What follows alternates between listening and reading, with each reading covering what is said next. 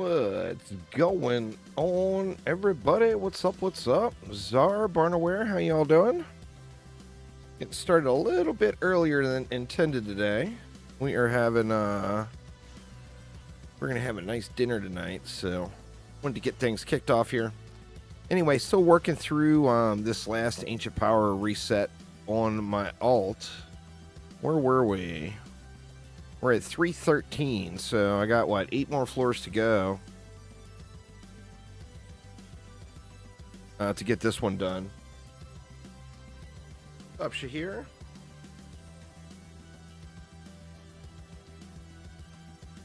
No, I'll probably do more. I don't know, there's that rumor that was discussed how it might be changing. Yeah, I use sandboxing. I mean, there's a bunch of different things you can use, but Sandboxy's free and works. Alright, what do we have here? I better make sure my alt inventory is squared away. Looks like it is. What about me? Things are a little disarray. I was playing with a bunch of rando stuff the last few days. Let's get my bags sorted here real quick.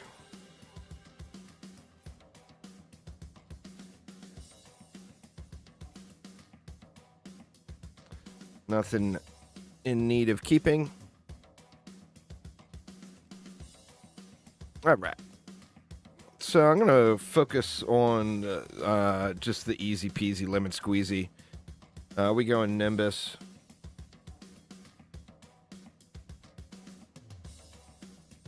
By adding more hero damage. Sword basic melee or ranged attacks scale off of the hero damage scaler. Or the hero damage stat. Let's see. I don't know what we're going to do here. I guess we'll just go something like this. Then we can probably just do 2 stacks. I wonder if that will work. Probably. Well, let's find out.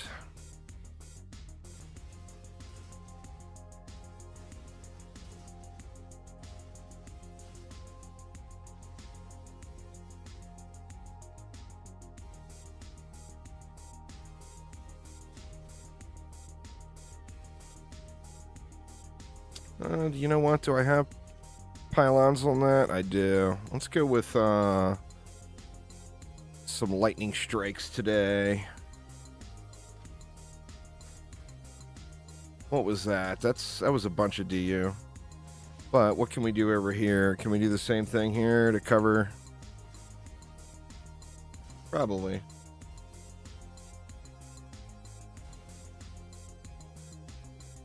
Well, I mean, how to get the most possible? You're never going to get to a maximum. No one ever will. By building a proper build. I mean, if you want to focus ability power, then focus on ability power. If you want to focus on hero damage, then focus on hero damage. There's no real difference with heroes. Everything is basically the same. So, a barbarian can buff, so you'd want to use buff mods. Any hero damage hero, there's 2 separate builds. That's it. There's no more. There's either you can buff yourself or you cannot buff yourself. And all that does is decide a 3rd mod slot.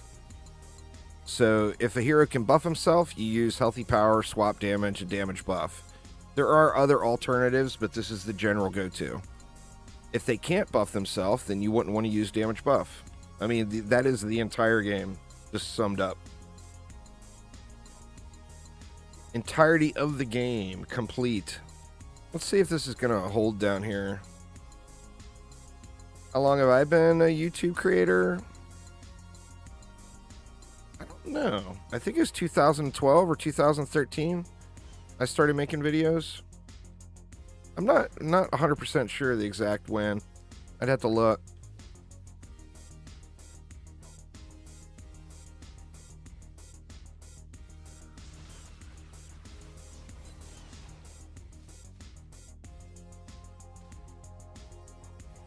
Started off with Orcs Must Die 2 videos. I was a big Orcs Must Die 2 high scoring junkie. And the high scoring community was very awesome back in those days. And they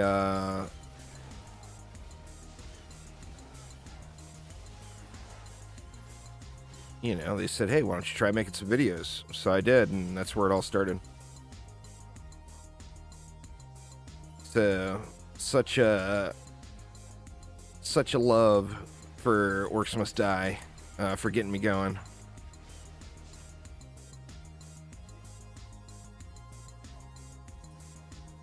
Well, I mean, you'd want to do at least one on your alt to get the power.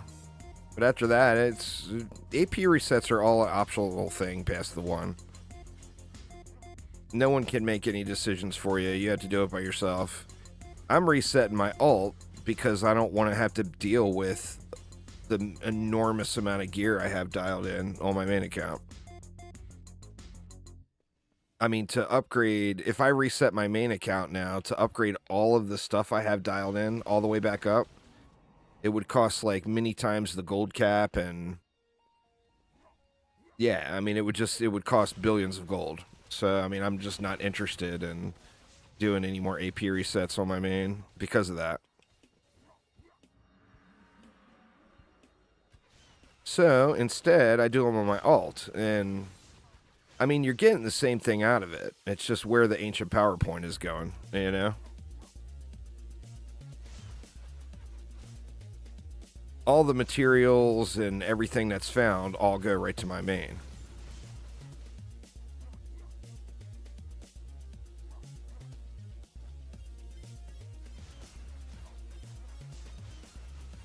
And that, you know, that would be the same no matter what you're doing. That's the reason you use the alt, is to get the double materials and everything.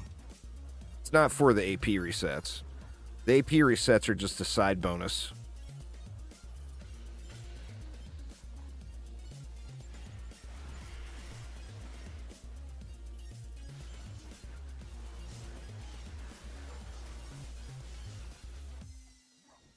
It's just a game where you could, you know, you can easily dump 2,000, 3,000, 4,000 hours into Dungeon Defenders 2 and still not have everything that you want. So you cut your grind time in half by having an alt. No, 100% not for AP resets. That's just a side bonus. You can have one carry the other and get all the value. Right now, every AP reset increases the gold my alt earns per map by 5%.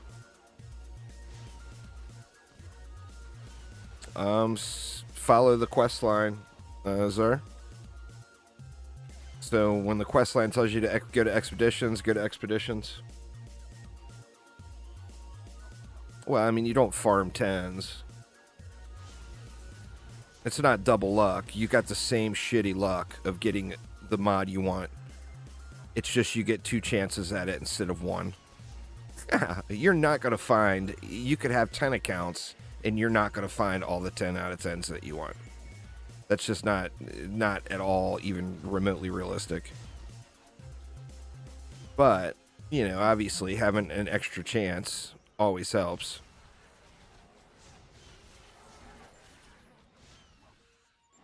What's going on there, Tuxes? How you doing? Illusionati, Panda Bear. Destructive pylons on the reflect beams. The trees I got set up for thick vines. Yep. It's just there's an enormous pool and there's a lot of boom mods, you know? It's just like there's a lot of anti-mods. So getting, you know, you get an anti-mod, it's not the anti-mod you want, you know? That stinks.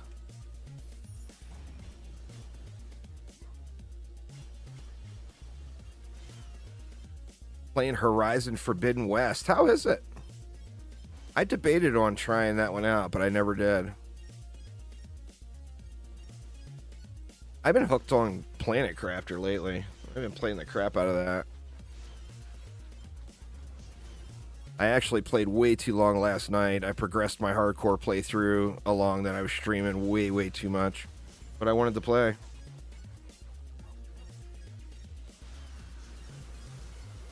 Survival's all about the Countess and the dragon with motherly instinct. The engineer does really good. The hunter does really good. But it's all about motherly instinct on a dragon.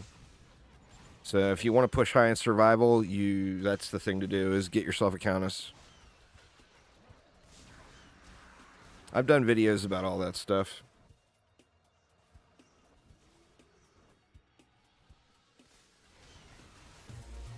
The thing with survival is there's no reason to really focus on it at all until you're very late game. It's a mod. Like I said, there's videos on all that stuff on my channel. I don't want to just sit here and regurgitate it all when you can just watch all that. But, yeah. Don't worry about survival. Worry about getting to Chaos 10. Survival is not really going to help you get there. I mean, if you have someone carrying you, you'll get to Chaos 10 faster, but then you're still not going to have any shards or anything set up properly, so getting carries is always not really conducive to your long-term gameplay. He thinks it's as good as the first game. The first game was pretty good.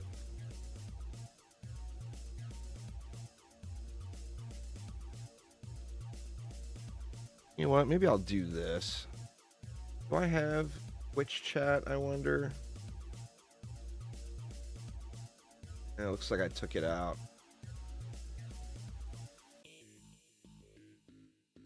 We will act immediately on the more troubling aspects of this report with respect to alcohol use and the anecdotal references of resistance by agency leadership to accepting advice or criticism about the fitness and readiness of individuals for spaceflight. Set this up and see if anybody yells at me about it. I had to take YouTube off of the feed. Basically, I got YouTube and Twitch chat going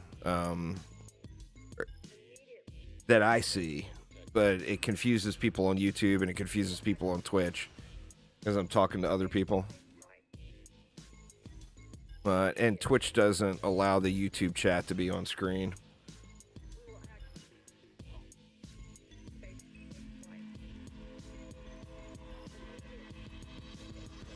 Well, let me look at that real quick. I don't think I'll have any issue here. I can tab out for a sec.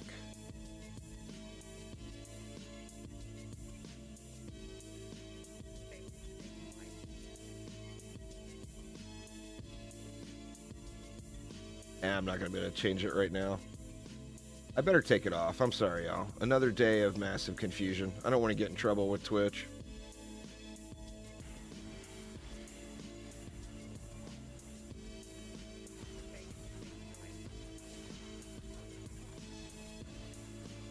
Any heroes properly built work for Chaos 8. Chaos 8, you just want to build things at range. Don't put things up close where spiders are going to die near them. And anything will work. There's a fully updated Nuke Monk build. The Nuke Monk just sucks now. I don't know why so many people still play it. It's just not anywhere near what you can do with other heroes. That's why I never play it anymore. I did a final build for it. That's all current. That's all exactly the way you would want to set it up. But it's just not the same as it used to be. It got nerfed into the ground too many times. It was actually bug fixes. But the bugs are what made it good. You know? Without the bugs, it's kind of meh. It gets outclassed by so many other things.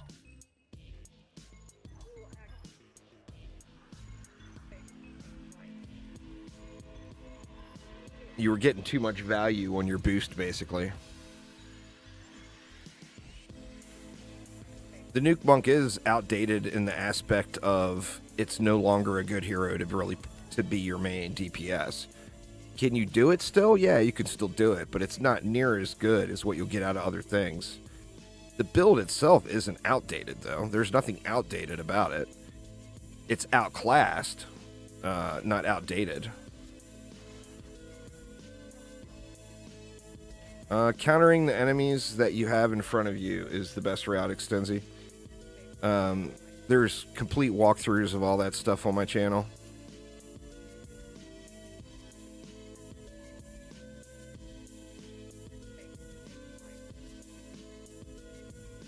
Well, like I said, it was a bug fix. It wasn't ever meant to be the hero that it was. The monk is meant to be a support hero. It's there to boost the team. It's not there to do everything himself. It just was doing everything himself, you know.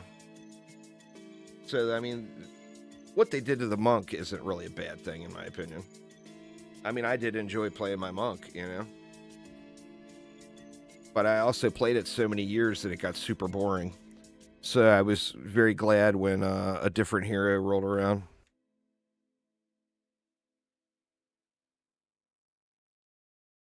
Let's see. No lucky 10s on the alt to start the day. Let's see about the main.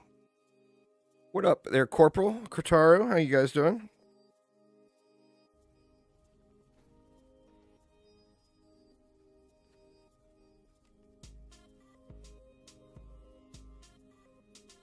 Man. Nothing but Garbo. Honorous, how are you? Welcome, welcome. All right, what do we got? Nothing there. We got some frosty fodder over here.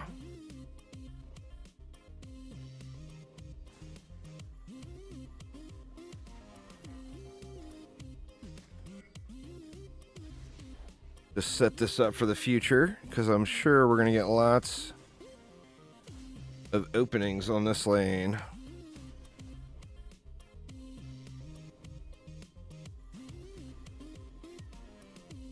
I'll set it up with the intention of adding more to it.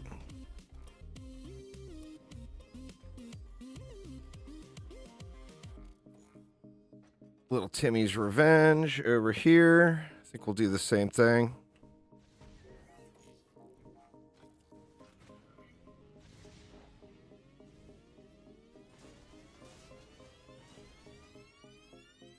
Actually, you know what? I don't even think I'm going to put a buff beam yet. Try to not spend so much.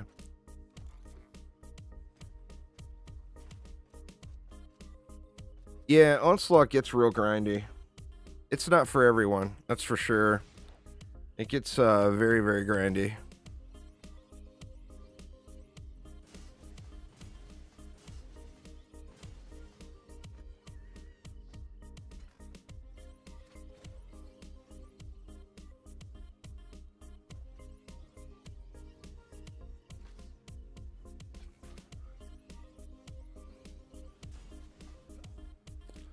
Alright, EMP healers.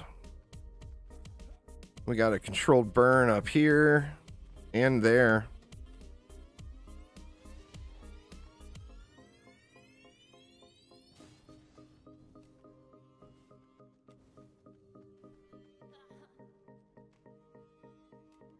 Bullet sponge. Nothing else to really be too worried about there. I'm just out of range. We'll put, is that going to reach the new ranges? Yeah, it looks like it will.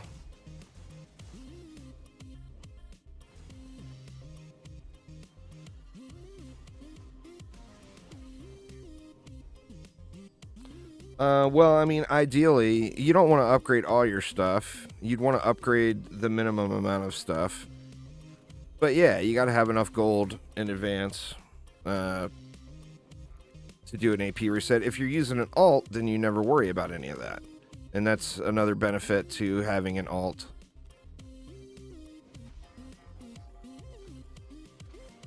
Because the alt does the carry. So there's no, you know.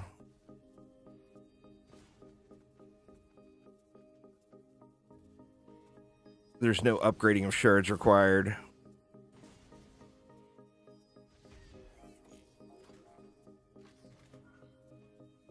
It's going to be a little sketchy there, I think. Hopefully these cyborgs don't aggro to this.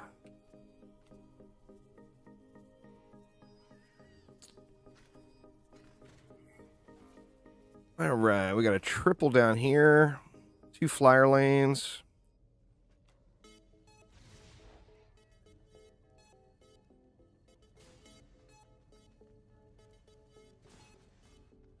Get as much drain aura as we can go in there.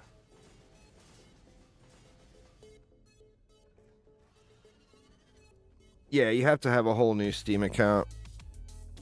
Steam doesn't, you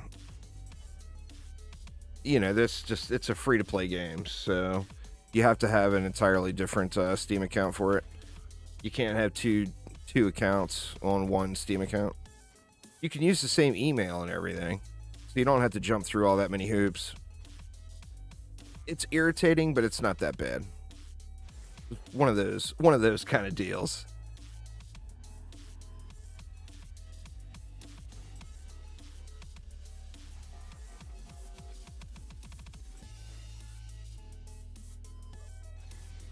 Running out.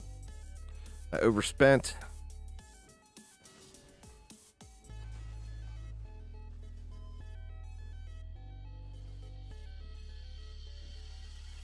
We're going to have to add to this lane later. I'll do that and that. Then we'll just worry about this lane here as it comes. Which that might actually be fine. Dryad is really good. The Mercenary is really good as well for a newer player.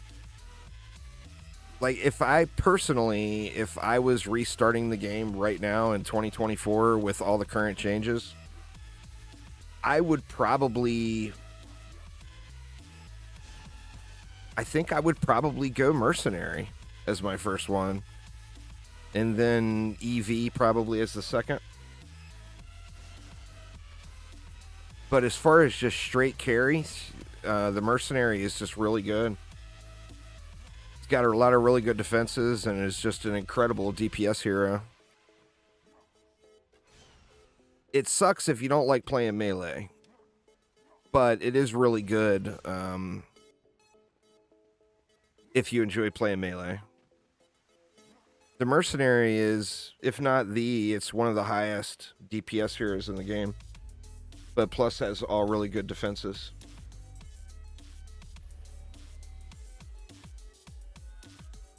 That's what I was just going over there, Synchilus. Mercenary is a great choice.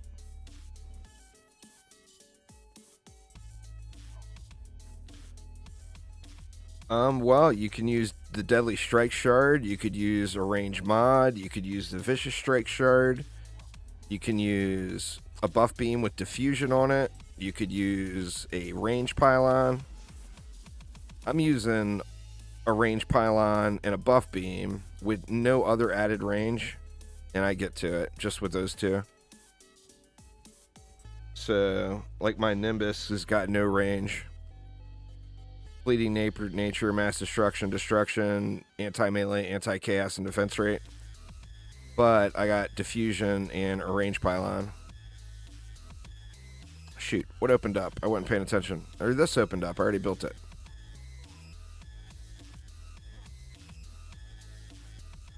I can add to it, though.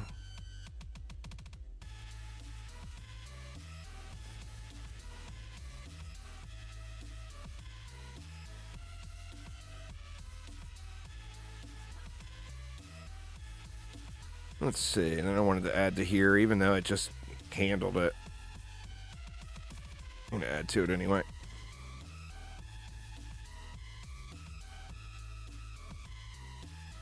Nope. Out of room. All right. Fair enough. What order do you want to use your 50 reset points? Your ancient power points? I mean, that's kind of up to you. I mean, I would definitely focus defense damage, defense crit damage. What's going on there, Rhea? You've got that ancient lifesteal, is very, very powerful. I mean, I'll look at it here after the break and tell you exactly what I would put the 50 points into. It would depend too, like, do you play hero damage heroes? Are you more an ability power hero? I mean, you can just take points right out of the bit there if you don't play ability power builds, you know? Well, there's two different types of easy. One would be the fewest amount of mobs, and you could go to Gates of Dragonfall for that. But then you also look at a map like Jacked Sparrow. There's an enormous amount of DU.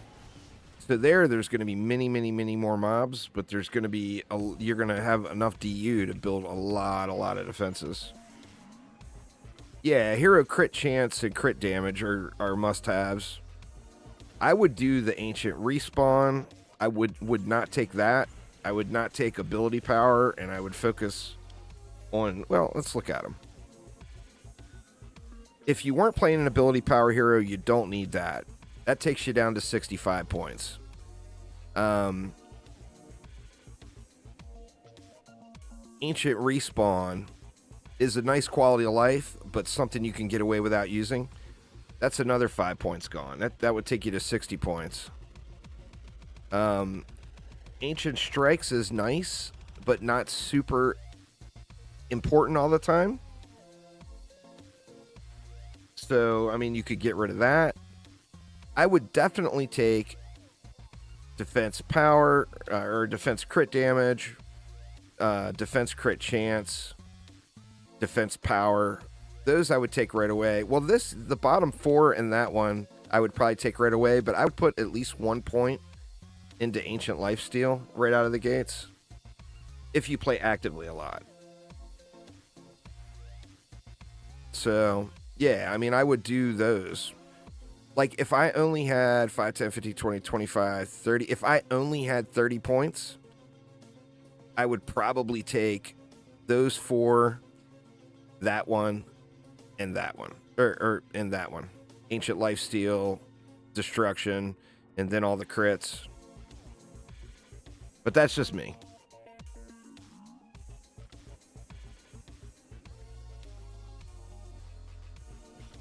All right.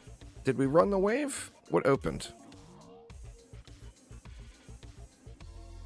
Yeah, we just ran a wave. Jesus, I'm losing it today. Looks like we opened up over there.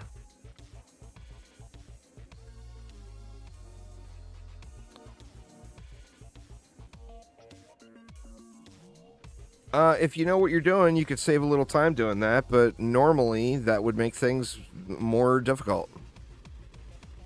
Or, I mean, it's not difficult at all, but it would make it more intense. I mean, the whole point of having the alt is get the double crafting materials, and a big, huge side benefit of that is being able to reset your main, or vice versa, with Ancient Power. I mean, you'd be basically completely eliminating that benefit, but you'd be getting 2 resets done at once instead of just 1. So, I mean, you'd have to make that choice for yourself. I personally wouldn't do it because I prefer the quality of life more.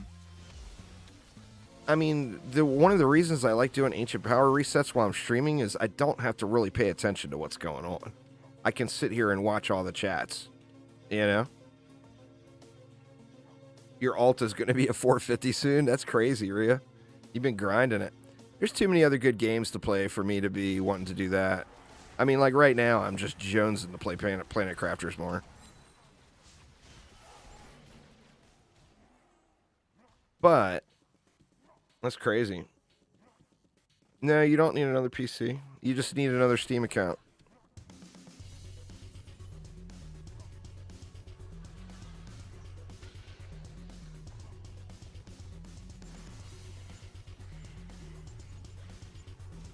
I debated on doing a full video on how to fully set it all up. Or a series of videos on how to fully set it all up.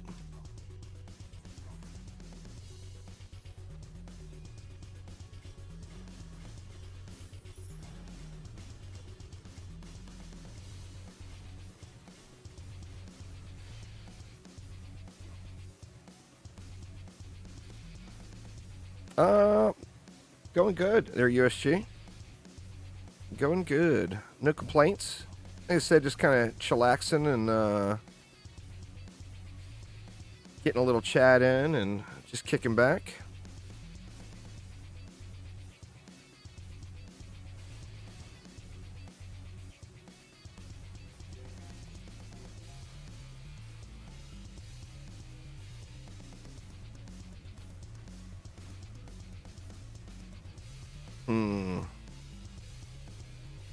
Do I give that a buff beam or do I give this a pylon? Oh, you know what? Let's give it a lightning strike. A little barely reaching the lane, but tiny little bit more upfront damage to be able to get the pylons in.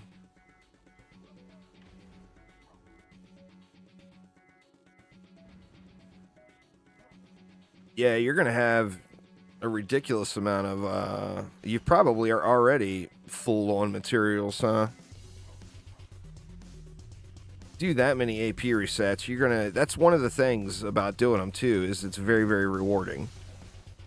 Like, you get a ton of crafting materials, you know? I mean, I think I cleared my inventory. Well, I mean, we won't have any, I think all I've got in my inventory is Chaos 10 materials, so we can look and see what I get here today.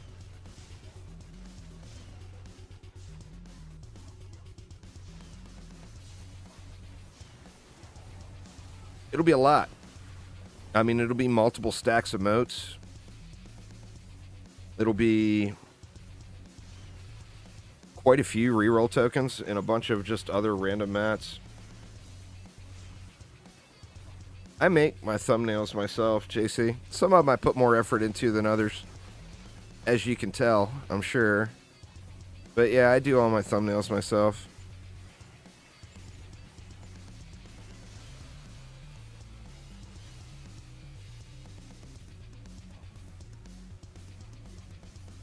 Some of them I'll just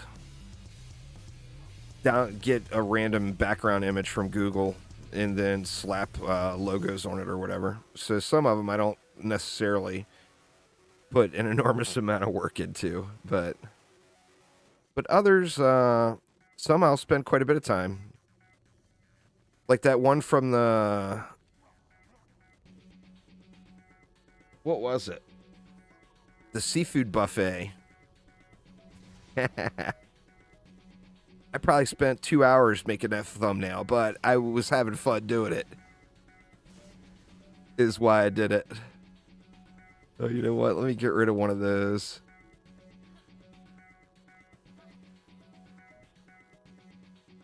If you have fun doing it, you know. Oh, it's supposed to be a cowboy hat. Did it look more like a farmer hat? I was going for cowboy hat.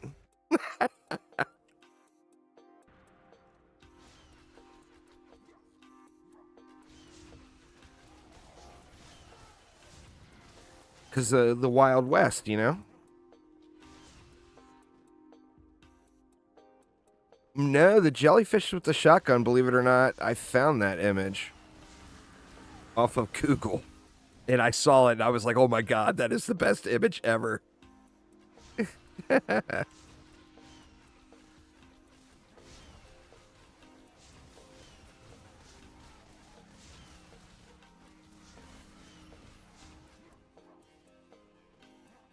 Uh-oh.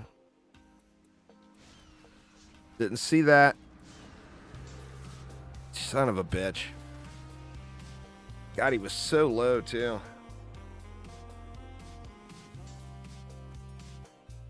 I didn't see him over there. What are you going to do, right?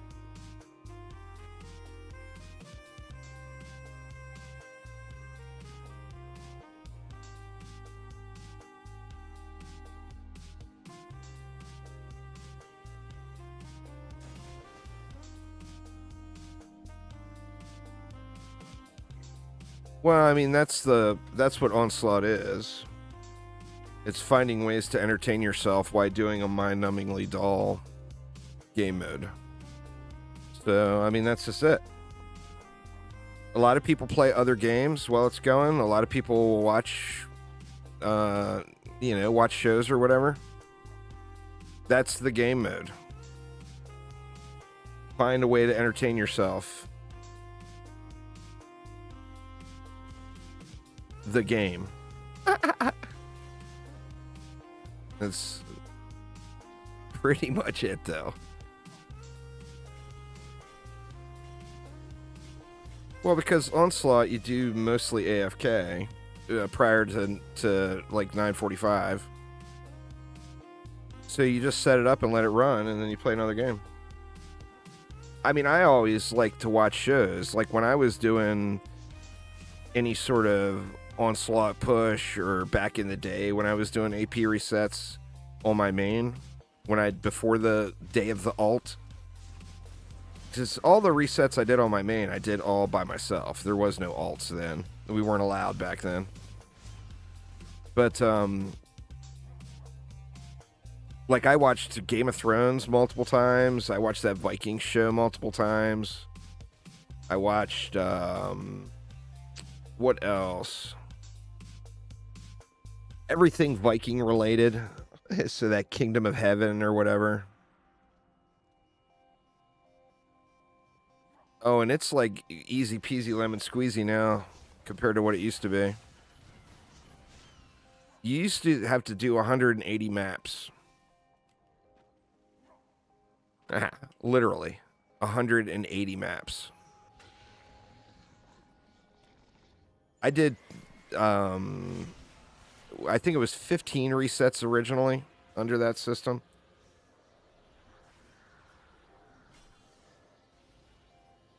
It was awful.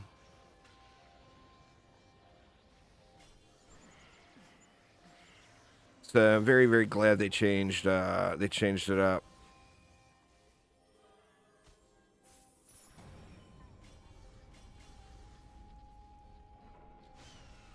Let's see. Anything we need to really pay particular attention to? I guess we can just let it run and find out, huh? That's the funnest way to do it. Let's do it. Let's see then.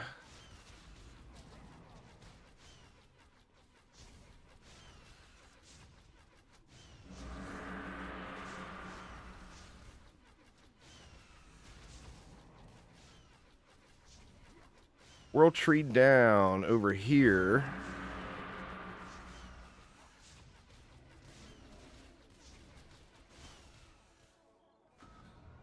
No, we got zerked.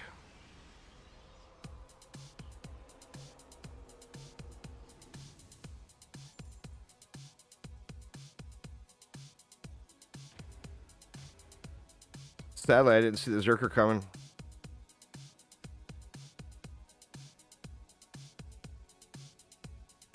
Yep, that's normal.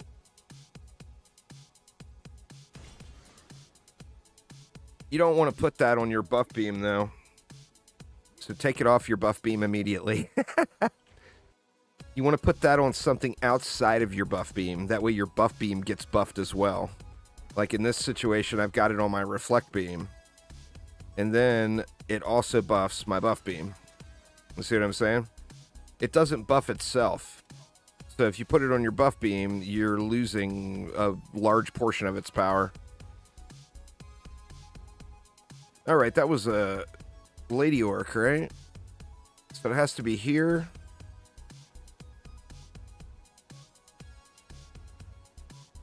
Let's see, let's just do this.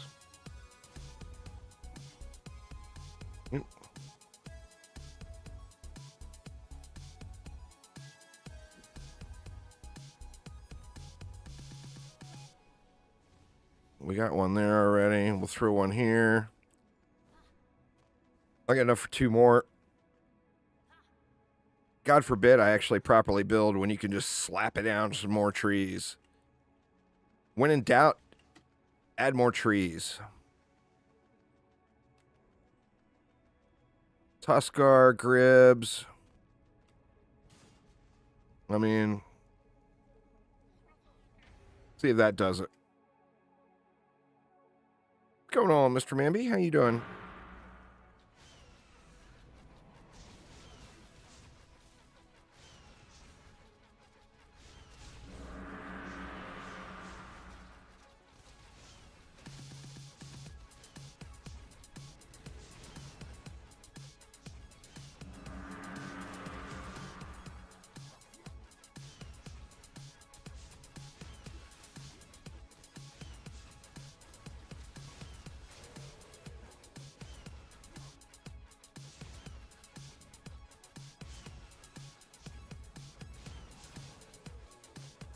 Oh, there's somebody by the core. Oh, it was a roller lane.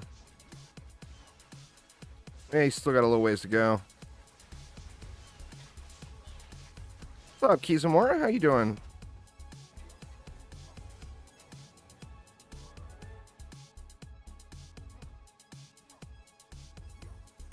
I don't know.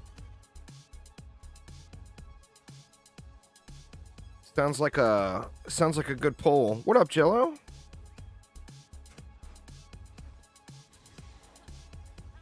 Yeah, I don't know what is the most hated enemy.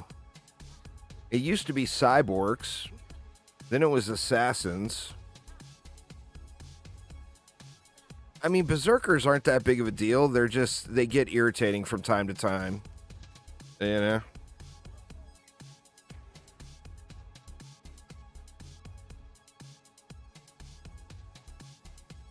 I don't know. What do you guys think?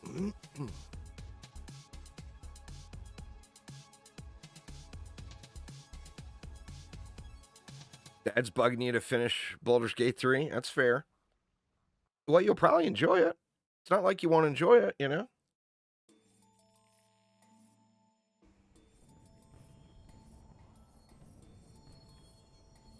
Oh yeah, man. Them berserkers are Olympic hurlers.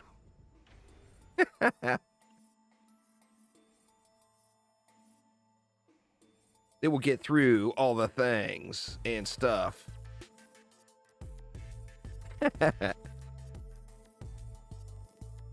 But I just don't think those would be the most hated. I mean, it might be. For me, it's not, but it might be. Yeah, so all I had was Chaos 10 mats. So disregard the Chaos 10 mats, and you can see what I've gotten. This is what I've gotten so far today. So 18 motes, 6 amps, 6 clusters, and 4 rerolls. But take that and you double it. So, I mean, I've been live no time at all, really. So what I really got to so far was 8 tokens, 12 clusters, 36 motes, and 12 amps. You see what I'm saying? You get a lot for doing the game mode. You know what? Let's just spam more trees and see.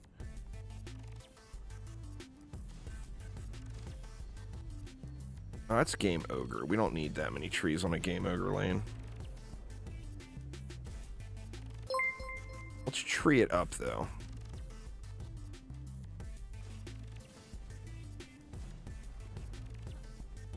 Thanks for subscribing there all day.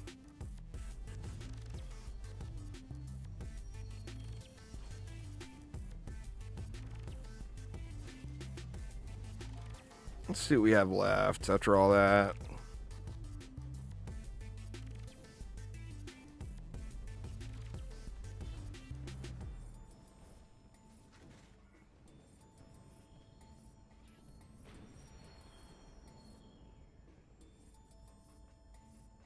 Unintentionally talking to each other. Show's a good dude.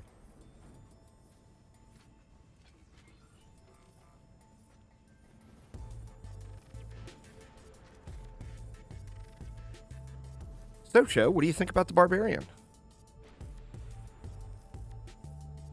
I think so, too. The Barbarian is one evil mofo.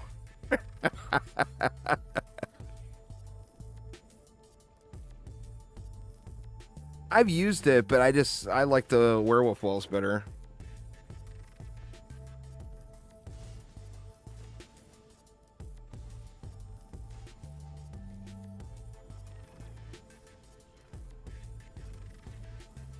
It's not as strong. It's strong in a situation where you got a bunch of ranged mobs thrown at it. But in a situation where you don't have a bunch of ranged mobs and it's just a normal mob composition, it's just going to get beat up really hard. See, I think I overkilled it on the other side. I done went and overkilled it. It's these trees. I normally don't do trees like this.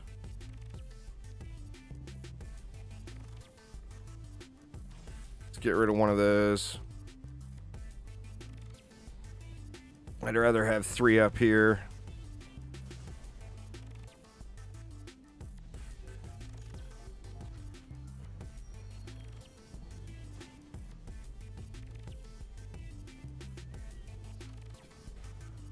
There we go.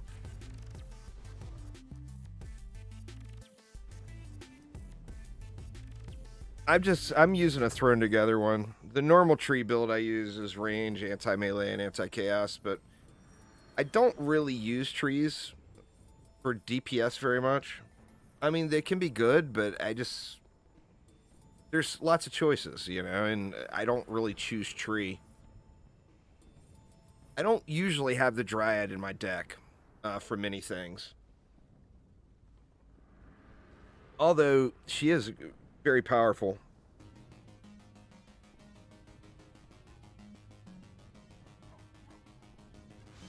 I never said I thought Hailstorm was the worst in the game. That came from chat. I mean, I still don't think it's up there very high now. It's single target defense, you know? What more can you say? It's single target defense in a game of blasting AoE down entire lanes.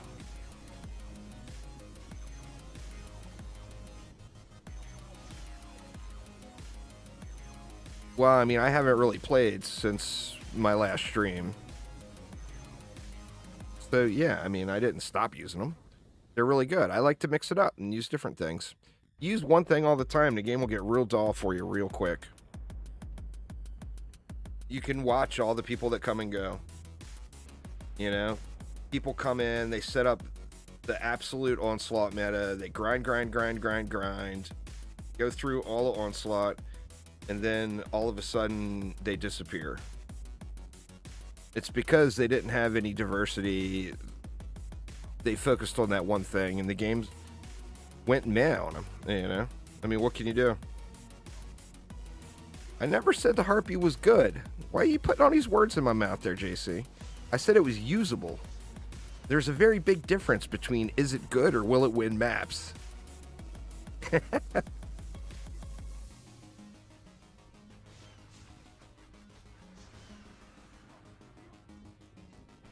Can you put one defense with 2 initiates?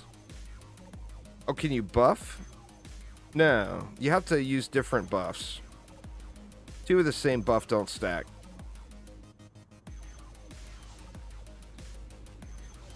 So you can buff one defense with an initiate, a lavamancer, and a countess, and all 3 have their own individual buffs. That's how you get the big numbers. That's how you do the high survival, is you cross buff between a group. Generally speaking, high survival clears will have either a 3-player group with 1 initiate, 1 countess, and 1 lavamancer, or it will have a 4-player group with those 3 plus like a barbarian or a mercenary. And the 3 buff the defenses, and the 4th targets any specific area in need.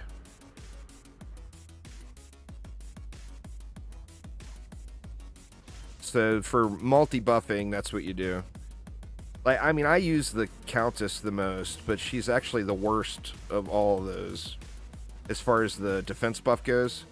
Because remember, the Countess is a defense and a hero buff, you know? So it's not as strong as doing just the one thing.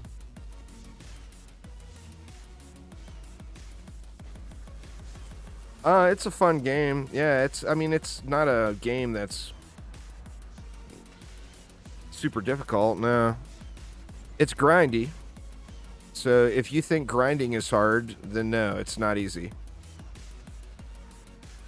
If you have no problem with grinding, it's the easiest game ever.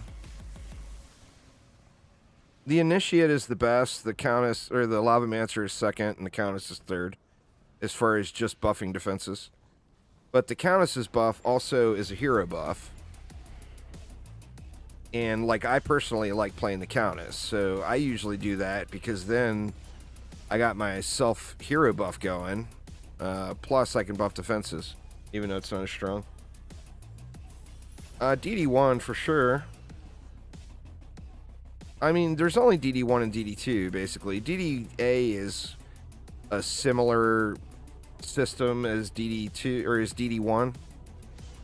Obviously, completely different game, but similar systems. DD2 is by far the easiest, but it's grindy, and a lot of people confuse grind with difficulty. Not that it's a bad thing, you know? I mean, I've gotten many thousands of hours of enjoyment because it's so grindy. But I like grind games. I'm a masochist like that. But you get a new hero, or a new boss comes for DD2, for example.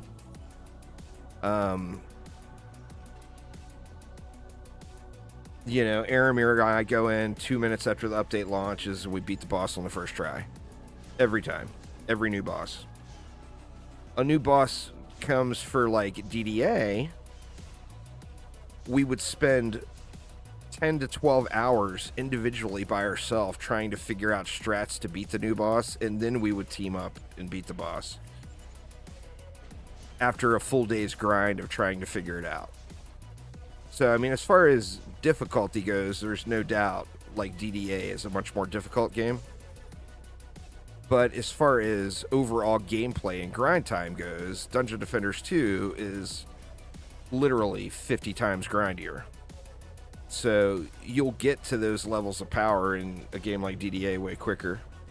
DD1 has got the real test because it's got all of those higher difficulty events, you know, true boss rush mode, for example. It's a very small percentage of people who can actually beat that. Well, it's not hard then either. There's no point in DD2 where it becomes hard. It's in Onslaught is, did you re-roll to the correct mutator? If you didn't, well, you're making it hard on yourself. You know, are you playing in a group or are you trying to do it by yourself? Well, if you're not playing in a group, you're making it hard on yourself. You know, it's got that aspect of it, but the amount of gameplay you get is enormous. You know? Like, someone who gets into DD2 can easily dump 5,000 hours into the game. There's not very many games that many people ever will get anywhere near that many hours of play out of, you know? I mean, even casual players, there's casual players.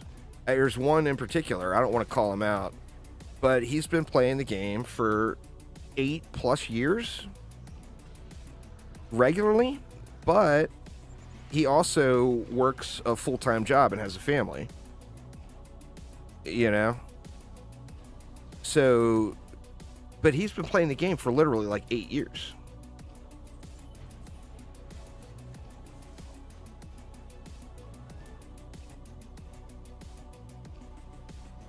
So, I mean, there's tons. The game offers a whole lot. It's just different is the thing.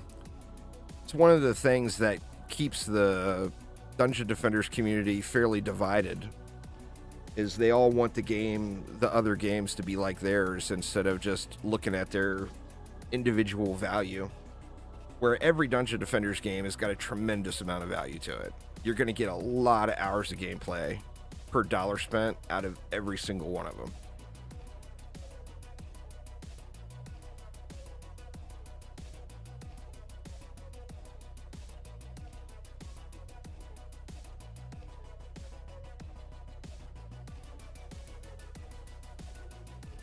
What do we got next? God, I get this map so much. I feel like this map comes up just every third map or whatever. Let's see. Still no loot on the alt. Let's check the main here.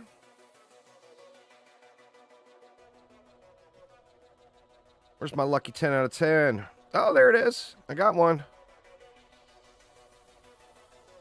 It's a relic, too. What do you think? Skelly Boom?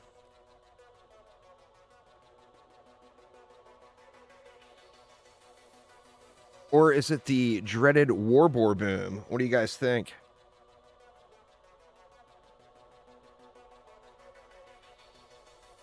The Elder Dragon is the meta for survival, Kenji. The Engineer does really good, and the Hunter does really good too, but as far as a real climb, the Countess is the meta. Oh, Mini Boss Boom. That's way worse than Gobu Boom. That's way worse than Skelly Boob. That's the worst of all of them, I'm pretty sure. I'm just not even going to keep that around and look at it any longer. Just tragic, man. Tragic. Alright, I think we'll just turtle this one.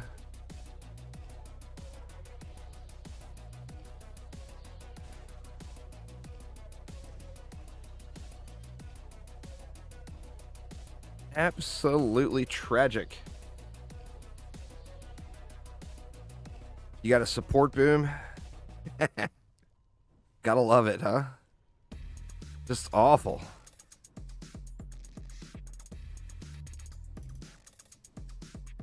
We want to do these.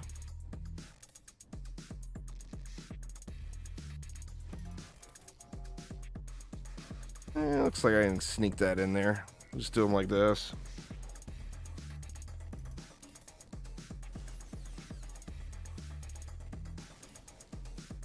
See how many we can fit. I need a reflect beam too. Let me get the reflect beam down first so I can check the DU amounts.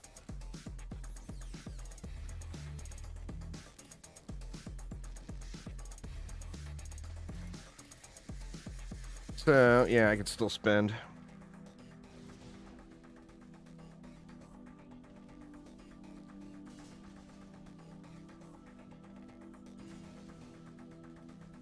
$640, that would be $1280.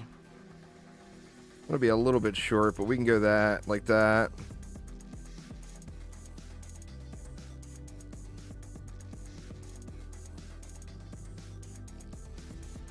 Well, I mean, they're not going to go out of their way to remove something from the game just because it's not popular, you know?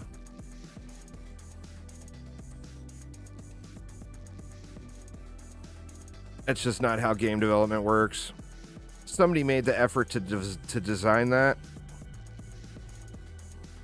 so there's zero chance that they would remove it, you know? Oh man, almost walked right out the back. This lane, this area is so bad for buff beams. What the hell? Oh, I'm floating, that's why. God dang it. It was probably fine before. Yep. I keep clicking off screen too. I can never get used to the streaming in windowed mode here with multiple accounts going.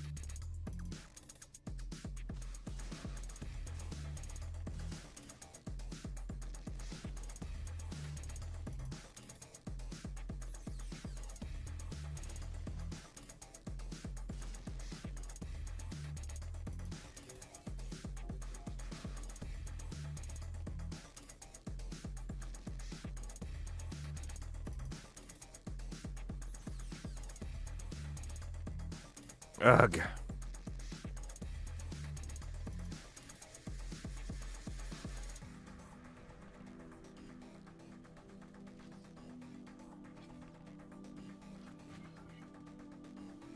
Alright, that leaves me... What do I need? I need a booster, or no, I got a booster. Actually, I can go one more Nimbus, and then Destructive Pylon. Yeah, right. That'll be a good and snoozy one.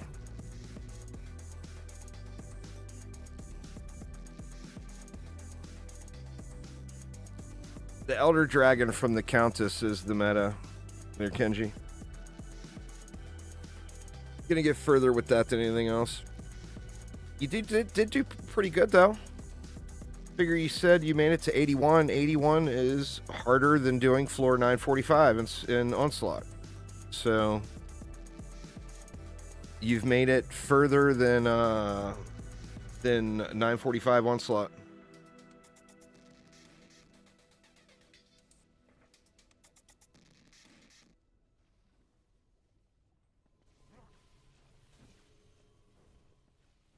What's going on there, Fisho? How you doing? Oh shoot, I forgot about the stuck mobs on this one. That's alright, I'll just kill them. We'll just kill them.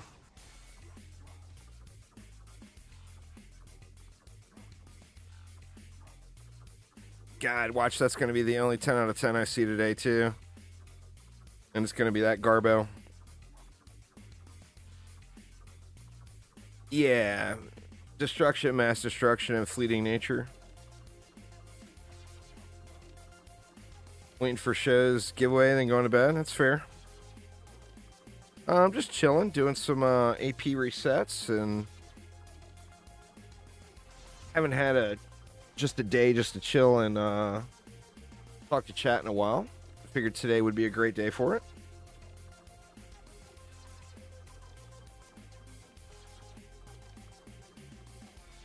Power transfer is more power. Fleeting nature makes them move faster. That's a choice you have to make. Do you need more damage, or do you want them to be able to get to the target quicker? Well, for me, I'm using them at maximum range. So, like, for example, if they've got one target that's right here, and then their very next target is over here, they've got to go all that distance to get to the next target. And while they're moving to that next target, they're not doing anything. So most people would value fleeting nature because of that.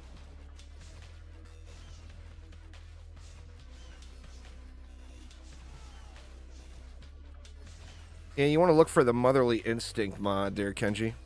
It's crazy, crazy good. Like, I use mine like this. Motherly Instinct, diverse crit servo, and diverse crit damage.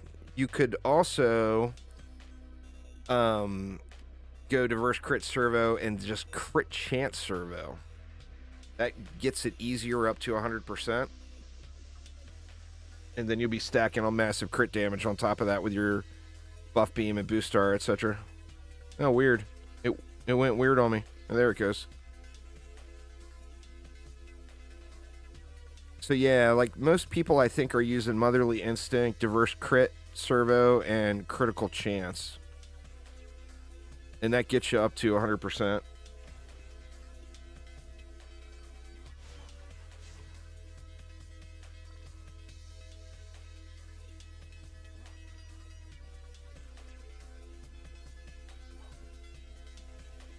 I would recommend that you do not listen to anyone else, Mojo, and you look through the heroes and get the one that looks like it's the most fun to you.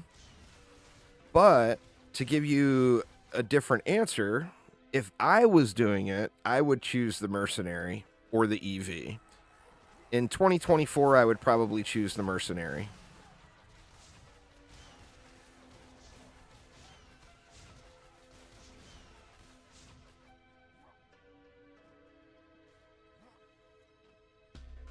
No, I'm using range pylon on my reflect beam and then the diffusion shard, diffusion shard on my buff beam. So I've got no range on my Nimbus at all. It just gets to max range with those other things. The Mercenary is, if not the strongest, one of the strongest DPS heroes in the game, and the defenses are all incredible. So it makes it, would make progression very, very easy. You could actually use Nether Archers, and they counter every enemy in the game except kobolds. Or kobolds. If you want more range without going into range, then yeah, it's great. I use it pretty much all the time. I mean, I take it out when I don't need the range and I want more power. But yeah, diffusion is awesome. That is Protobot, yeah.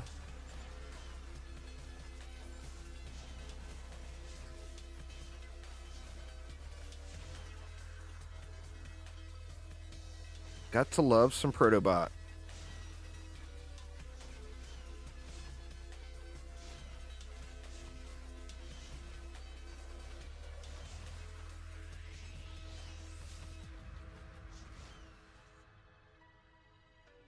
Yeah, it does look good. Well, it was for Highwell, which was known as Cryo for a long time, is the creator of Protobot. And Highwell was given enough of them to give it out to Protobot contributors. And those that know, Protobot started off on my server. And then once it got bigger, it moved over to the Chromatic server.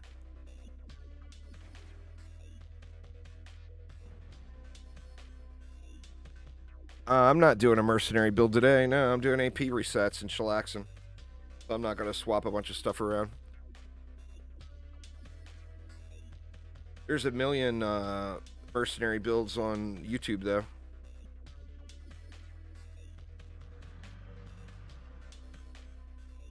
Yeah, it's a good-looking pet, though. And they all came with Earth. They've got their own. They got a cool little unique shot type. There's little like zappy zaps. Pretty cool pet overall.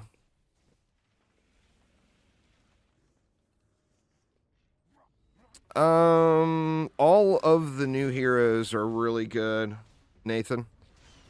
So everything from the Countess onward, like the Mercenary is really good, the Countess is really good, the Hunter's really good. The Aquarian's really good. The Aquarian is not, in my opinion, it's not as good as the Mercenary or the Countess. But she's got very good defenses, and if you put effort into getting her set up properly, she's going to be an absolute beast for you in DPS. No, this is a different... It's all separate from Protobot.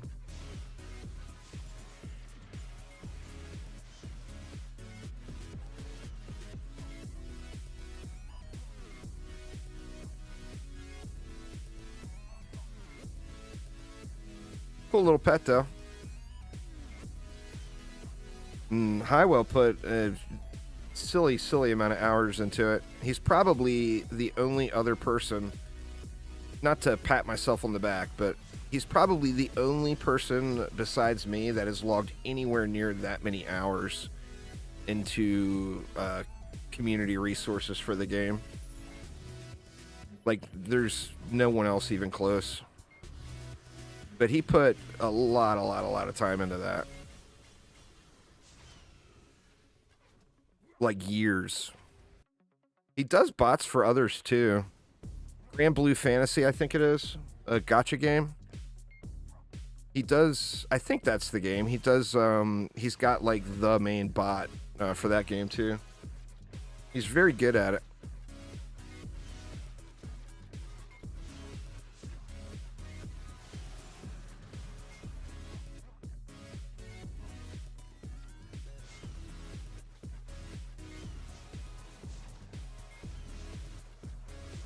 Well, I mean, Discord roles are... He's one of the admins of the DD2 Discord. But, I mean, a Discord role is... Who cares? You know, it's a Discord role. It gives you no benefit in any game or in real life. It's just for internets. What up, Uzar?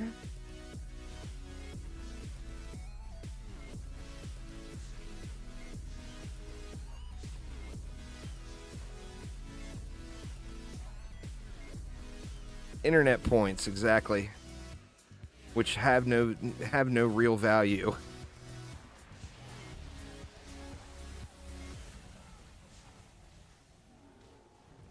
I told you, dude.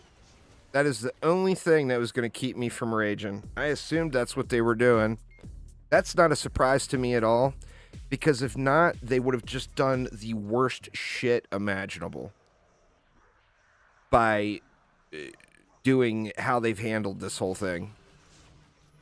So, I mean, it's literally the only thing that made sense was 7 days.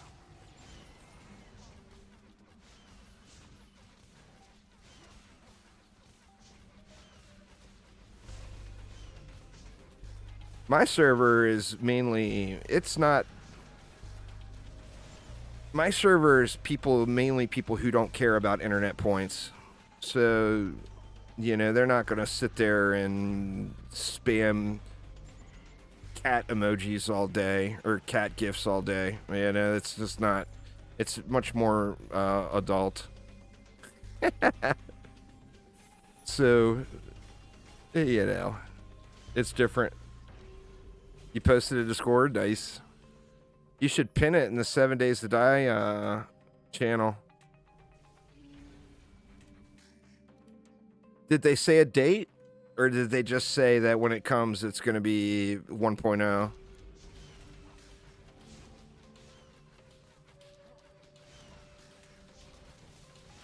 I'm glad that's the case. That makes me feel just so much better about everything they've been doing over this last year.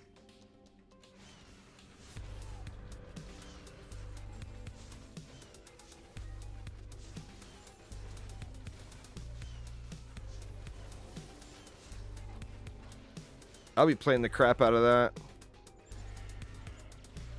That's the super high Onslaught meta. It's not really used elsewhere since, but yeah, the high Onslaught metas haven't changed. Same stuff.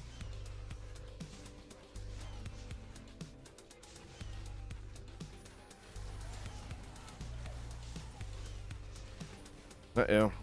Yeah, I saw that coming. No, the monk sucks. The monk is there to boost the team and does that very, very, very well. But monk nukes are no longer something to call your mom and tell them about. The monk is the premier support hero, though. So still a good thing to have in any group.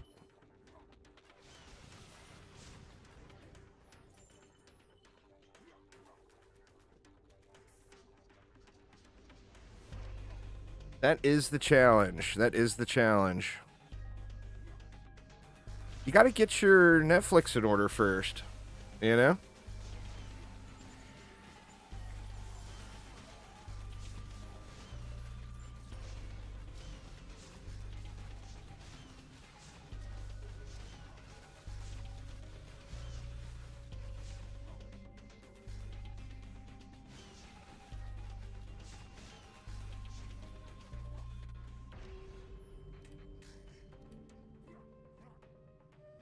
I'm curious if they're going to do an experimental branch for testing with the 1.0 version.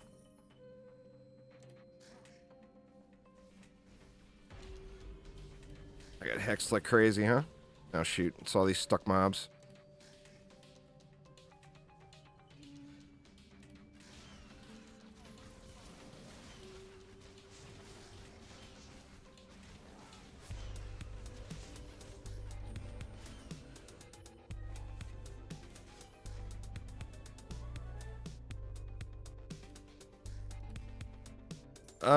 I don't remember. Somebody asked that earlier. I think it's 2012, but I don't remember for sure, JC.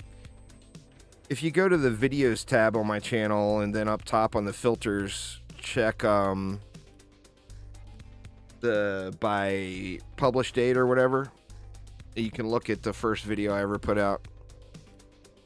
Anti-melee is way better than anti-orc. Anti-orc applies to so few enemies, where anti-melee applies to more than 50% of every wave on every map.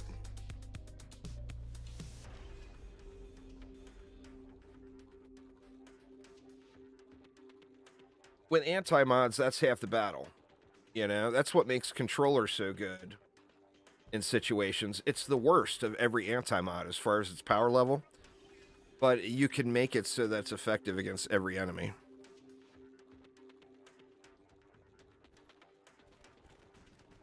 The Orcs Must Die 2 high-scoring community got me into content creation. It was basically me. That was before the internet went crazy toxic. It was only minorly toxic then. And the Orcs Must Die high-scoring community was very, very awesome people.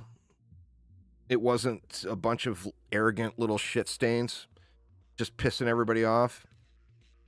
It was more of a, haha, I beat your score. Let's see if you can do it now. This is what I did. And everybody shared their ideas and tried to push the scores higher and higher and higher. And it was me and one other guy that was kind of always leading the leaderboards. And they asked both of us to start making videos, and we did. He's in France, so he used he didn't use YouTube. He used another platform, and then I started on YouTube. All right, what do we want to do?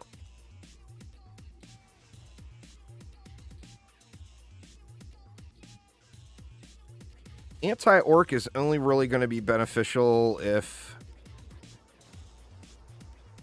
you're like trying to put together a frost orc killing defense, which is going to be such a niche thing that you realistically would never actually need. So, I mean, that's just not a good mod. If you find anti-orc, most people would just try to sell it off to get rid of it.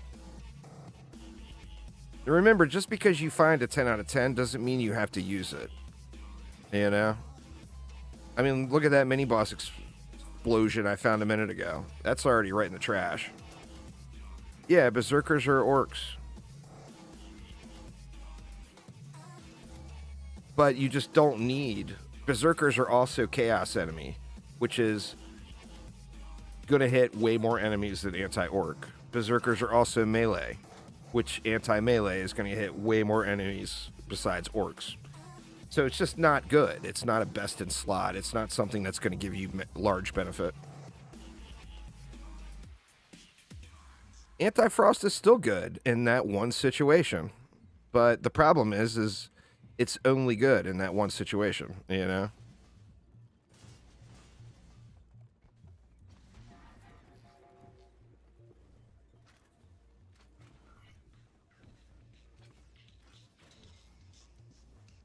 Is that close enough?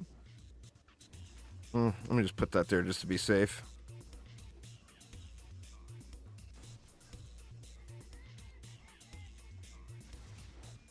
All right. How do we do these? Do we go 2 stacks? I think that's the only choice we have. Is 2 stacks, huh?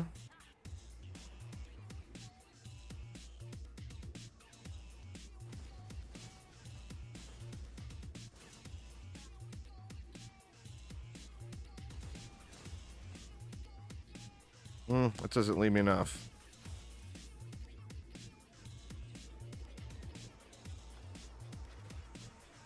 Actually, I could get rid of... Oh, we got 4 over here. So that's good. And then we can still do the 2 boost stars.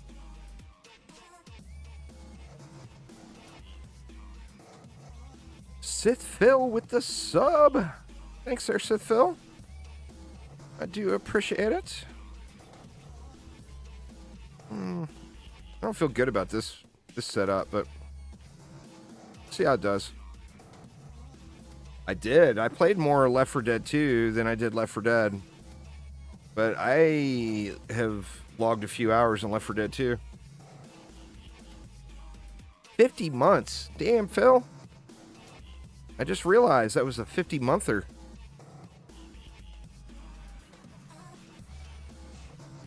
I played a lot of Left 4 Dead 2 with my son. He was really good at it. He knew all the strats. So it made it you know, same thing with Killing Floor. Like, I played with my son who played an enormous amount of hours, so I got kind of the, you know, I got, I had all the pro strats from the Brat. Where did the time go? Crazy, huh? Well, it's amazing that 50 months later, we're still all playing the same game. You know, that's the real amazing part. Is resetting worth the time? That's a question everyone really needs to answer for themselves. Doing one reset is very much worth the time. Anything past one is all no wrong answer, every person's opinion. Some people think it's great, other people not so much. No, he plays pretty much now. He plays mainly Overwatch 2 or Overwatch 2. He never got into the BRs, but he does play the competitive shooters.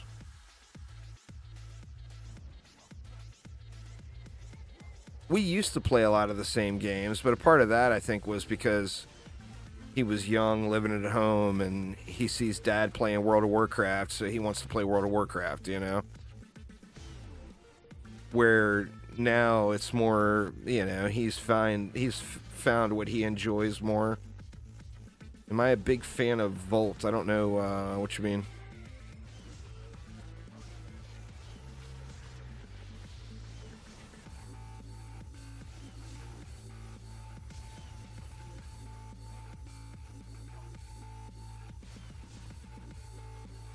Not familiar with that, whatever it is.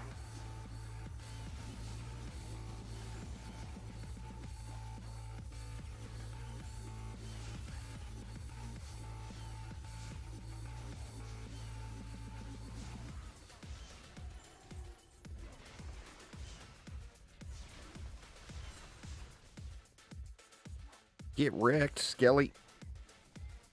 Work it way too hard. Nah, he hates Dungeon Defenders games. He won't play Dungeon Defenders games at all. He did before, but just not his flavor.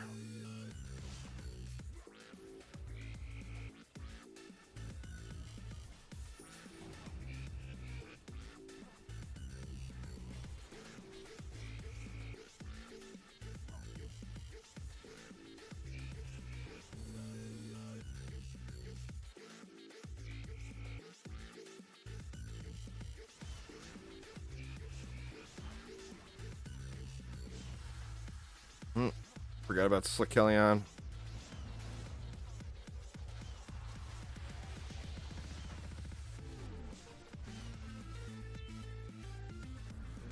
She liked DD2 for the campaign. She was done very, very quick.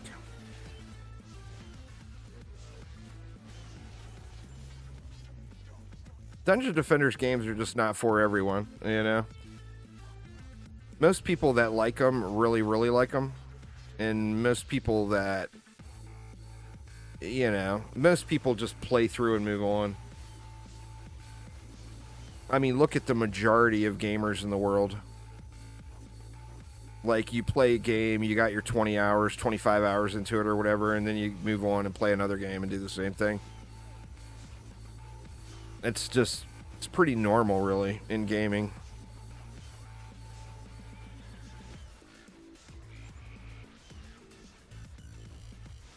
That's one of the things that, like, games like Planet Crafters and stuff I get into so much. It's got an end. You know? You play through it. You beat it. You uninstall it.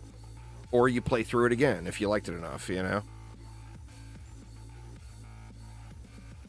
So it's got a lot of value into it in games like that. It's a refreshing break from grind games.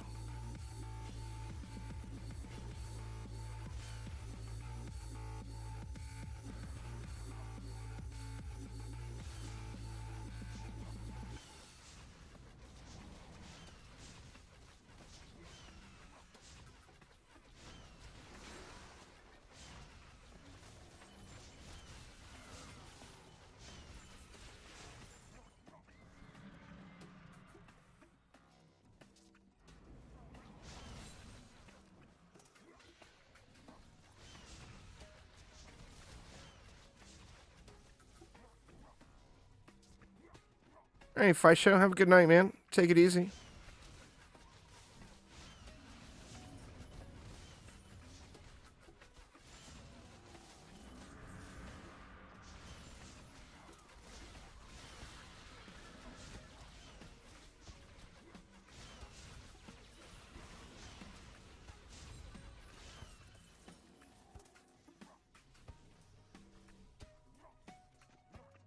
If I had my own studio, oh, I don't know.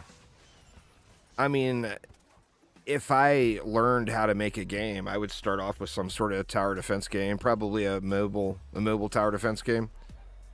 As far as having a full studio and being in control of it, I've been in business too long in my life. So I would either make a live service mobile tower defense game like a Bloons, or I would make a game that would be more popular, or would hit one of the more popular genres. I think a lot of people missed out on the whole survivors genre. A lot of people banked on it, but Vampire Survivors, like everyone in game development right along that window, that was just the smartest thing they could do, is make a Survivors-like game.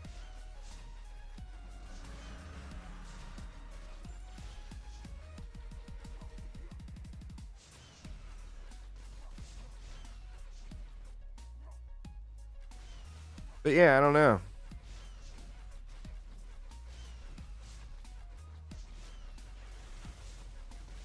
It would be tough to break in a brand new studio into the tower defense or the action defense world in 2024, unless, like I said, you were doing something that was live service, like a Bloons or something that was on mobile. Because the industry is just dominated by, just a few main IPs. If it's a tower defense game, Bloons, Kingdom Rush, they're gonna rule the roost, If it's a action defense game, games like Dungeon Defenders or Orcs Must Die, or even Sanctum, if they ever put out another Sanctum, that's gonna rule the roost, It's just it's a very small niche genre.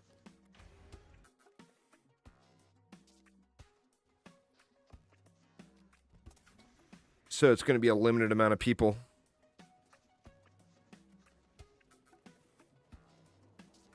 Thanks for swinging by there, Dom. Enjoy.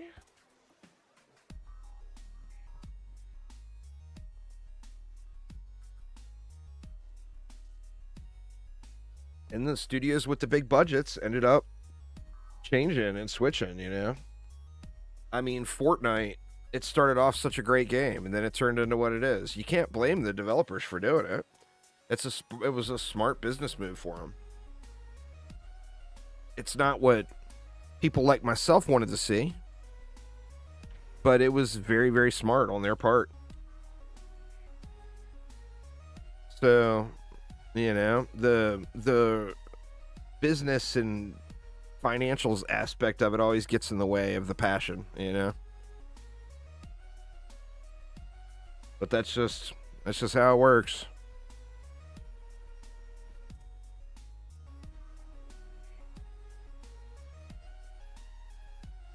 No more 10s yet.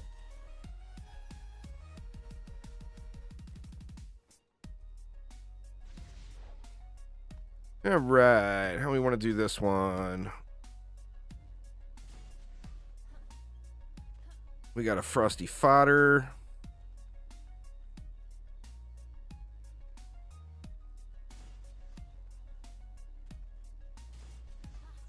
Try to get some drains out there.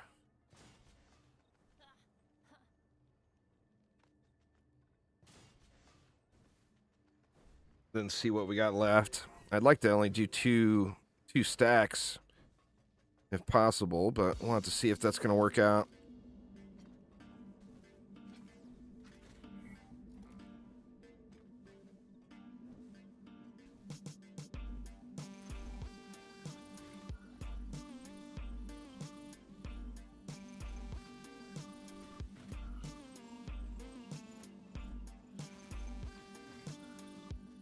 All right, so 400 DU for if I went 2 stacks.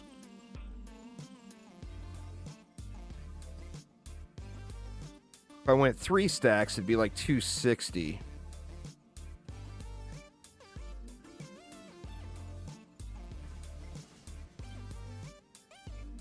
What would that be? That's 180.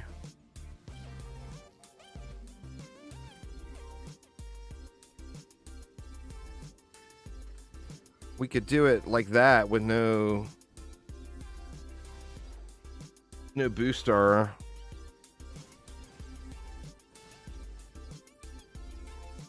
And then still get 3. And have a little bit left over.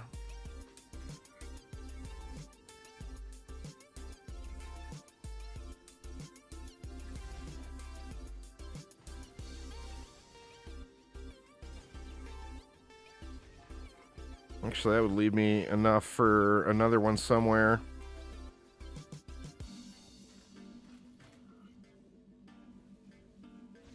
Just throw the other one right. I feel like I should throw it on this lane since it's covering so much. Drop it right there. You gotta work. What's going on there, Jelly? Going good, man. Going good. Just kind of chilling and jumping through the hoops here for another AP reset. This one, I think, will get me into the better looking logos once I finish this one. This should be 71 that I'm working on now, I think.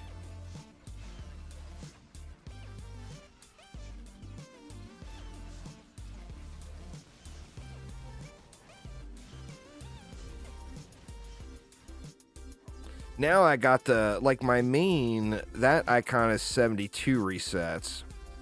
So now I'm getting to the point where do I try to go to 100?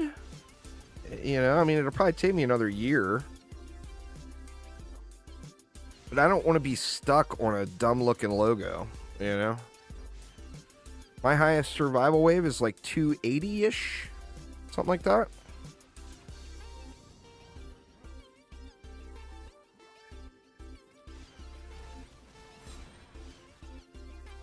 It just gets, the waves get really, really long. And it becomes much more of a grind for the exact same rewards, you know? Like, once you go past 150, once you hit 151, there's no other additional rewards that you'll gain. Like the godly drop chance doesn't go up any higher, etc.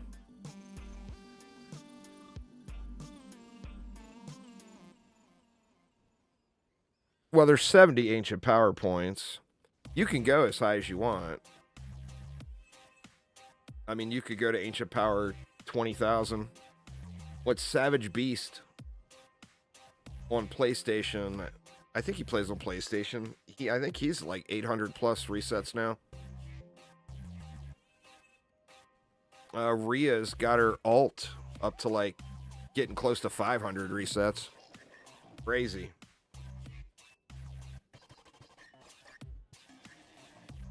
That's definitely some serious grindage there.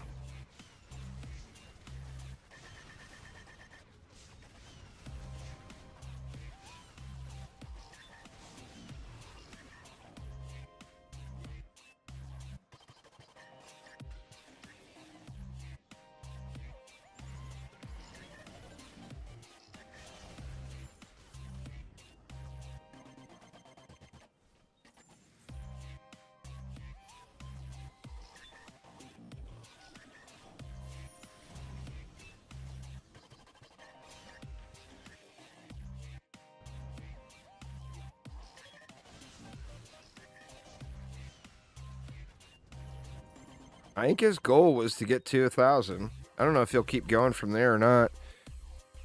I mean, I imagine it's got to be like really, really, really, really boring for him at that point. You know?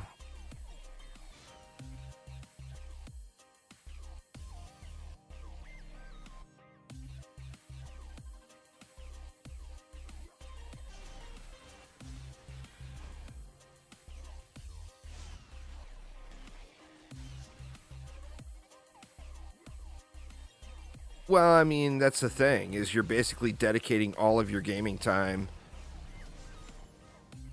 to arguably the dullest thing to do in the game in one game, you know?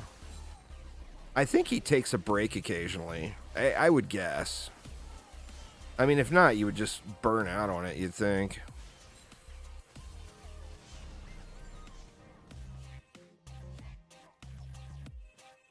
And trust me, I can tell you because I did it for about 8 years, and that was I only played Dungeon Defenders 2, and I played it, you know, an ungodly amount of hours every single week, and I never played another game. And what happened is I missed out on some really, really incredible games. But that's also the awesome part about Dungeon Defenders 2, is you can take a break and come back, and you haven't really missed anything. You know, you've missed some grind time. That's it. It's all still going to be there waiting for you, you know? Warframe is like that as well. I mean, Warframe, I'll take 2-year breaks and not play it, you know? And then log in, and I got like a tremendous amount of stuff to grind out for 2 or 3 weeks. And I'll grind it like an unhealthy amount of hours, and then I'll take a break again for another couple years.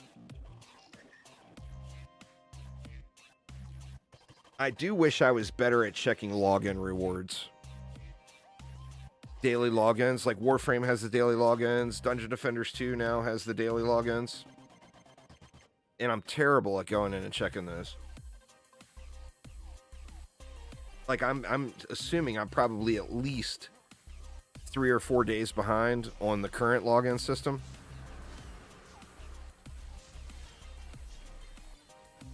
And it's only been out for... I don't know what my daily was. Altar of the Thing. I probably won't do it. I'll probably re-roll it.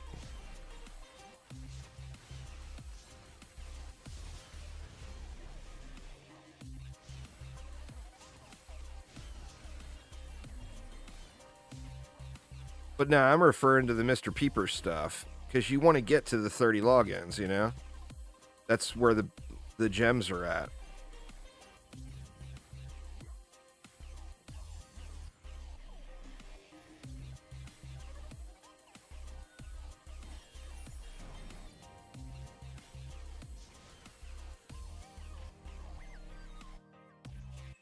In fact, when I get to 320, I need to do that.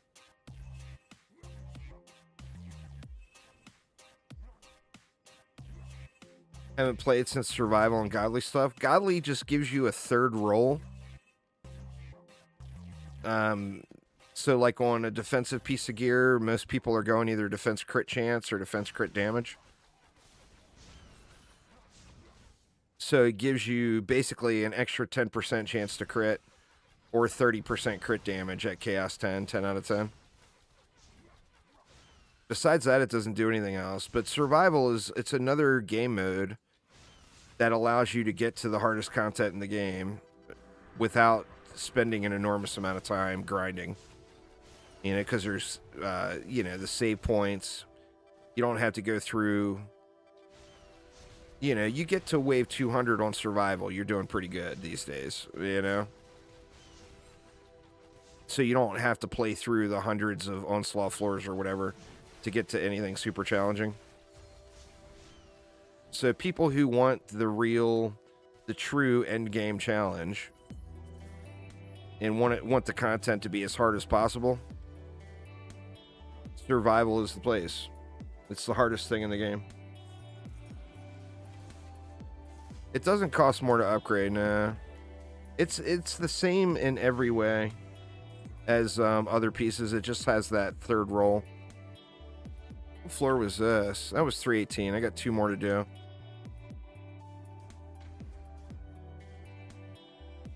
But yeah, it's a legendary piece of gear that has a third roll.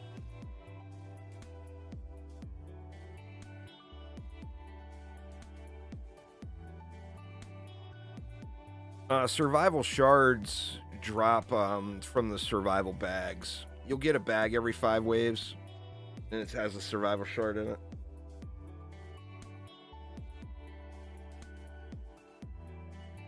Yeah, I mean, if you got the mats to do it, it's definitely more power. You know, look at like my hunter.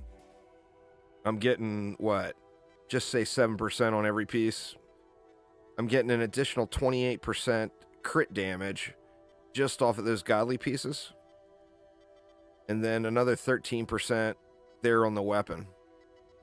So, like, the deal with the hunter is your buff gives you 100% crit chance. So you don't have to focus crit chance at all. And you can get your crit damage way jacked up.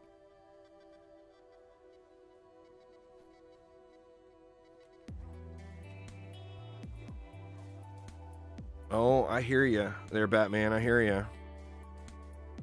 I've spent my fair share on DD2.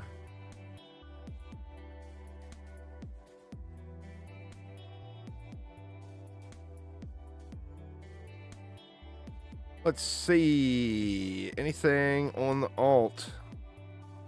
Still new 10s on the alt today. I don't have any mythical packs to open, so I mean,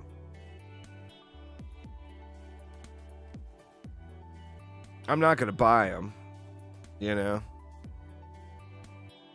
But at this point, really, I've got so much unlocked that it would just all be gold. It would all be duplicates.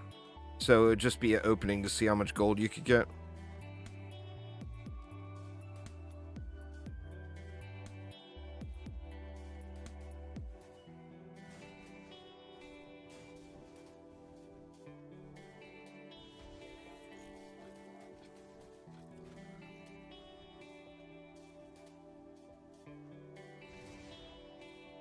Defender packs? I don't have shit.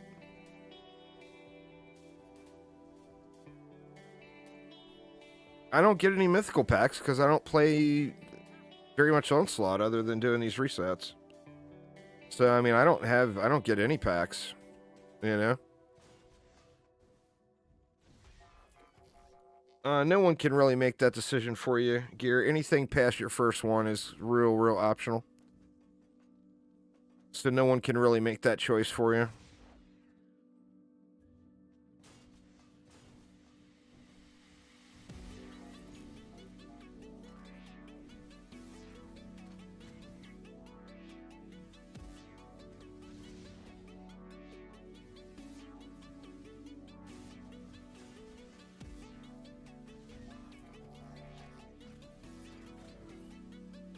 You just don't get many, you know? Even doing Onslaught, you just don't get many.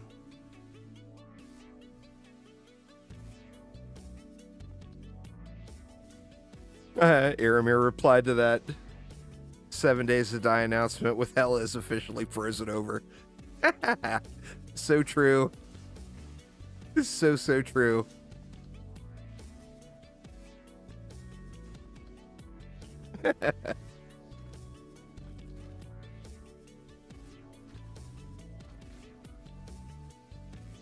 God dang it, man. I keep clicking off my screen. It's driving me nuts. Just got off work. That's the best time of the day there, Batman.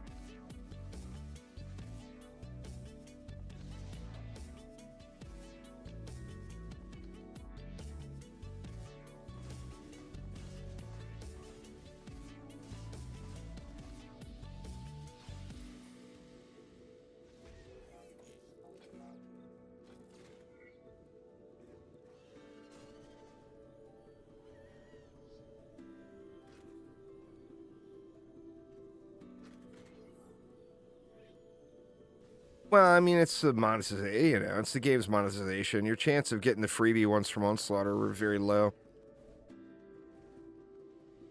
But, you know, they gotta keep the lights on somehow.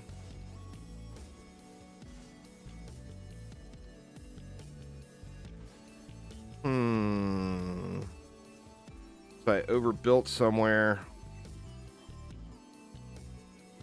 I don't think we need 4 over here. We'll just go with 3 there.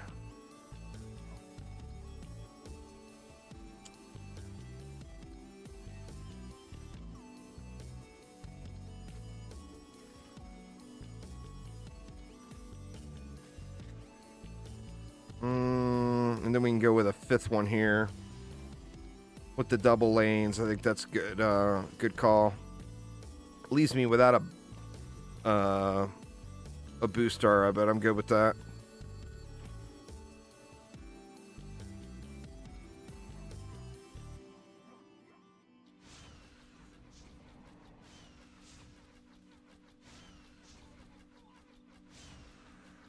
There's a whole series on my YouTube channel about it there, Gear. If you type in exactly that, Dungeon Defenders 2 efficient AP resets, it will pop up as the top video.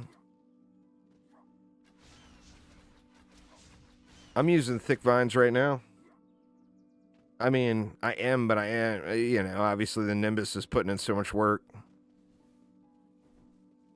But yeah, I got thick vines on right now.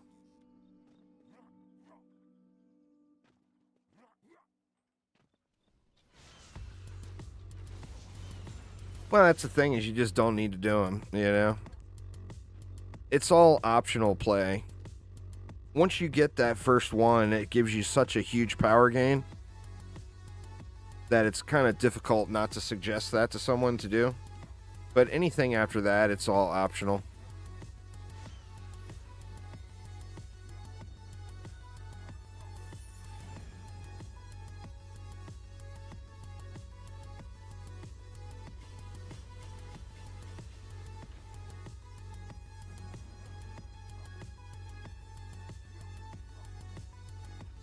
No. Thick vines is based off of the health of the tree. Has nothing to do with defense power at all. So, with that in mind, a health pylon does buff the amount of damage thick vines does. Remember, mods will buff shards, but shards won't buff shards. So, you can't, like, Juggernaut will not add to thick vines.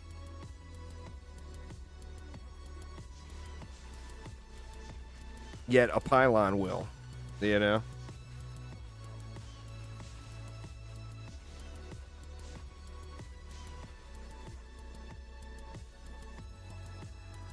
It depends on what you have. If you've got a bunch of campaign crafting materials, the cheapest way to re-roll and tinker gear is at campaign level. So if you've got a bunch of plain motes and plain reroll tokens and all the plain mats, then yeah, the smartest thing to do is dial your stuff in after you do an AP reset. But if you don't have all that, like for me, the majority of the mats I have are pristine. So what I generally will do to save gold is I will roll mods at Chaos 7 or Chaos 8 or anything but Chaos 10 or 9 ideally, and then move those mods over to a Chaos 10 piece of gear. I finished that Stardew series. I haven't tested that one specifically, Shinazi. But I do use a health pylon with it all the time. So boosted blockade, I have not tested specifically to see on that one.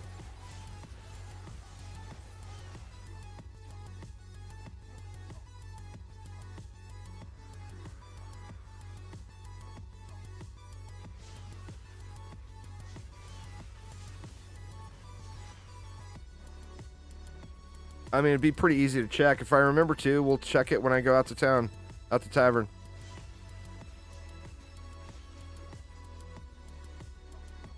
Planet Crafter's going good. I wanted to stream it again today, but I gotta, you know, I can't just ignore the DD2 grind. It's an incredibly good game. I'm far, far, far away from the finish. I got a long way to go yet. I'm just getting to a point where things are starting to get interesting.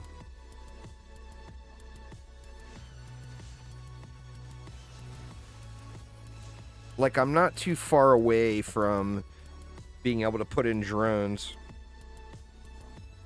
Which, that's where the real base building comes in Planet Crafter. Because you got to design around the auto crafting system and the drones.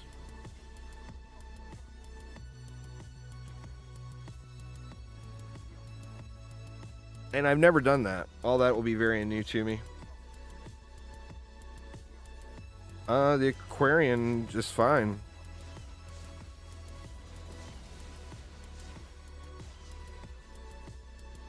It is 420.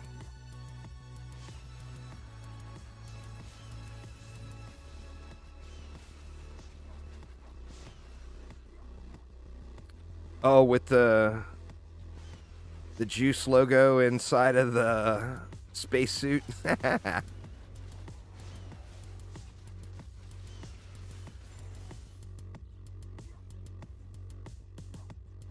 I did, I played a bunch last night offline, which I was trying to avoid doing. I wanted to do as much on stream as possible, but I really wanted to play last night.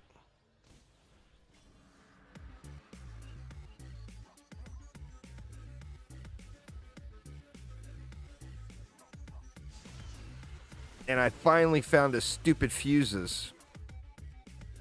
I posted it in Discord last night. I went through, by the time I got to the point I'm at on that hardcore run, on that first run I did, I already had like 5 of those optimization fuses.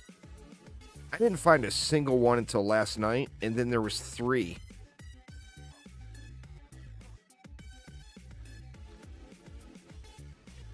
Well, just last night I wanted to play, you know. I had some gaming time. I didn't feel like grinding DD2. I wanted to play some Planet Crafters, and I couldn't stream. I want to play it again tonight. So I'm thinking about doing a late night stream tonight after dinner. So depending on where you're at geographically, it could be very early in the morning for Europe or very late at night in the US. Planet Crafters and DD2, that's one aspect of Planet Crafters that it's missing, is any sort of defense element. Dude, they could make an incredible 7 Days to Die type game that was in the Dungeon Defenders 2 universe. They could do an incredible game. But it would cost a whole lot of money to make, and I don't think that's something that they're interested in making. But there's no doubt they could make a badass 7 Days to Die like DD2 game, you know? You gotta play different stuff there, Curran. That's same as any grind game. If you mix it up, you never get burnt out. I never get burnt out in DD2 because I decide what I want to play on a daily basis. And that's what I play. Like, I mean, obviously, I make all the DD2 content for YouTube. But as far as, like, the bulk of my day's gameplay, that gets decided on a daily basis. I'm over the whole fear of missing out. Like, I never feel like I'm missing out on anything by not playing DD2 anymore. I used to feel that way. But nowadays, I have no problem with taking a break from it. And that's how 10 years later, I'm still playing it. Yeah.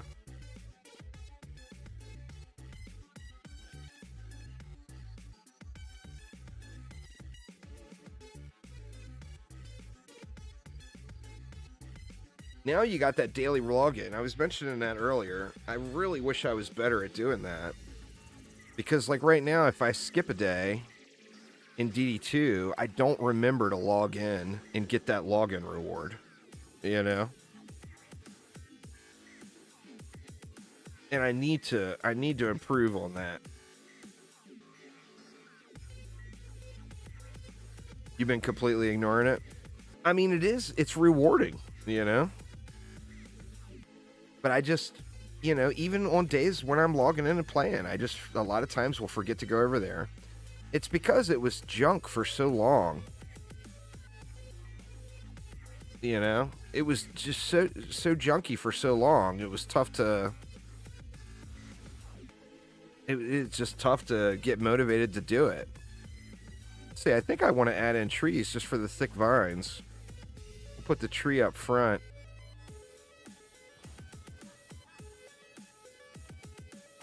That would be awesome if it was a pop-up when you first log in.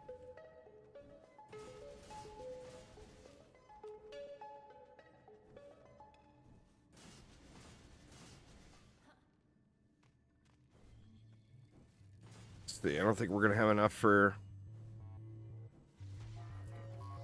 We're not going to have enough for boost stars.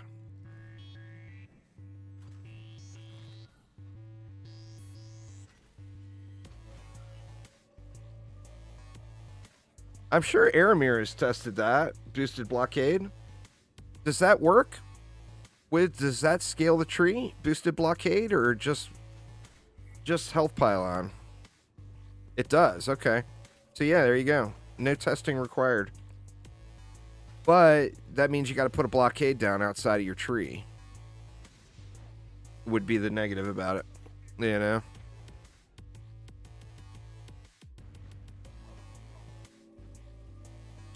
Which, you know, I guess that's what training dummies are made for, huh?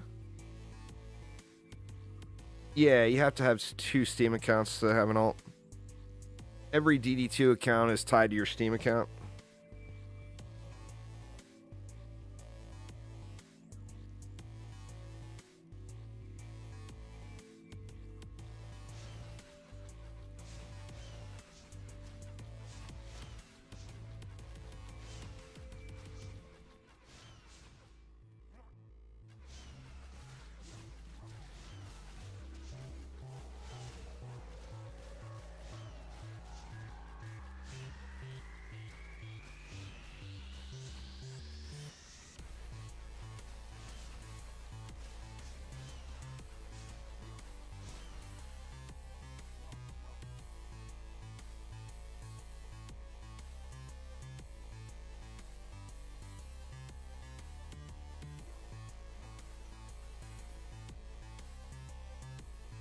What do we got? Oh, there he is. He despawned.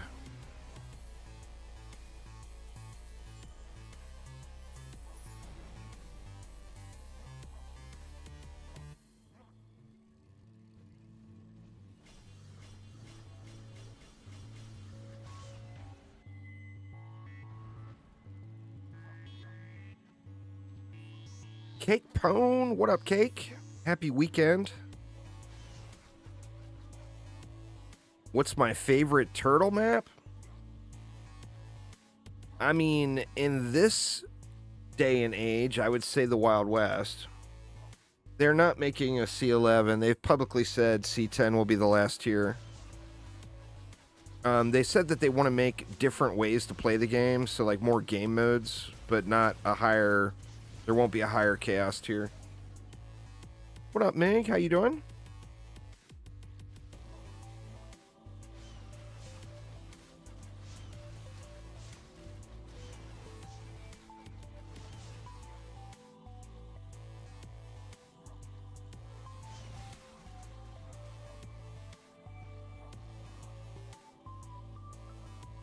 Well, Wildest West because of the reroll tokens.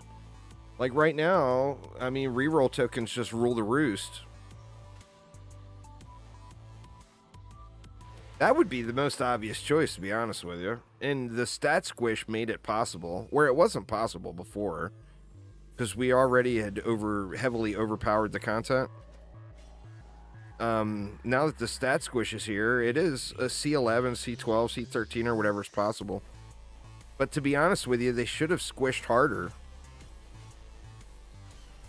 Instead of 10-1 stat squish, if they would have made it like 100-1 stat squish, they could have basically just set themselves up for 10 years of DD2 content. Because, you know, another chaos tier is the natural progression. Most games, if you look at like World of Warcraft. Now, obviously, with World of Warcraft, there's a story element where the story in DD2 is not so much. But basically, what got people playing every expansion that came out was a higher tier of gear. And then eventually they had to do a stat squish. And then by squishing, that allowed them to keep adding higher and higher and higher tiers of gear again.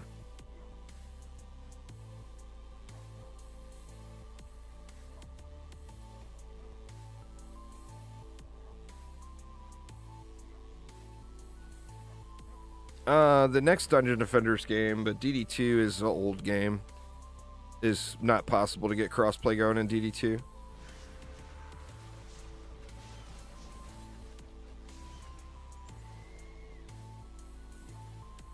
Well, of course I know the DD2 story. It's all of about if you've got a novel that's called The Story of Dungeon Defenders, the DD2 story is, say it's a 500-page novel.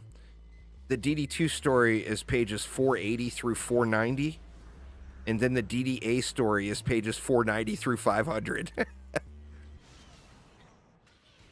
I mean, the story's just nowhere near DD1. You know, in DD1 they had people that were specifically just for the lore and the story.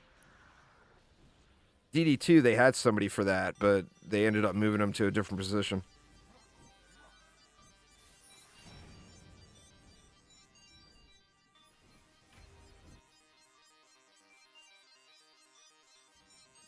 Dragolich pretty much is the best overall general use pet.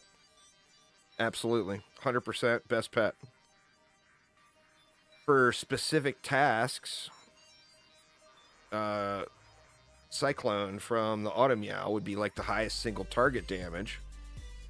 But then you're not a team player, and then you're not buffing your defenses. So it depends on what you're really shooting for. But the best overall pet, without a doubt, Dragolich. It gives you 100% buff. It gives your teammates 100% buff. It gives your defenses 100% buff.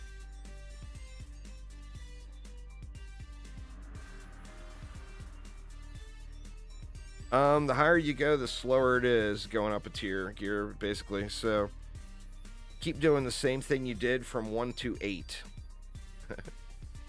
And you'll get 9. If you have the ability to, the fastest straight up way is to do survival, but you have to have the ability to clear the content.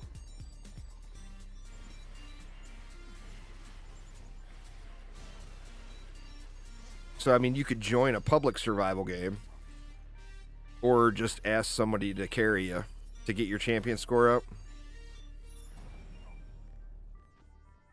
Dragolich is Defender Medals or Player Shops, yeah. It's 7,500 Defender Medals or buy them from another player.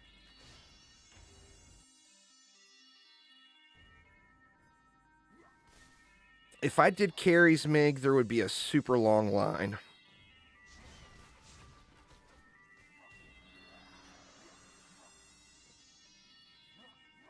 I would have to start a side business charging people. One of those, what are those companies? GamerPals.com or whatever. I would have to start an account with them and charge people. The only way I could possibly manage to maintain the line.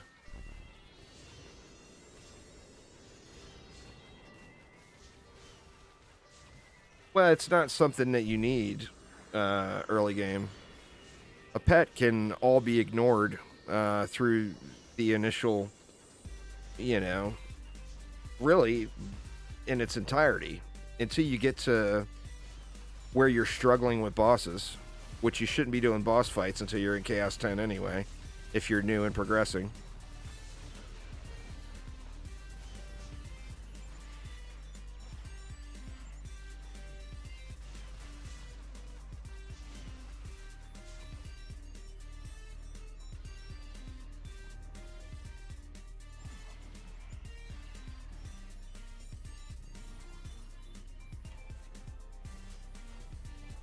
All right, was that the one? That was 320. So,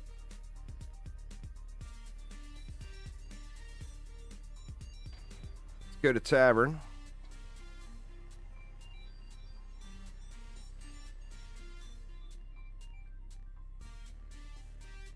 There's a Dungeon Defenders Discord server, but finding someone to carry you is always a little difficult, as just so few people play public or play in groups, period.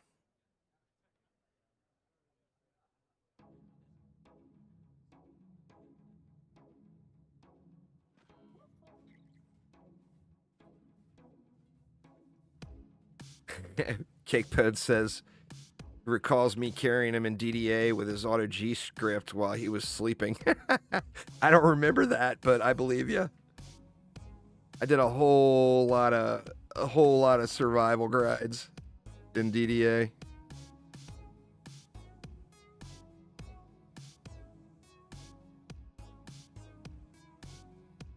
DD1 was like that. When I first started playing DD1, I got carried. I started DD1 late. I was a big Orcs Must Die guy. It didn't like Dungeon Defenders games. They were too childish and bright. I never played them. And then when I finally started playing them, the people that had tried to get me to play them were all super high level. So I would join their groups and they would, they would do all the building and everything. And I would just reap the rewards. And there was one guy in particular, he had a YouTube channel too. His name was Toucan Sam. Actually, Toucan Sam was his Steam name. His YouTube channel was the Big Nose Skeptic. So I'm assuming he had a big old schnoz IRL maybe. But he would build maps for me and go to bed. And I would collect all the mana and upgrade everything and let it run. All right, we're finally into the good-looking logos. Let's see what this first one is.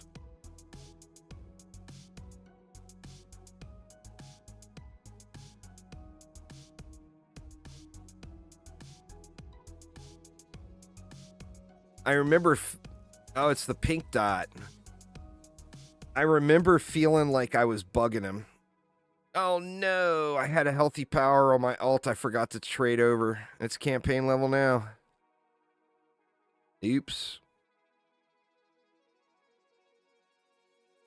I might as well just sell it because I don't need it. All right, y'all, I'm going to go grab a... I've only got small giveaways today. So I do apologize for that. But we're going to do them right now. So give me just a moment here. I got 2 RGB headsets, one for YouTube and one for Twitch. So what we're going to do, see, this is how I get you, y'all. It's all a scam. I'm going to go make a coffee, but to keep all of you all from leaving, I'm going to do a giveaway while I'm gone. Scam confirmed. All right, so we started the last giveaway on on Twitch first. So this one, we're going to start off on YouTube. So all you got to do to enter for your RGB headset is put a hashtag juicy in chat. Hashtag juicy in chat. And I am going to go get a coffee brewing real quick. And I will be back in just one moment. We'll pick a winner when I get back. So get your hashtag juicies in. As soon as I get back and we do the YouTube giveaway, we'll do one on Twitch. So don't go nowhere, y'all. We will have giveaways on both platforms here. So hashtag juicy in YouTube, and I'll be right back in just a moment.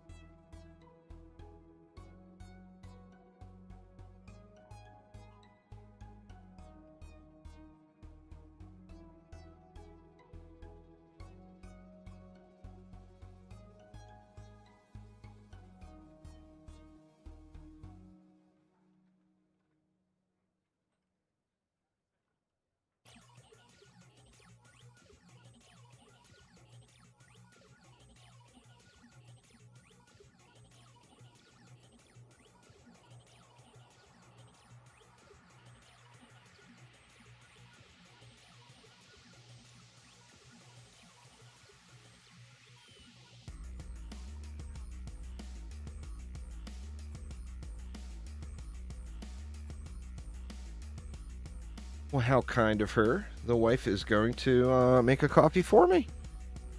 That was very nice of her. I'll give you guys another, say, 30 seconds. Now, winners on YouTube have to contact me through Twitch, Twitter, or Discord because YouTube doesn't have instant messaging. So I don't have a way to give you a code. Thanks for subscribing there, Kinpatsu and Big Cat. Appreciate it, y'all.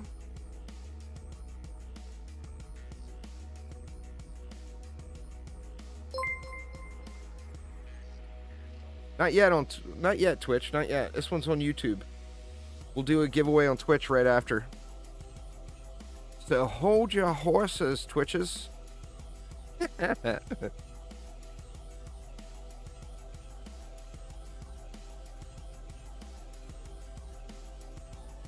All right, here we go. Don't forget, ball's in your court if you win. You got to contact me on Twitch, Twitter, or Discord to claim your RGB headset. So here we go, y'all. The winner is Jalen Hurley. Grats. Send me a message on Twitch, Twitter, or Discord, and I will get you your goodies. Now, let's head on over to the Twitches. Give me just a moment.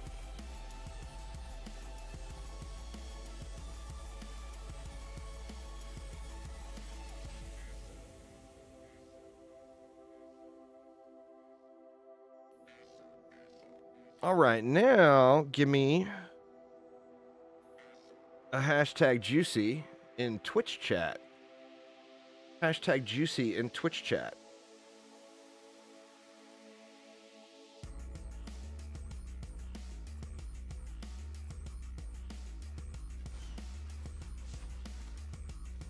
For those asking about the setup, I'm using that relic with those shards today. And I've got bees set up and a Nimbus set up. So gonna use bees and Nimbus. I haven't used a bee yet. Maybe I should use some bees. Bees next map. You are there. Okay.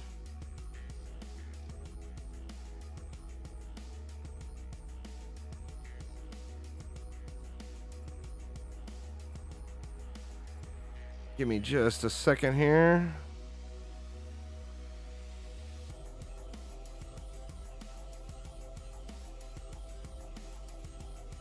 I just sent it to you, a whisper. Redeem that at the mailbox in game, and that will get you your goodies. Your goodies. It's an RGB headset.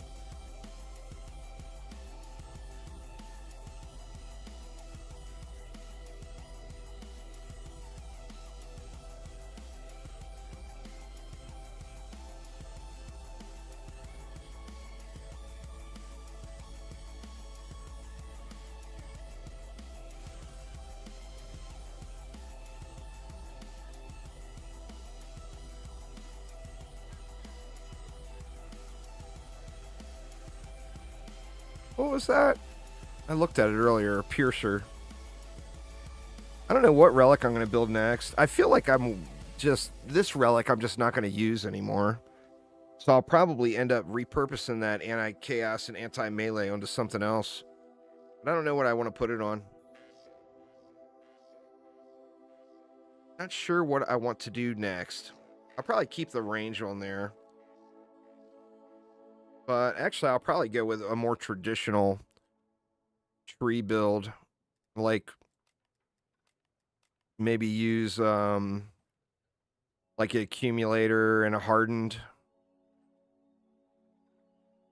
Maybe go something like that.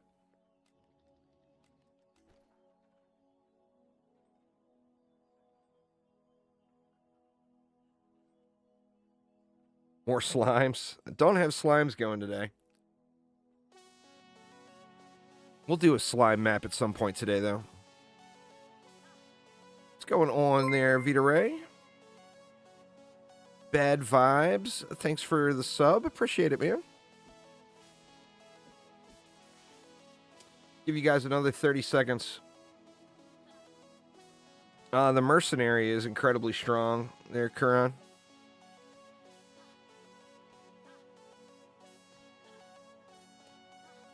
The Mercenary's defenses are really good, and then an incredibly strong DPS hero if you like playing melee. All right, here we go, y'all. The winner on Twitch is Krataro. Congrats there, Krataro. Say something in chat. Let me know you're still here.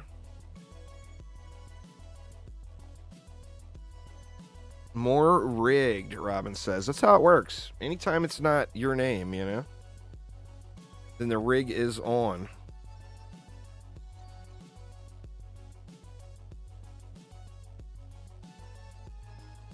Do you already have the headset? Do you want a juicy head flare instead, Krataro? I can give you either one, because I'm not sure if you have a headset already.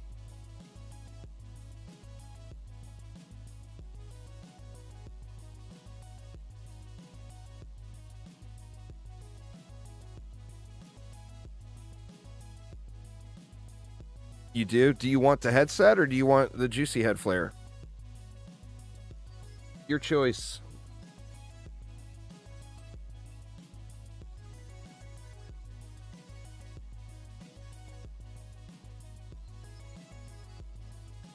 We're just getting the giveaways sorted here, Jeffrey, so I don't think you missed anything.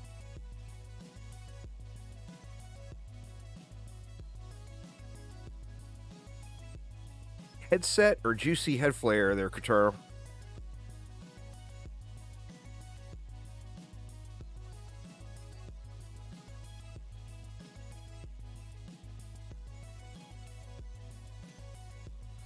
Juicy head flare? All right.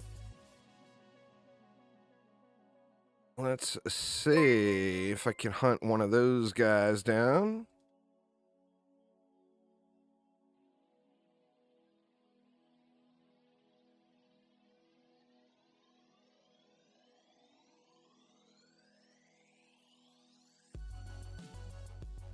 All right, here you go.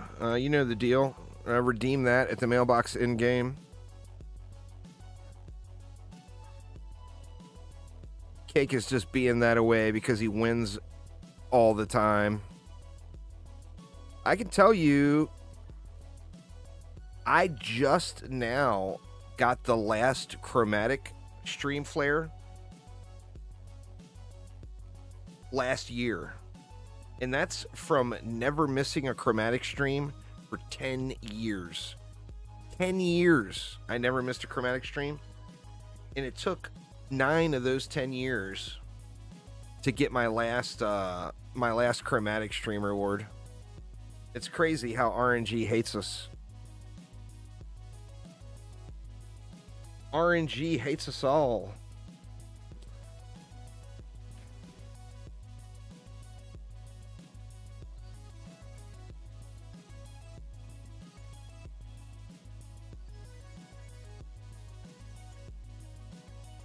Well, I mean, you got to enter, you never win, right? So don't not enter. One thing's for sure, you will never win if you don't enter.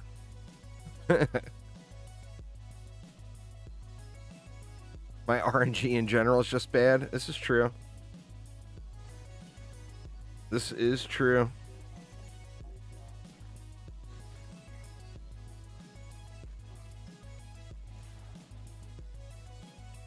What do we got? God dang it. I clicked off screen again.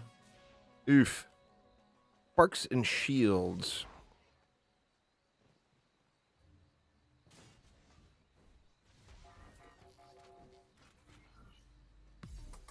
I think we'll just do 2 stacks.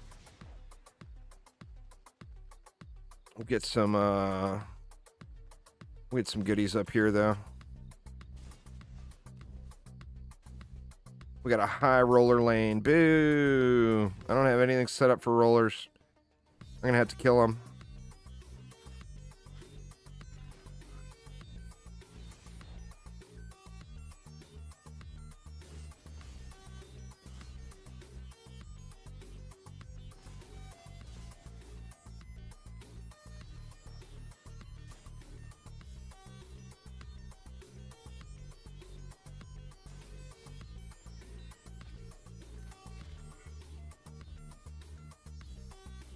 I don't really feel like moving shards and stuff around right now, so I'm just gonna kill him.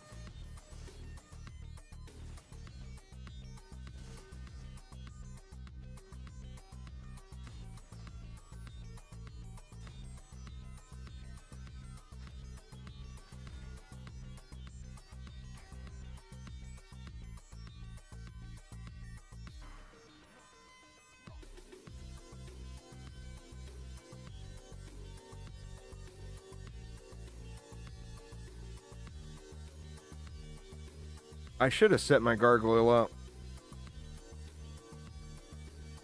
If you find it fun, then that's the benefit. Gear. You get more minimum ascension if you push up higher and do ancient power reset after.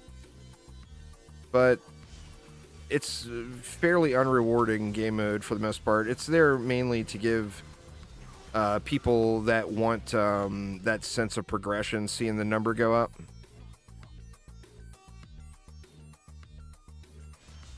If you like that sort of thing and you enjoy the game mode, then it is there for you.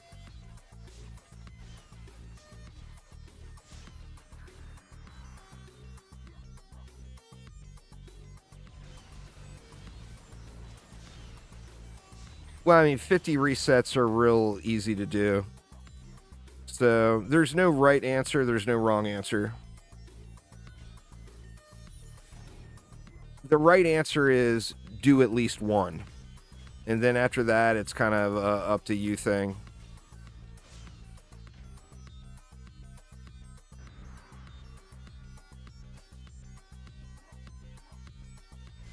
Yeah, there's one on my channel from the 2022 playthrough. I stopped doing that one for 2024 because nobody was watching the videos.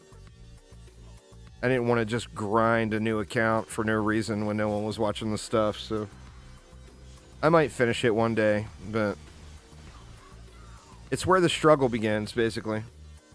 On the original 4 heroes, your best bet is probably going to be Poison Dart Towers and Earth Shatter Towers for the Petrify combo. But it's going to be a struggle unless you play in a group. If you have a group of friends to play with, it will become trivial. Just have each friend stand in a lane and spray it down and just build whatever.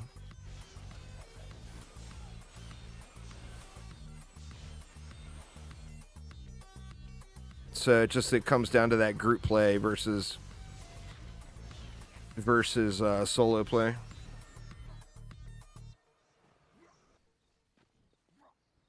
But with the original 4 heroes playing solo, Chaos 8 is a bitch. It's the first, like I said, it's the first gear check in the game. But that's also the point where 10 out of 10 mods max out. So you can get the maximum value of Chaos 10 mods by either farming or upgrading to Chaos 8. Remember too, the crafting system is the thing. And there's no better time to, particularly if you're a solo player that despises the internet and never wants to play with anyone else, which is quite understandable. Don't think I'm saying that in a negative fashion. But if you're that type of player, then don't ignore the crafting system, because crafting materials, you're going to have everything you need except Chaos 8 amps to upgrade your stuff to Chaos 8. And Chaos 8 amps at the current state of the game are worth very, very, very low. They have not a whole lot of value. So being able to buy them from another player is very easy to do. That is the game. It is the entirety of DD2 crazy. I mean, if you don't like the grind, it's definitely not the right game for you. If you like the grind is there for you. But it is, if the game says Dungeon Defenders in the title, no matter what the game is, it is going to be a grinder. It's not like a game that you just play through and naturally progress through the game.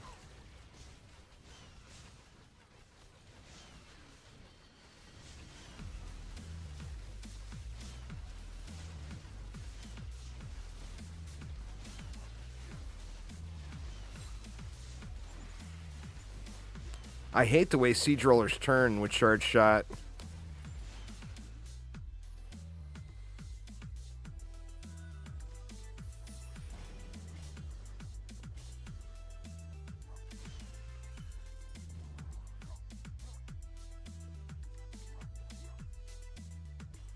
Well, I mean, that just means you didn't grind enough.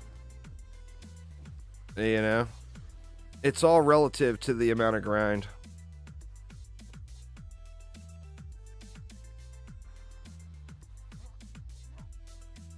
You can reroll any mods at 10 out of 10. You just don't want to take a campaign level mod and move it over. You want to upgrade the item to at least Chaos 8 first to get the max value out of it. But yeah, what tier the mod is has no determination on whether or not it can be a 1 or a 10. My first ever 10 out of 10 mod was a campaign mod from the vendor. Anyone who's been around long enough knows all about the mini game Vendor Defenders. That was in its prominence big time when mods were introduced into the game.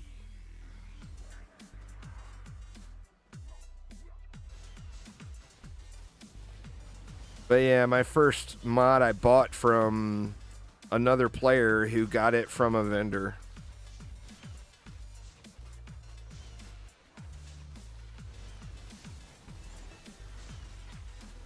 Well, it was then. They nerfed it heavily. After that, because no one was playing. Everybody was logging in and out of towns. It was literally the game, Vendor Defenders, you know. They could have changed the name of it.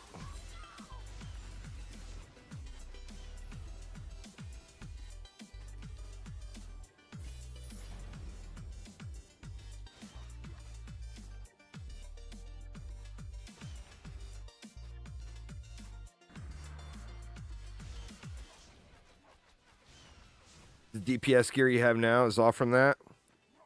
I didn't get full sets of gear, but I got a lot of key mods from that for sure.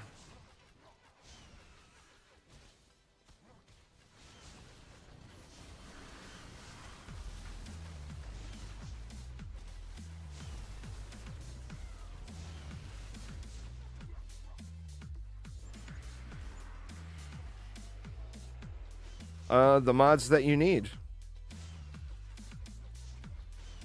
I mean, no one can. You got to look at your gear and see what it's missing, and the mods you need are the ones you should look for. No one can name those mods off for you because they don't know what you've got and what you don't.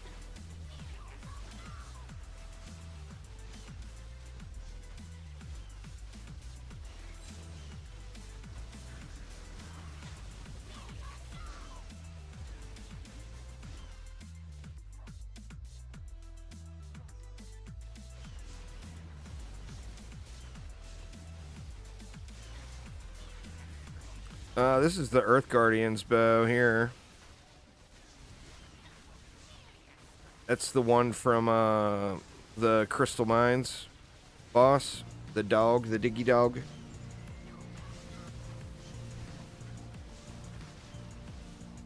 God, these stupid turners.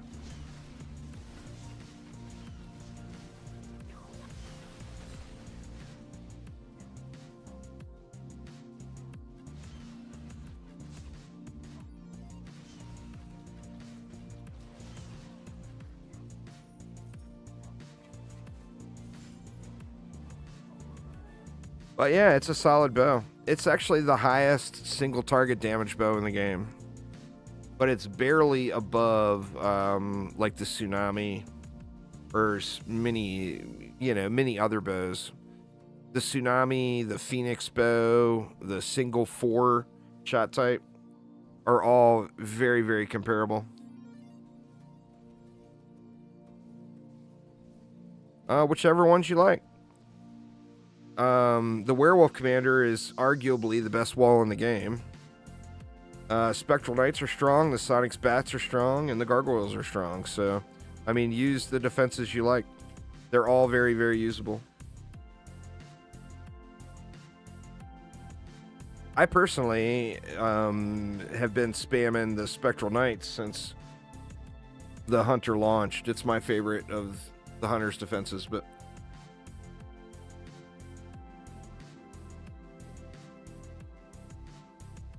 would I say the Embermount polearm is better than the Manor one? Well, I mean, I would go off of raw numbers.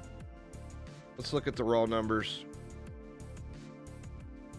which I just happen to have them right here somewhere. Let me find them. Let's see. The Embermount polearms alternate fire is going to give you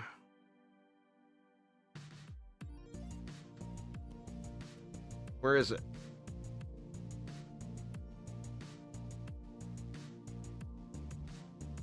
That is going to be 2.86 ranged DPS per point of hero damage that you would spend. What was the question again? Embermount or the Manor one? The Manor one is the same as Earth Guardians. So it's going to be 3.12 points of hero damage. You got to go with a 2 per second is the shitty part. The 4 per second is the same. It's literally exactly the same. 2.86 points of range DPS per hero damage point spent. If you use a 4 per second Vampiric Harvester versus a 4 per second Phoenix Tail. If you drop it down to 2 per second, though, it actually does more damage overall. Then it's 3.12 points of range DPS per point of hero damage. So a pretty trivial amount. 3.12 or 2.86. It's not a big difference between the two. So I would say they're very, very comparable. I personally didn't bother swapping. I'm still using the Phoenix Tail. But, you know, your call. Even just being a slave to the numbers and going with the 2 per second one, I think the damage gain you get is so small. The roll would be more of a determining factor. Like how good of a roll you had.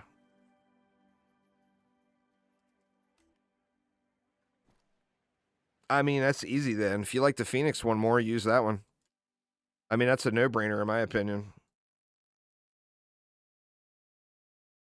Because it's right there. You know, it's 2.86. If you go 4 per second, which, you know, I can't really use a 2 per second, which is one on my alt.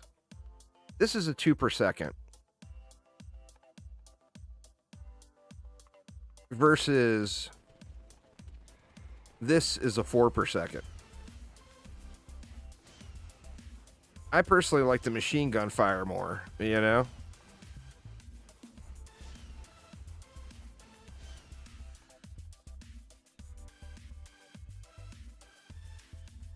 And that's just for fun factor. I mean, granted, the 2 per second is slightly more damage, but I feel like the 4 per second just adds more value and fun. What does the Manor one shoot? Let me see if I have one on me. I don't have one on me. It's a different projectile. It's not, this projectile is better, in my opinion. The bad part about this one is they should have made it an Infernal Combustor. It was the perfect opportunity for them to make it an Infernal Combustor, and they didn't.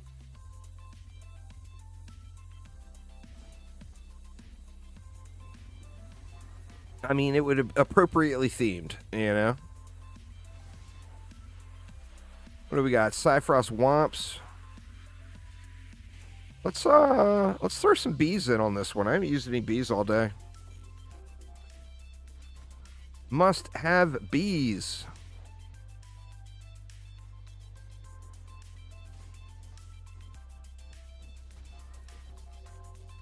What's the range like on bees, though? Am I going to be able to share as much? We'll have to check the ranges.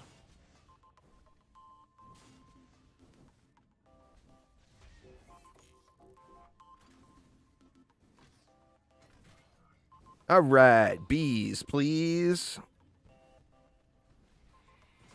Let's see. That's 4,000 default range. That's a weird even number. What is it with all the stuff? With a range pylon and diffusion. It only takes it to 4960. Or no, there we go, 6,000. So yeah, they got a nice range. Let's see.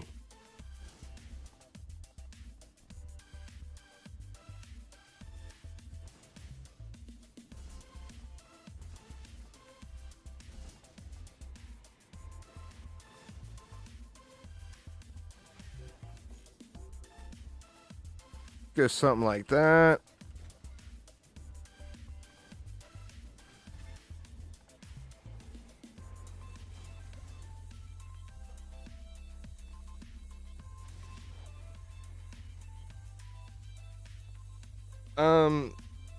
You just have your main carrier, your alt, where if, you know, or have your alt carry your main. One of the two choices, basically.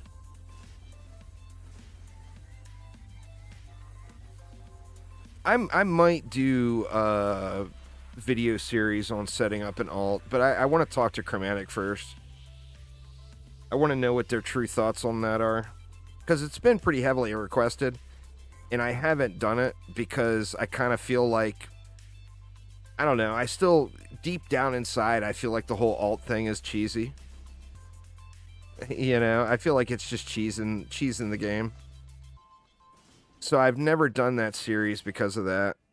But now that it's so kind of socially accepted that it's just the way to play the game, I might end up doing it.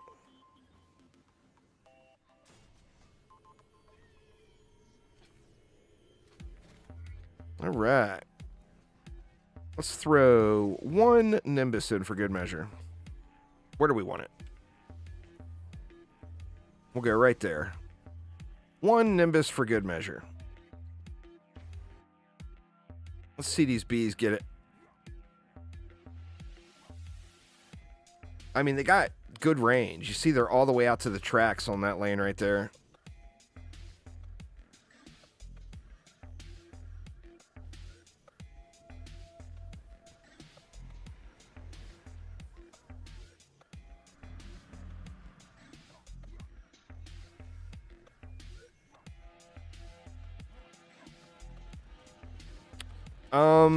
Resets, like reset number 8 through 31 take about 30 minutes.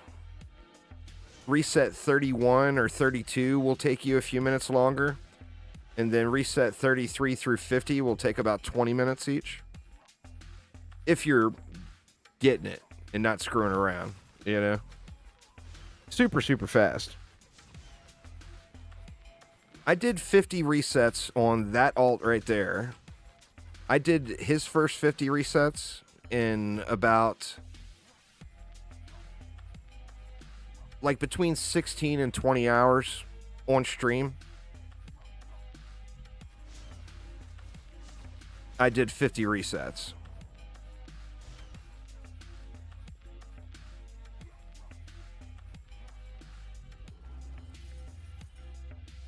Well, I mean, it depends on the reset.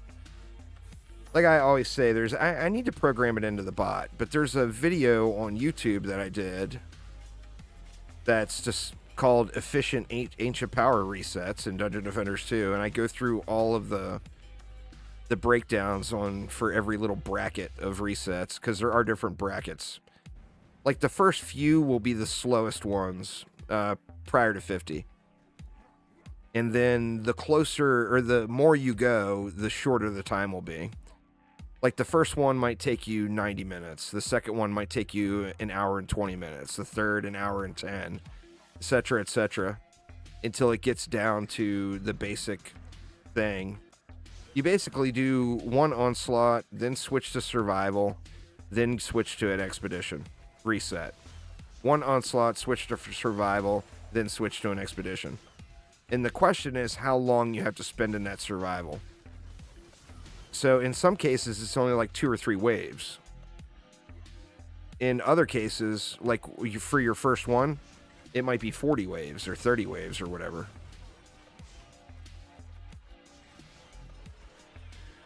And then once you get to 33, you get the 2 map resets, and then it's just 20 minutes. Bang, bang, bang, bang, bang. One onslaught map, one expedition. One onslaught, one expedition.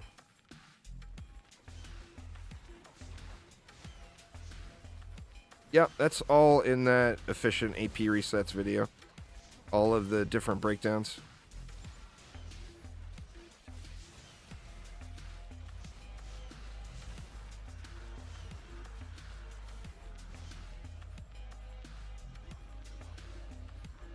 And it's actually quite rewarding. One thing you'll find when your resets are over, because remember, when you're setting that alt up, you're going to be channeling all of those materials you got. So all the crafting materials, all the 10 out of 10 mods, everything you got on your alt, you're going to be channeling that over to your main.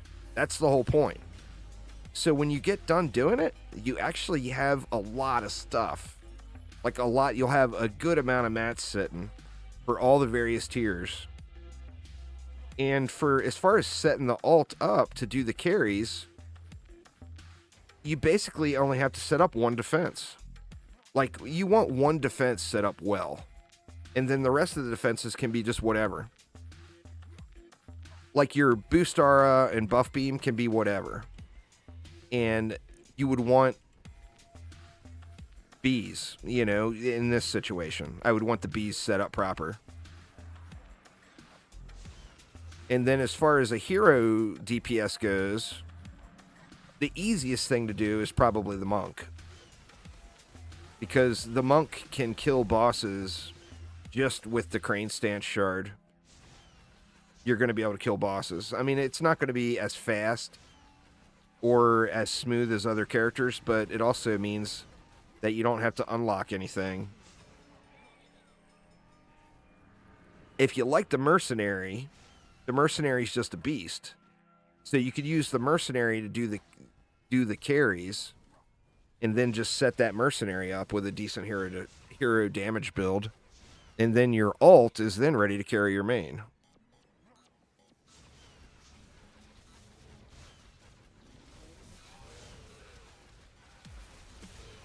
And the thing to remember with alts is, as far as when you're just playing the game and just grinding, your alt is only there to collect the loot. So double gold, double crafting materials, double chances at 10 out of 10 mods. When you're doing AP resets, you're doing Chaos 9 content in Chaos 10 gear. So you don't have to have like crazy min-maxed setups, because you're already overpowering the content just from the gear, you know?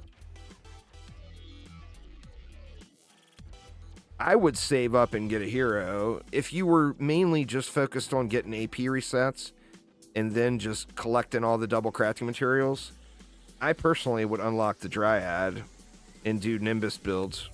Nimbus or B builds for AP resets. I mean, you see, this is going just as smooth as a Nimbus build, right? So that's what I would do. I would save up and unlock that one hero. All of the Hunter's defenses are really good.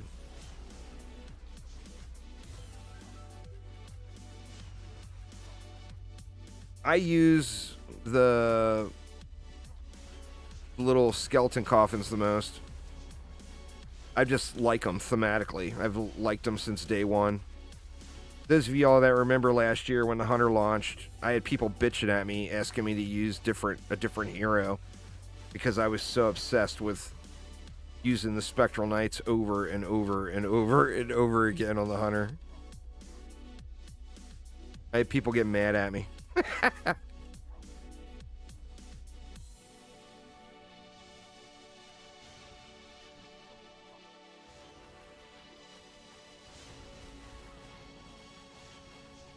It's just fun. I like the hunter, you know. I like to play him actively, which makes it real easy for me to always have the hunter in the deck. But as far as just using an alt just for alt purposes, I personally would go with the Dryad. And I would do a DPS monk.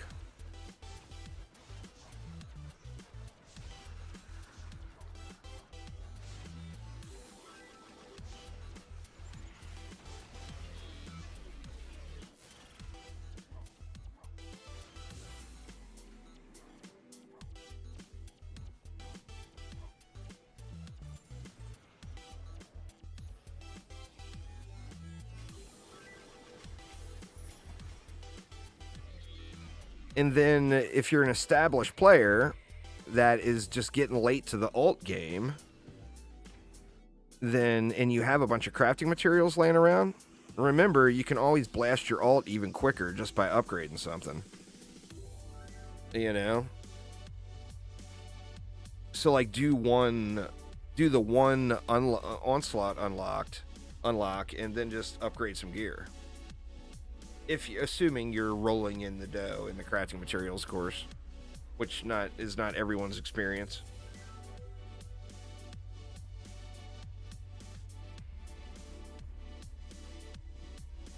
I wish you could give away Steam accounts, but that's against all kinds of terms of services. It's against Steam's term of service, and it's against the Dungeon Defender's terms of service, so it would instantly you would get banned. But if you could give away Steam accounts, I would do another full alt setup series and then give away the alt at the end. But that's just, like I said, it's just far too illegal to be a reality ever.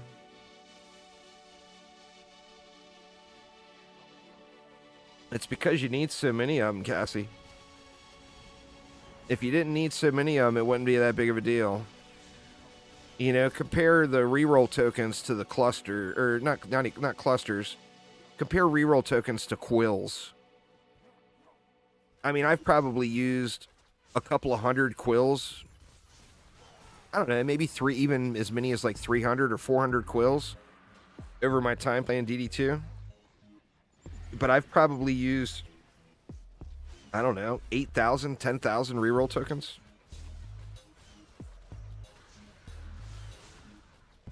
You can't give away accounts, Gear. It's a violation of terms of service. That was a hypothetical. That was not or anything that will ever be a reality. The account would instantly get banned. It would get banned from not only Dungeon Defenders too. It would get banned from the platform that you're trying to do it on. It was fully a hypothetical only.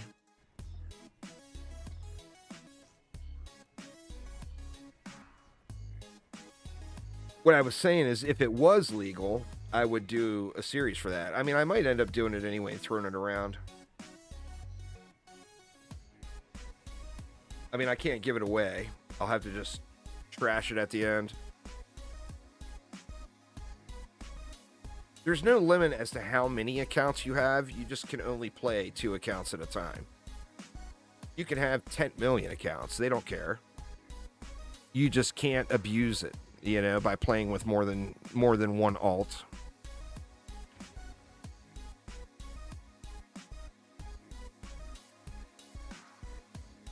Let's see what we got.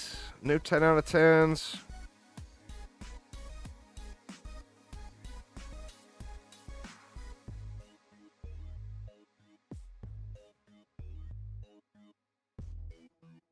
Well, you got to do the right map, Cassie. I mean, you're going to get them every map. I mean, in Onslaught, you get 2 no matter what. So, like, I've gotten 23 today.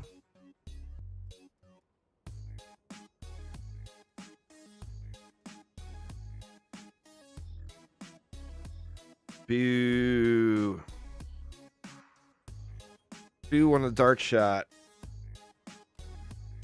So when you look at that, we were talking about mats again. So just today, once again, ignore the Chaos 10 mats because these were here prior. Just today, I've gotten 3 quills, 23 pristine tokens, 12 clusters, 90 motes, 31 amps, 3 rings, 3 scales, 3 leathers, and 3 talismans. But the kicker is I actually got double that because I got all that on the alt too.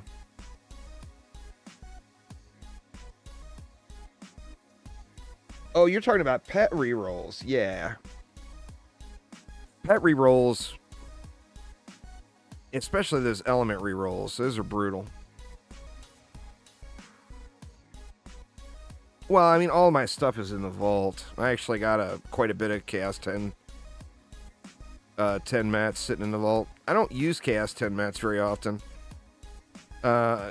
With Chaos 10 stuff, it's more about the gold. You know, upgrading the piece is so expensive.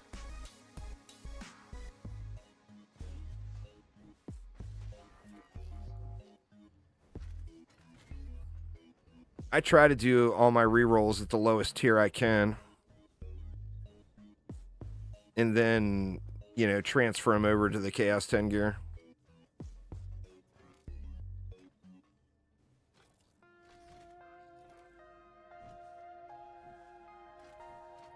All right. So what did we do last time? Did we do 3 stacks? I think we did 3 stacks.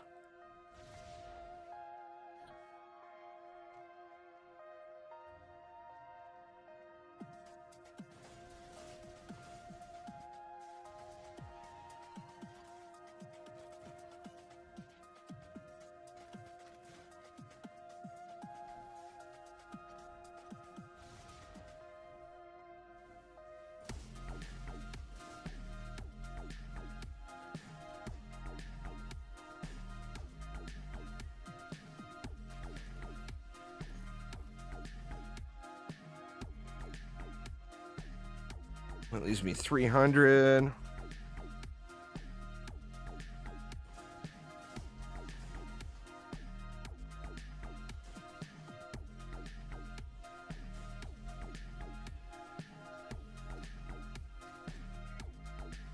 And 20 left over. I'll just ignore the 20.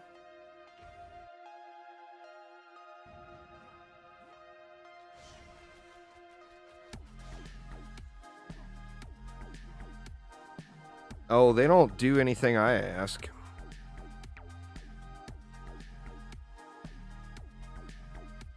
How changes come to a game like DD2 is a large number of players need to be saying something about it. If 100 players all started posting on Twitter every day and talking about in the DD2 Discord every day how more crafting materials need to drop, then something will happen. Having one streamer say something to Chromatic, that will instantly be put on the ignore list. It's about numbers. It's not about a person. I could promise you that. If literally 100 people right now committed to posting on Twitter and in the DD Discord every single day wanting more mats, we would eventually get more mats. There's no doubt.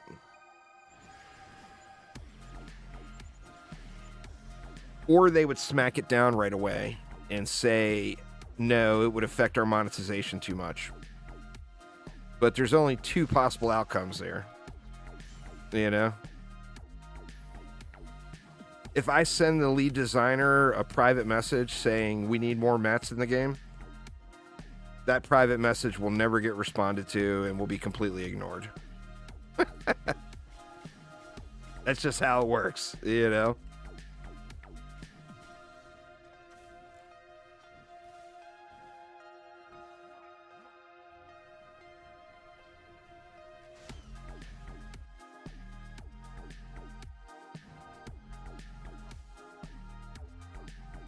Sorry, Chromies. I'm not trying to get your Twitter spammed, I promise.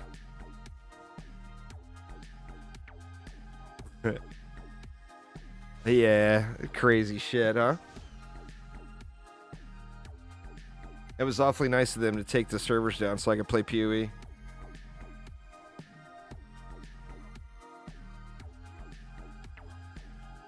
A monk is the bottom of the barrel. A monk is a support hero. So using a monk as in a support aspect is better than anything else. As far as raw damage output, yeah, a hunter's going to do more. Now, if you're playing with a friend and one of you are on a hunter and one of you are on a monk, it's going to do more than 2 hunters. So just got to remember the role of the hero. That is a support hero. So it is there to support someone else. It's never going to be first in any contest by itself.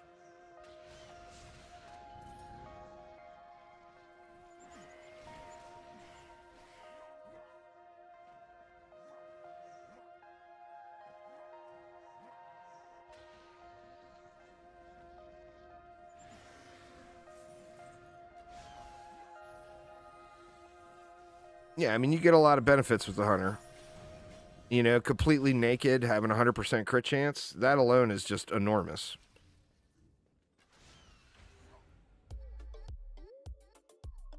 So get any, you know, any semblance of a decent set of gear put together. Weird, it won't let me hit G. Oh, I'm already G'd. That's a visual bug.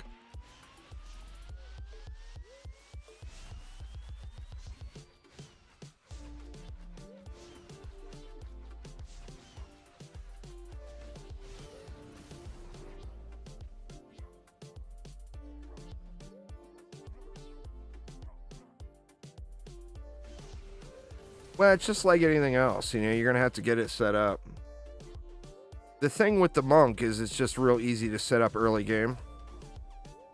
Because there's, I mean, I'm not referring to getting it, making it so it's good, but making it so it's usable takes very little. And that's what makes the monk so good early.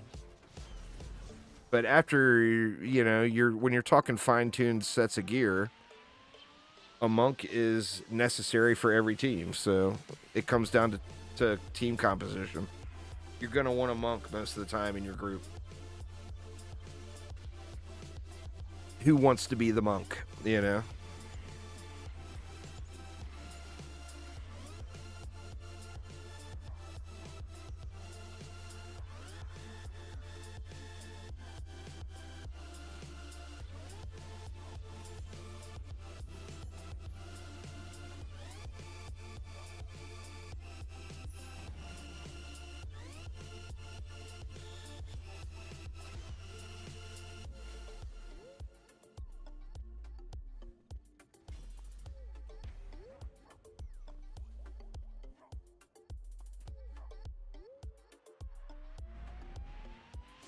Keep forgetting to hit G, and then I'll swap over and hit G, and the wave's already gone.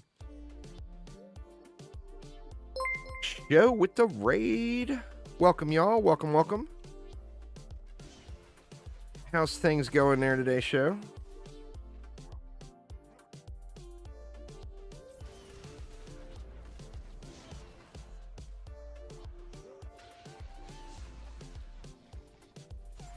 Damn assassins. Up to floor 600. Nice, nice.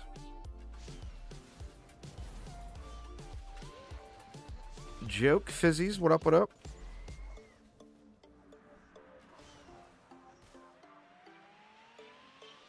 I'm just having a chill and chat day here. Finally got into acceptable ancient power icons on my alt. Now I just got to get rid of the pink dot.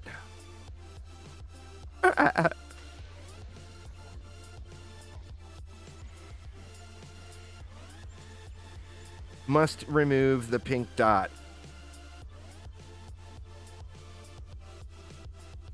I did 72 on my main, so after this AP reset, my alt would actually be caught up with my main. What up, Diabolical? Yep, just doing a little Saturday afternoon grinder. Triple projectile bow? It's actually 4 projectiles if you look at it.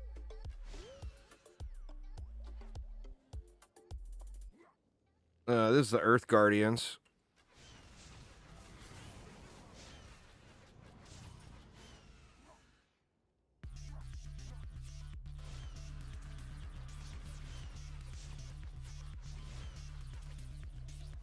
4 projectiles and a bird.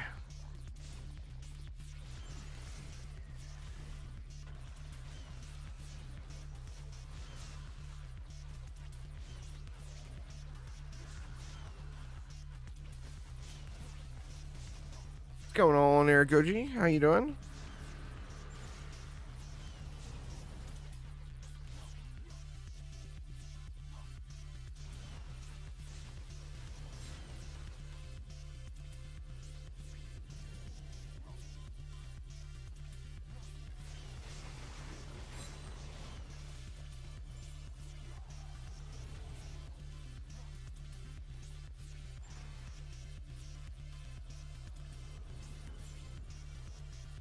Just come on over and die already, assassins, please.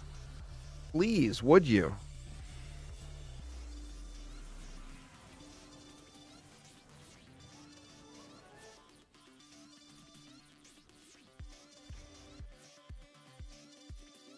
All right. Off to my favorite.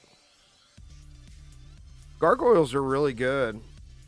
They counter all of the content. So you got a controlled burn, no problem. You got a Drakenlord, no problem. You got a Siege Roller, no problem. You know?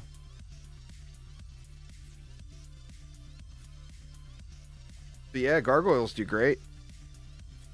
Their only limiting factor is their range, you know? Everything else about them is just so incredibly good.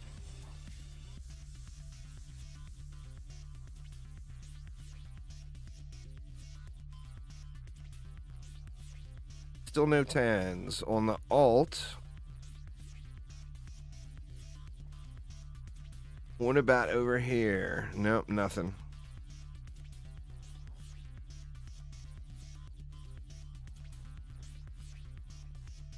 All right, what do we got? Orcish Horde and some Flappy Birds.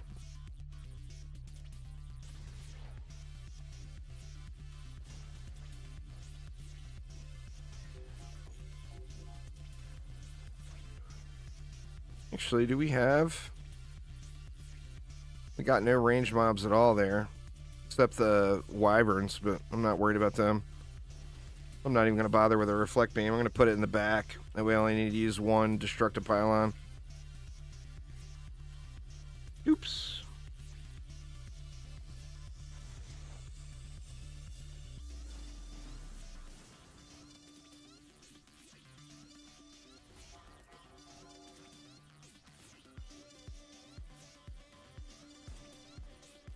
What do we got there? Timmy. We got Cyfrost. Little controlled burn Timmy and some flyers.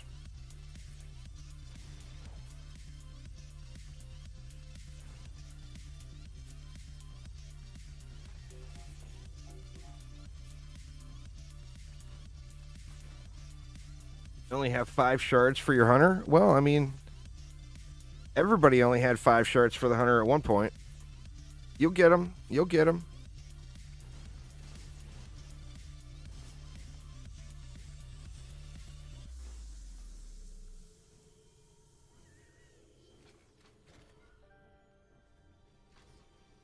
Got to jump through all the hoops, you know. But you'll have all the shiny things.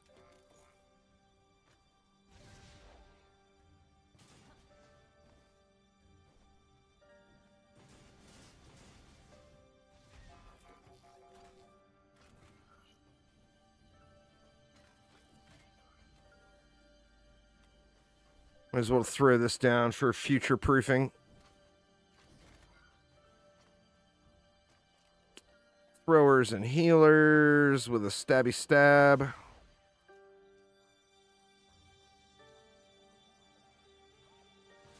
Might as well future proof this lane too.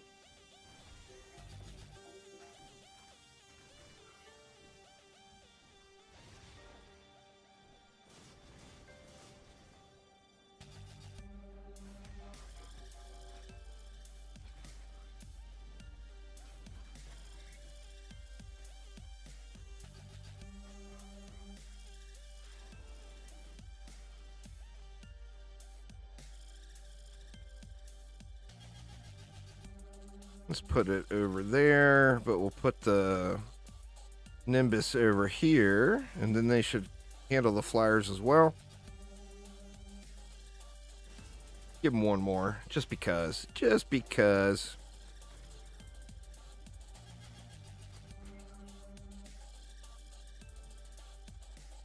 And we got a big old mess here.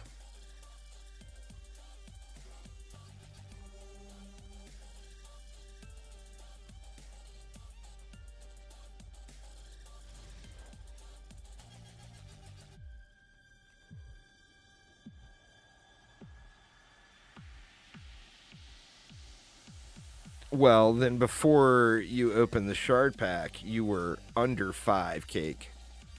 Under 5 is the same.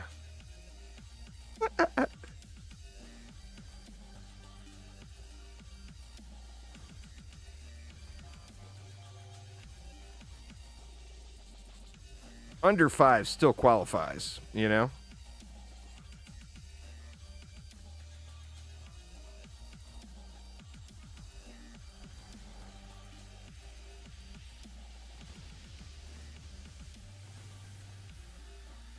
Under 5 is the same as 5. You know why? Because 5 sucks, and under 5 sucks as well. See what I'm saying?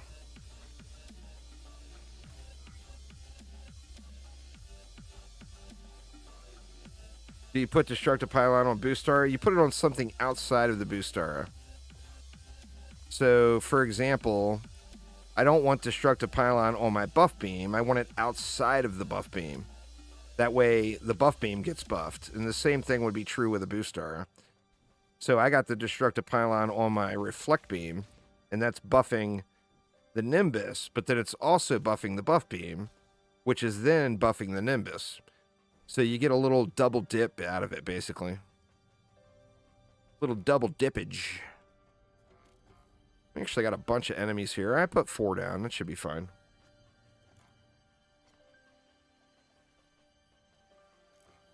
And then we got Omega Squad Delta.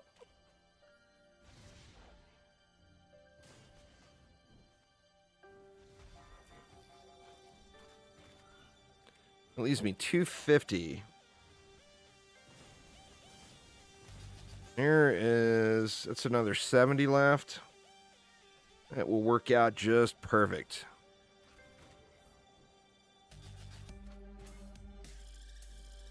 There we go.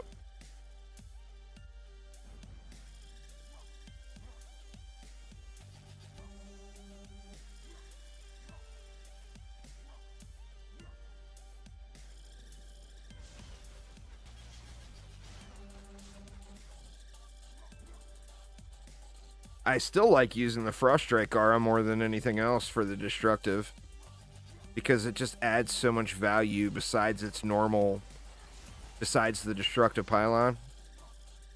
But using it on a reflect beam, I mean, you can always benefit from a reflect beam, you know?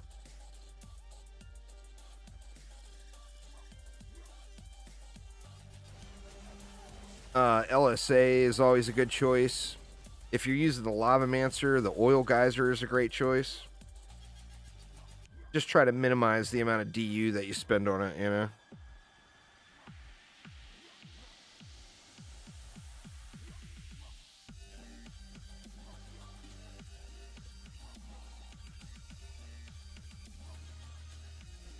Alright, what are we going to get?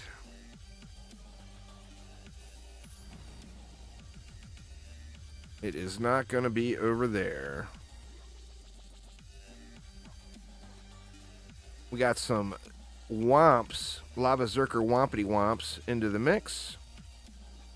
So, since we future-proofed this lane, or actually no, we're up here. So what we can do is throw a tree in. We'll boost it. And then we'll just add more to this pile. If I could quit clicking off screen. God, that is so triggering. We'll add more into this pile.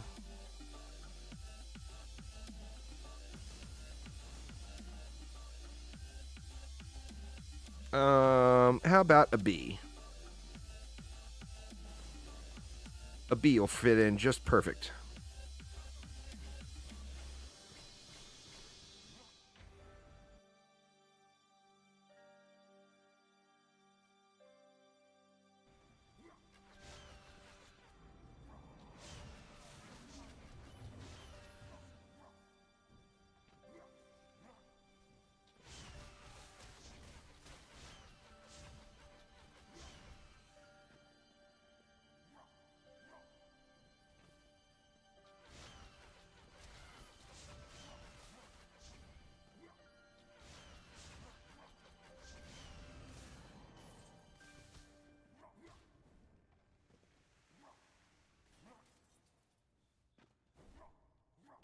This is a great floor is lava map. You know? If you ever wanted to play yourself some floor is lava, this is the map for it. Ooh, fail.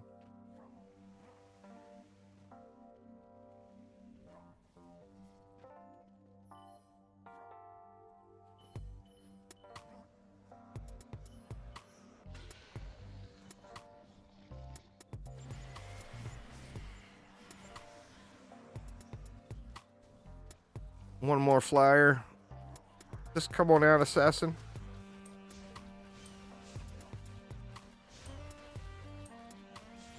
Burned off the legs.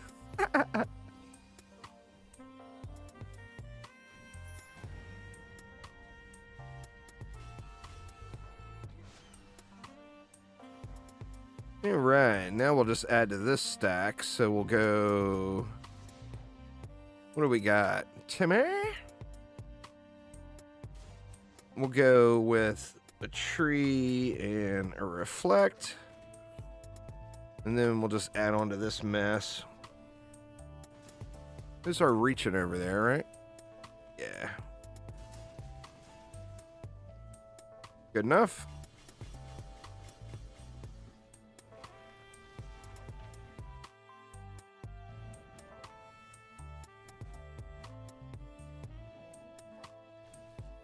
I remember when they first put this map out, I just couldn't believe they made a map this big, you know?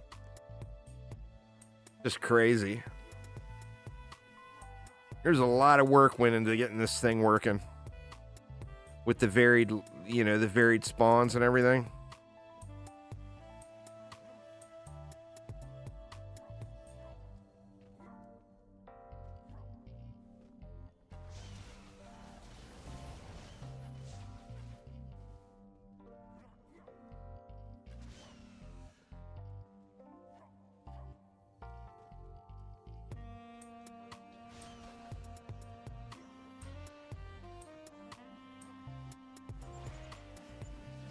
God, this is that song I keep saying I'm going to remove off the playlist. Where is it? Called Preoccupied. Where is the button? Delete.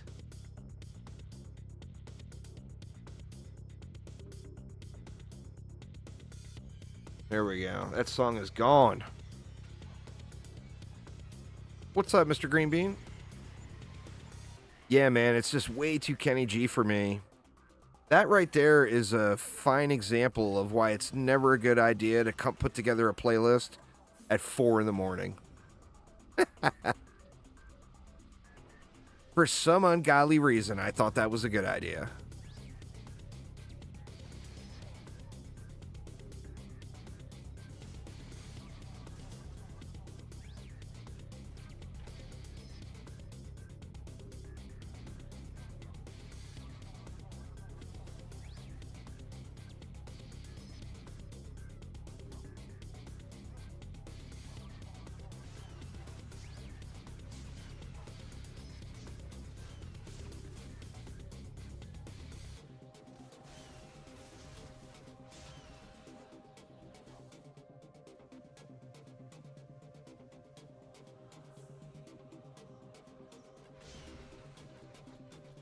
Treat getting slapped.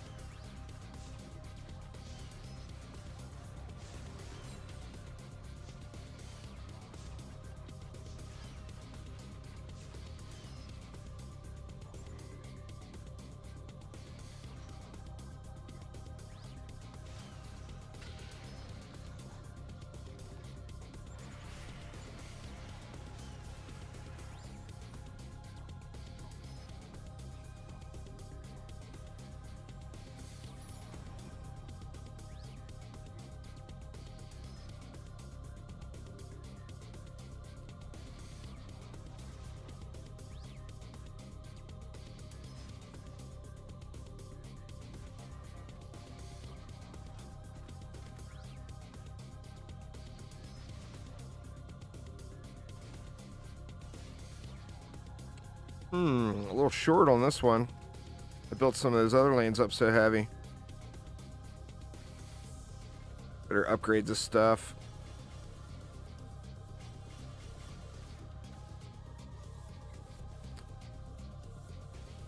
If you look at the most current one that I posted up on YouTube, Mr. Green, that would be the one. But also realize that the Nuke Monk is not what it used to be.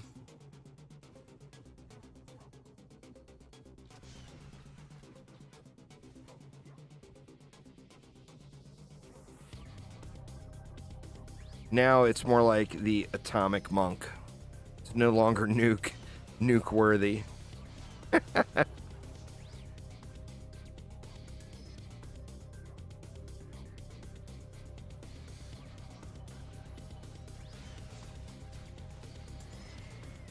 The Moab Monk.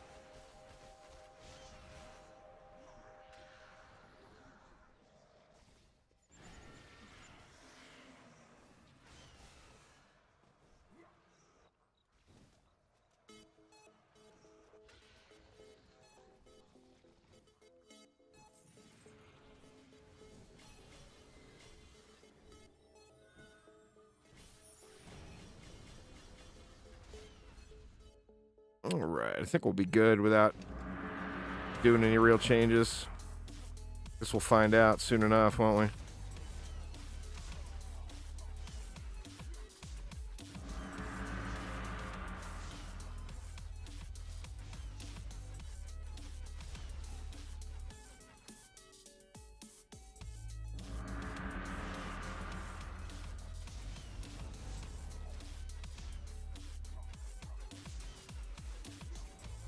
World Tree down. Oh, wow, up here, huh?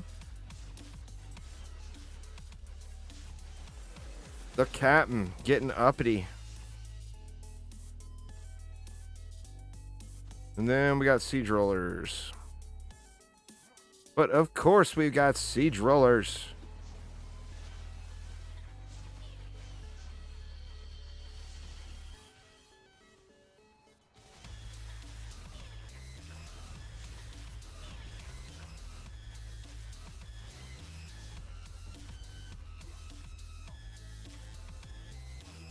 There we go.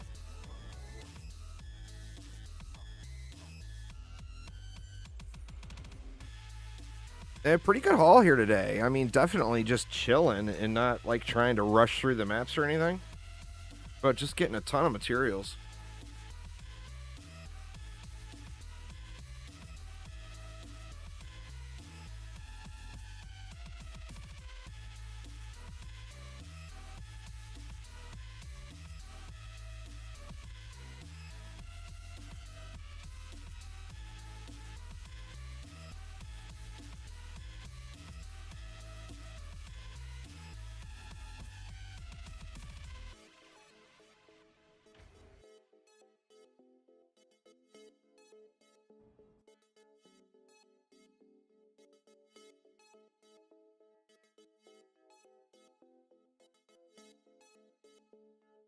I wonder if anyone, I mean, I'm sure someone has, but I wonder what the lowest roll is anyone's ever gotten on an item.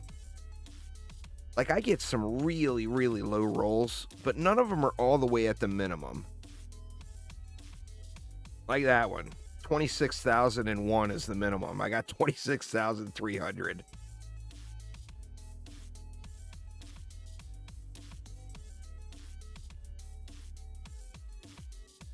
Get some low rolls for sure.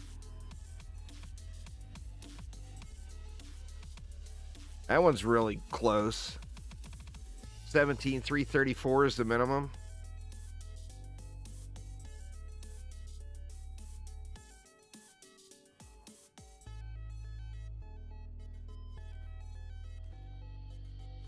All right. I think we'll just do this one the same way we did last time with the...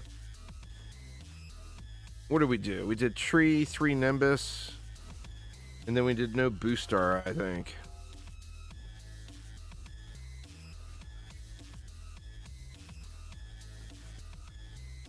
Like that, maybe? We got enough DU to do that, so... Pardon me. Let's just do that. Could have went bees, I guess. We'll go bees again on the next map.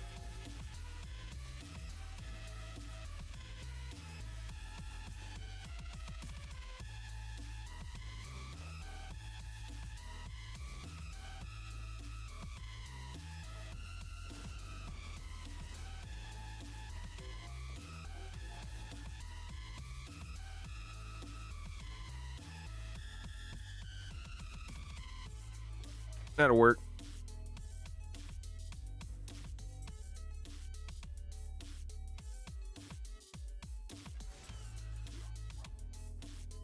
Oh, shoot. What am I doing? Oh, my God. Nobody said anything.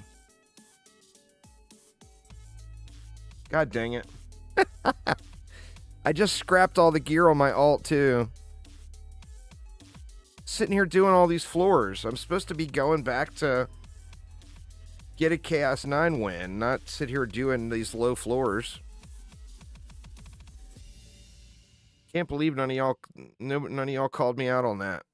That's a lot of maps. I did what?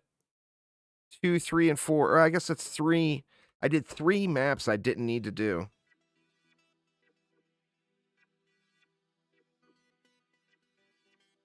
We'll get through the wave. I'll unvendor my gear on my alt and see if I've got enough gear to get the next tier unlocked. Well, yeah. I mean, I hear you. What do we got? There's a headpiece. There's boots. Chest. There's some gloves. All right, we should be good. Oh, I'm actually just short. What?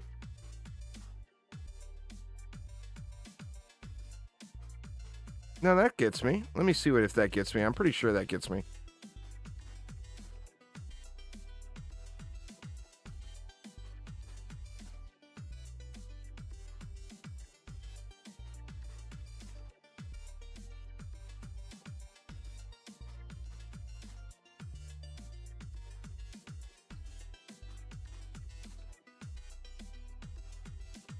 And no, I didn't get Chaos 9 unlocked. I thought I was cutting it close. Let's see what else we got. I got a pole arm. That will get it. There we go. Chaos 9 is unlocked. So, I mean, I'm not going to bother completing this one. Let's go back out. Survival mode is worth it if you enjoy playing it. Plus, you get godly orbs there, Extensi.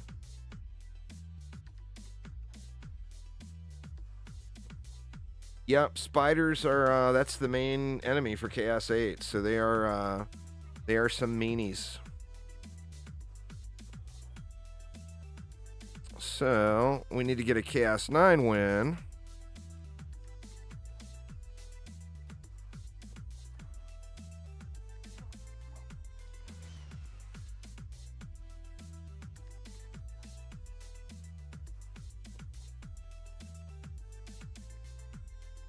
So, Joke, do you know what today is?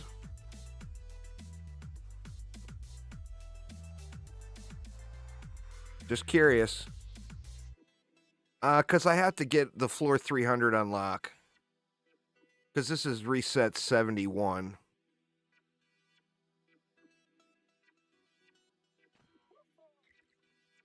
So, I need to basically I need to get to floor 320. So Chaos 9 unlocks floor 300.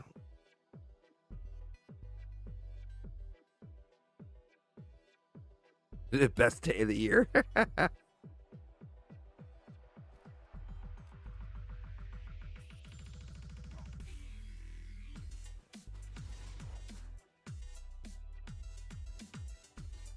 Let's see. Do we need trees all out there? We don't need trees all out there. We'll just go like this.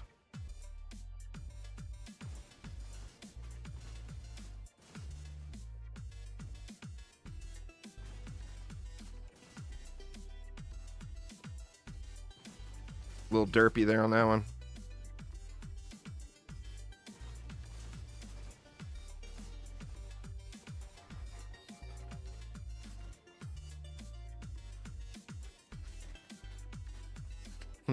I got enough. Throw boost stars down too. I didn't think I was gonna have it.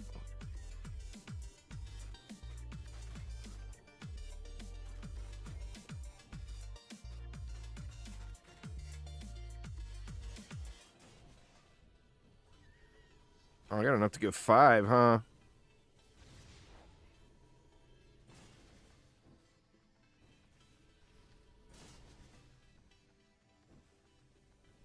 Oh yeah, we in the money now. Not using the thick vines really, but I'm not gonna bother swapping shards either. I like the map just thematically. This map is cool. I think they did a good job with the visuals on this map.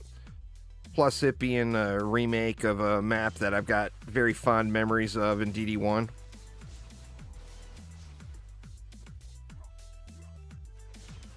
But yeah, I mean, this map is just awesome. You know, lots of cool little places to run around and explore. A lot of rooftop action. If I don't fail jump, let's see, we can get up on that roof.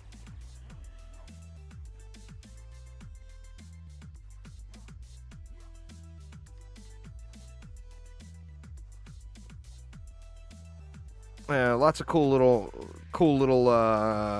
places all over the place. I actually tried doing a piranha or a pufferfish build. I couldn't get it to work for Chaos 10, where I built everything up in the air. All the pufferfish, they were spraying the darts everywhere. Like I put pufferfish here, I put pufferfish over there. I think I put them here for this lane. And then over here, I put them up there.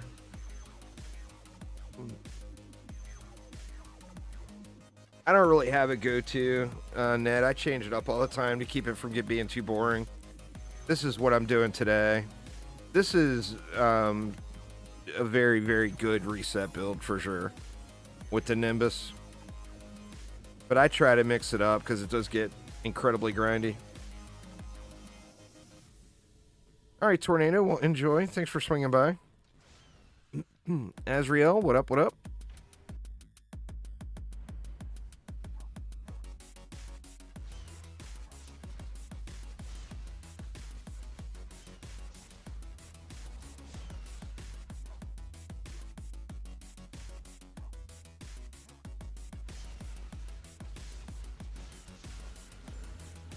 It's definitely a good build. It's what the majority of people probably are using this. I think the majority of people right now are either using Nimbus, or Gargoyles. I know a lot of people are using Gargoyles as well.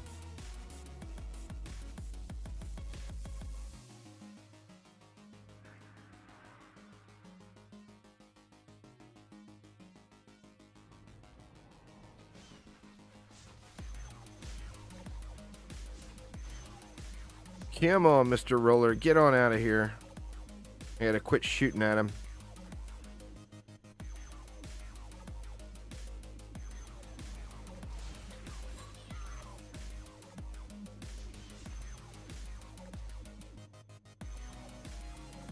If you're lucky, you can even meet Clint Eastwood at the local tavern. Yeah, I don't know, man. This map is... they did a great job with it. This build, No. I mean, it's pretty standard, though. I mean, are you talking about the gear I'm using? It's the generic relic. You use that on literally anything to do AP resets. Defense rate, anti-melee, anti-chaos with destruction and mass destruction on any defense in the game, and you'll have super easy AP resets.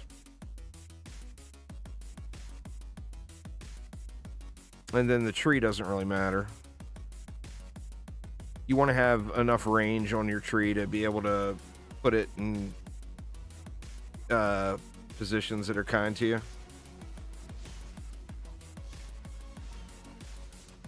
Defender packs are a chance of. Yeah, it's not common to get defender packs. You will get them, but it's not super common.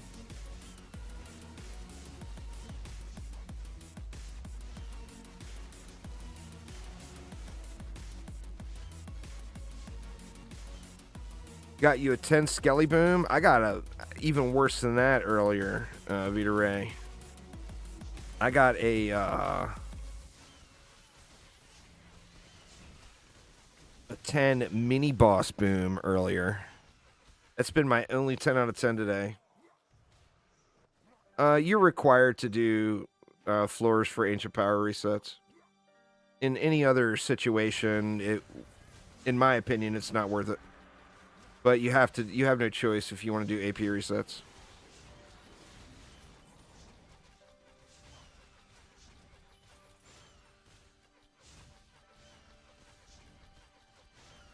I would rather not find a raw mod and be due for a mod to drop, Mig, than to get another 10 out of 10 mini boss boom. I feel like you're at the better end of that. Because mods are a guaranteed drop. 10 out of 10 mods. I don't remember the number, but it's every so many mods that drop, it's a guaranteed 10 out of 10. There's a pity system. So I am way far away from the pity system, and you might be right at it. No, that's for rerolls. For mod drops, there's a number as well. I just don't remember what the number is. It's much higher than 286, I assure you.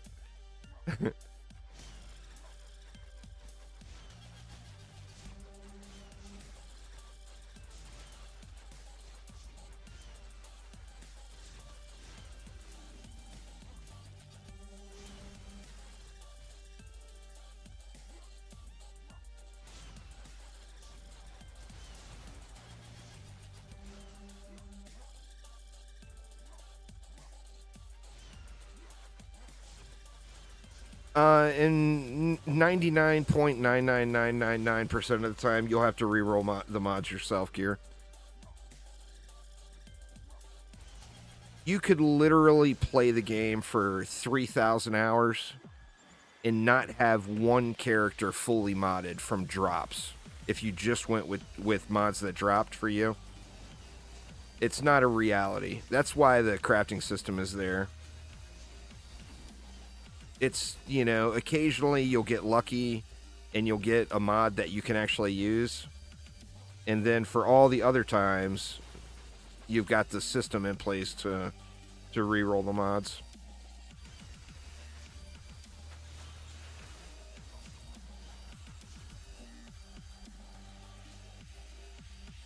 So, like, for the gear that I have rerolled thousands and thousands of mods. I have no idea what the number is, but it's definitely 4,000, 5,000, 6,000. I mean, just 10 items, 10 mods is 2,800 rolls. So realistically, it could possibly be more like 20,000. But I have no idea. I'm just completely guessing.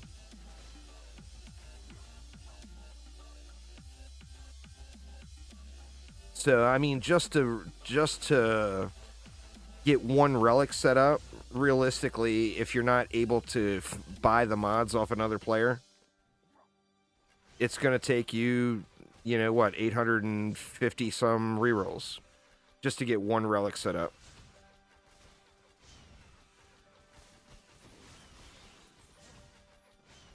But, it's a free to play game. It's free to grind. You can grind it out and do that, or you can bust out your credit card and have yourself a 10 out of 10 today. You know? But that's, I mean, they got to make money somehow, you know?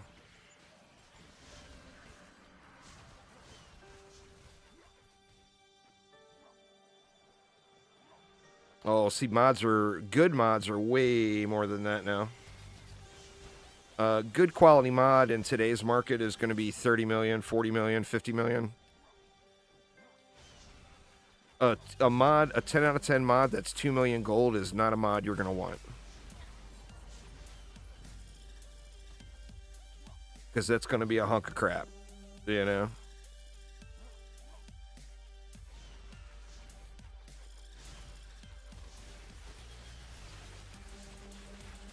But on the same note, the market is completely destroyed, so don't plan on getting anything through the market.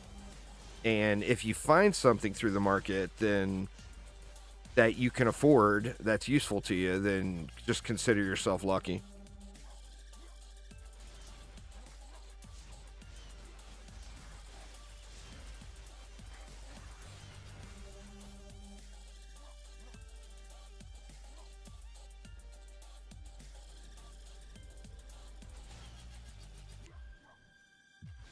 Yep, stuck mobs.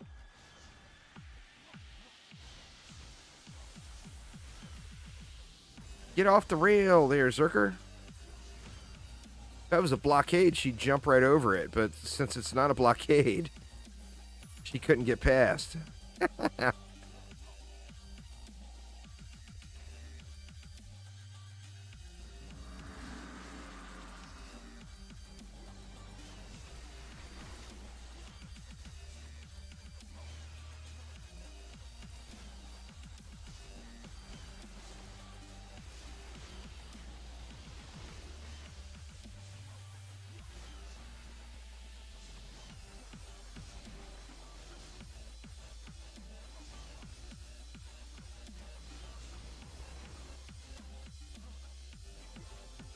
I usually, when I'm AFKing, I AFK this map a lot.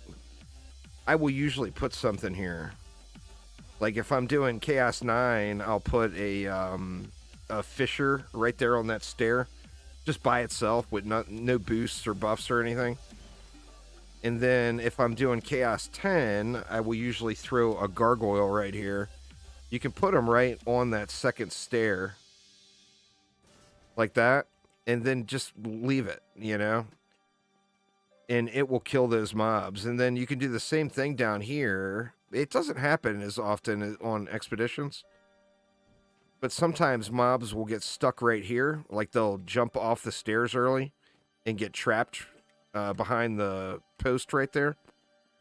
You can do the same thing there. Just throw a gargoyle or in Chaos 9 a Fisher. Just drop it right there. And it's well worth it for your headache, especially if you're trying to chill. Well, a Piercer Servo is not... Up until the Aquarian drop-in, the Piercer Servo was not being used very much. So you bought a Piercer Servo for 10 million. That's a pretty good price now because the Aquarian needs so many Piercers. Where most of the meta defenses were not using Piercer, you know, prior to the Aquarium. So the price on that one just went up. I mean, shit, 2 years ago, you probably could have got it for 5 million. But that's not really considered like one of the higher end mods. It is, but it isn't.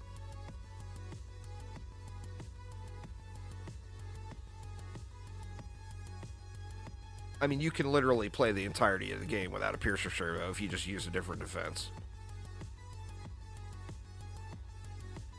Don't use a projectile defense. Piercer is... You never need one, you know?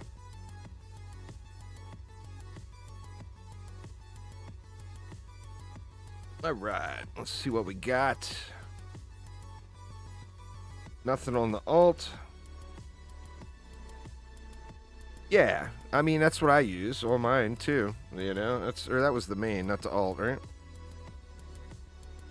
Yeah, that was the main. Nothing on the alt either. I use that. Oh, no, that's not the right one. I must have borrowed it.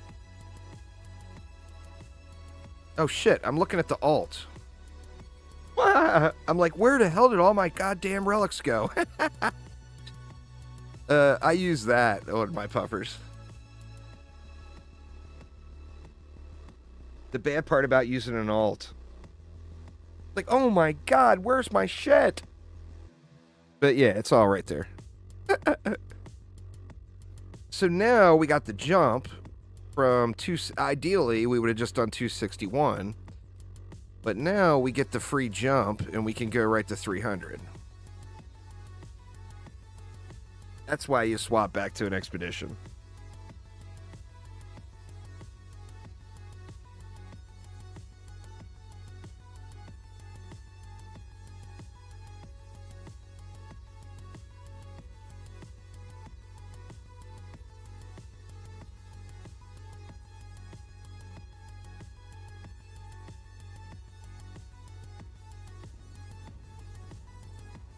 See what we get.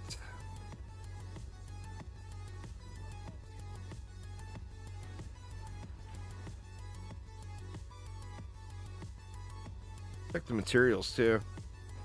See, now we're over a stack. So remember that I got an alt, so that's 2 stacks.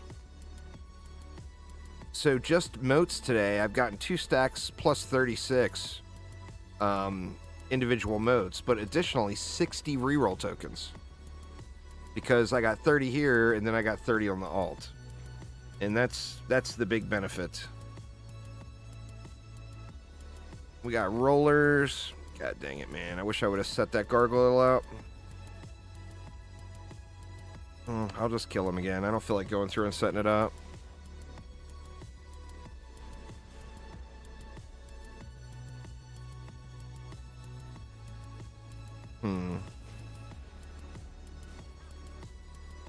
Let's come out a little farther.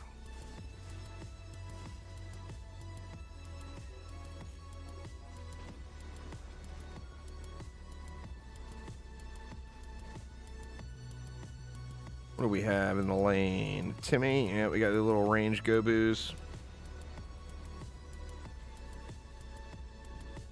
So I'm just going to kill the rollers. Here, I'll do this, just so I can ignore them until the very end.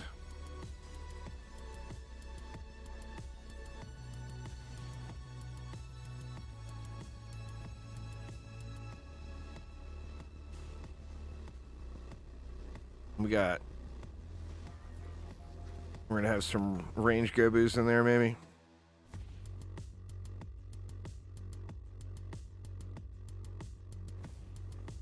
Sorry, tabbed off screen again. Yeah, we got some little range goblins in there.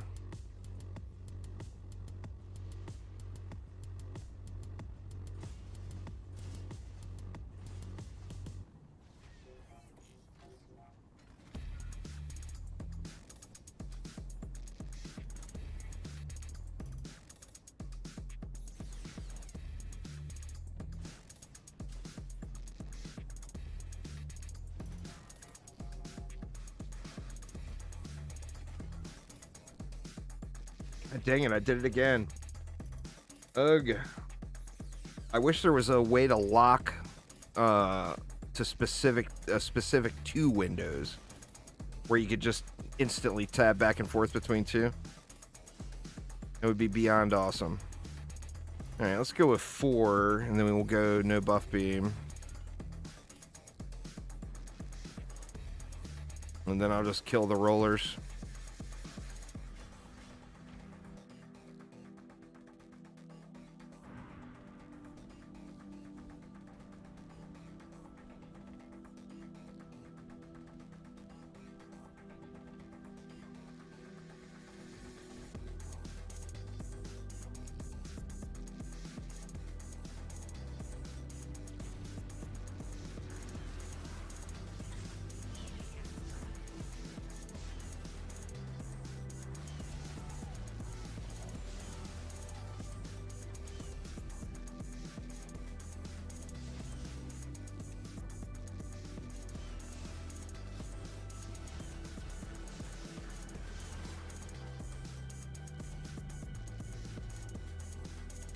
Just gonna ignore those rollers for a while.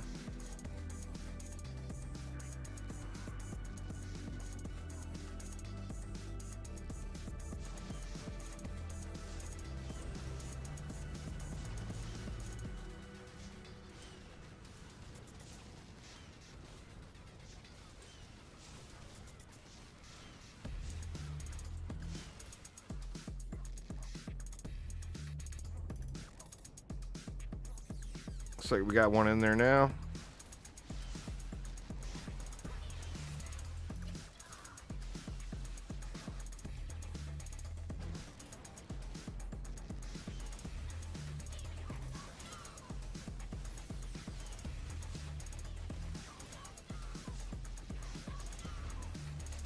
Yes, yes, yes.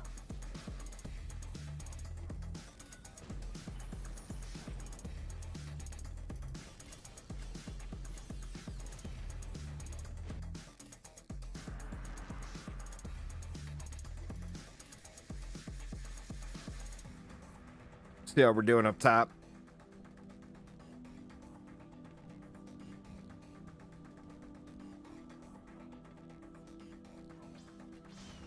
Uh-oh. No, we didn't do too well.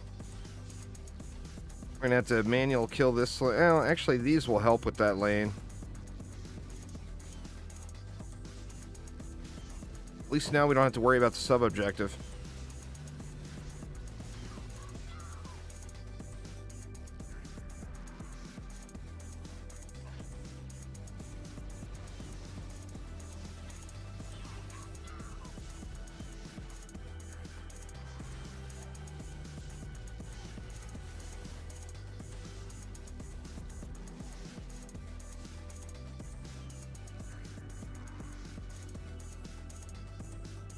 You get a bunch of damage over here, too. Oh, Captain.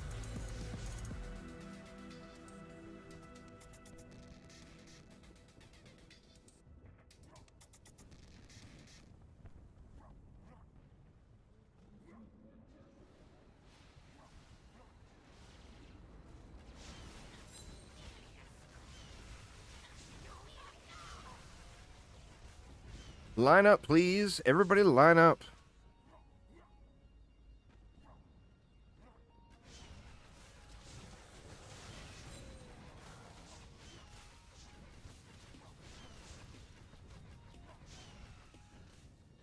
These guys are having a hard time keeping up.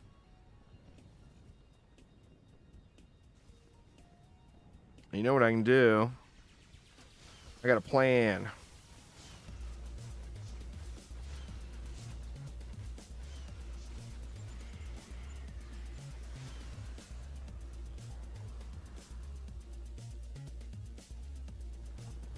We can get rid of that, and that leaves me...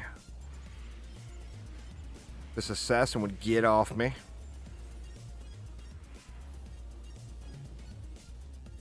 Cannabis! Thank you so much there, Cannabis. I appreciate it.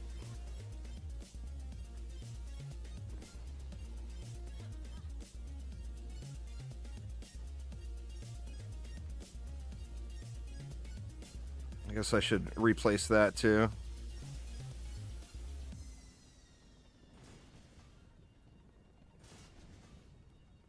That'll give me enough for 3 Bs.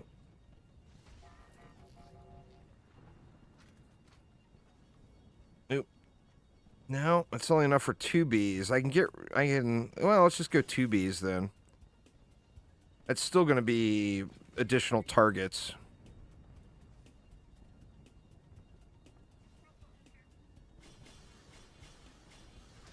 That should work.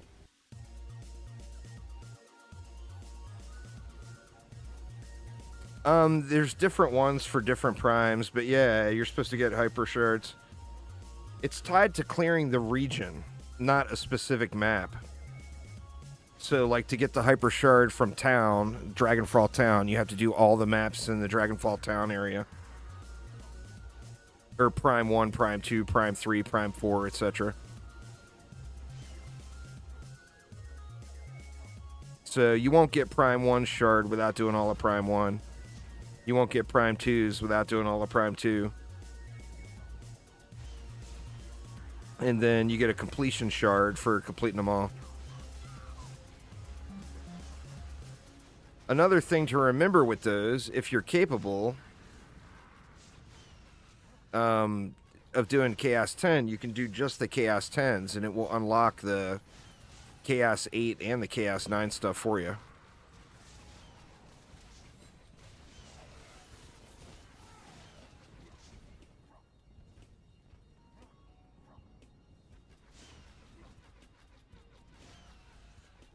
Well, you get... There's more than 650 Mastery Stars.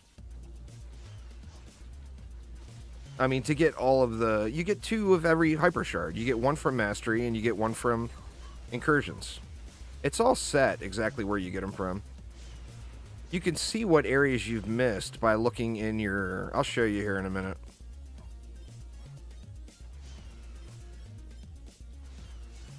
Just get through this wave real quick.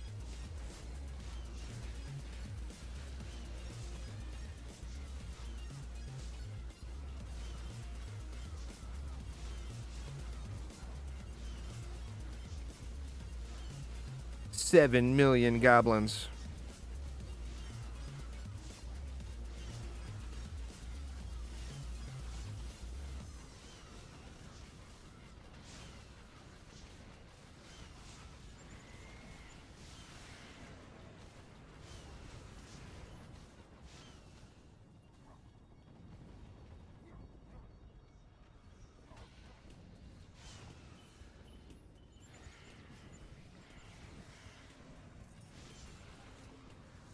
Anyway, if you go to your collections, so go to your, like, your pause menu or your escape menu, go to collections, then go to, what is it?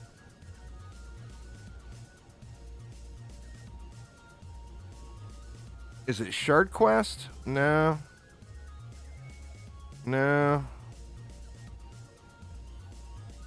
Map? There it is. Go to the map tab under collections, and like if you're looking for, say, Chaos 5 or Chaos 8 Prime 5, you click on it, it will show you up here whatever maps you're missing. So since I've completed them, it's not showing anything. But you can go through there and it will show you what you're missing from that particular tier. Oh my god, I clicked off screen again.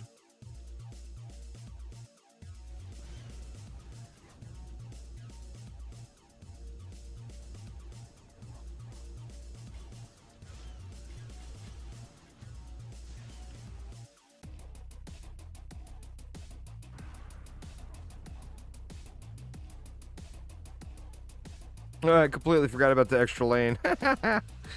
Looks like they just got handled by these Nimbus. Well, then, did you get the one from Mastery?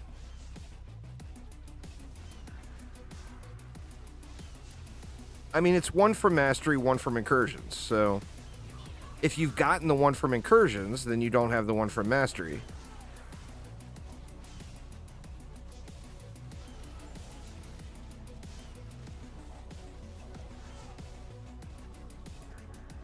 You said you were at 650 stars. There's your problem right there. I mean, just the basic first 8 original Hyper Shards, the ones that you would get, one from Chaos 8 and one from Mastery. It's what? 105 times 7. 735 stars. So you're missing Mastery maps, is what you're missing. Those you can just see the stars right on the war table.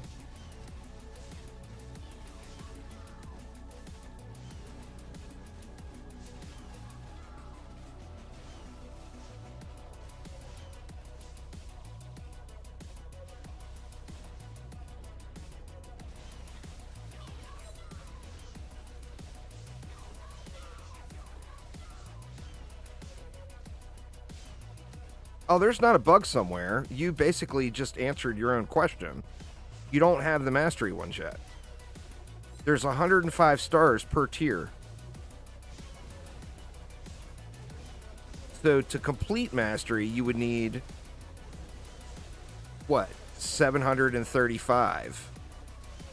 To get the last mastery objective, you would need minus 50. You would need 685. And you're at 650, so you're missing 7 mastery maps just to get the shard. To complete it, you're missing more than that.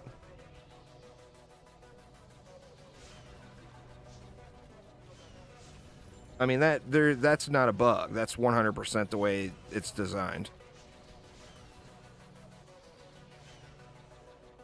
Holy goblins, man. Good lord.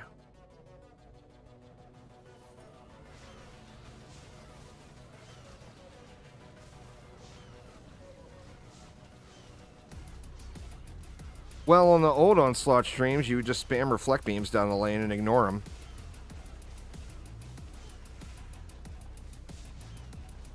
And now you can just spam gargoyles down the lane and ignore them, to be fair. But I didn't want to set the gargoyles up because I didn't have them. I don't have them set up right now.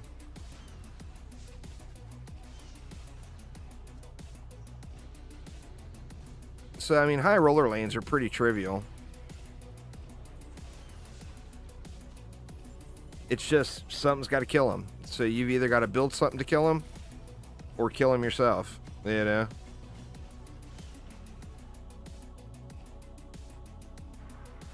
But the good old days with the reflect beams. Oh, man.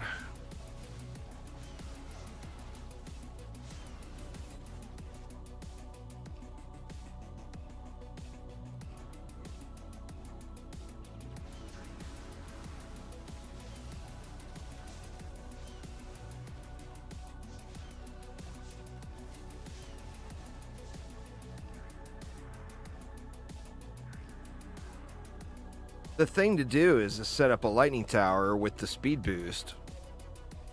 And that way you get them out quicker, you know? And you don't have to sit here and wait around like this.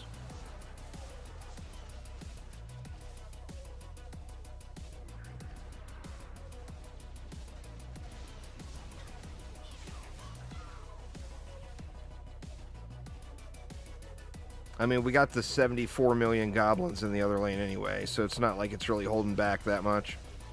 Or holding me back as far as time goes.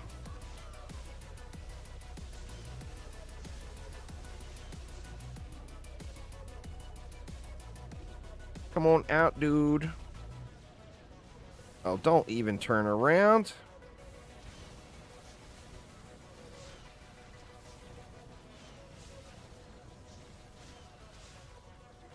Dude likes doing a spin move.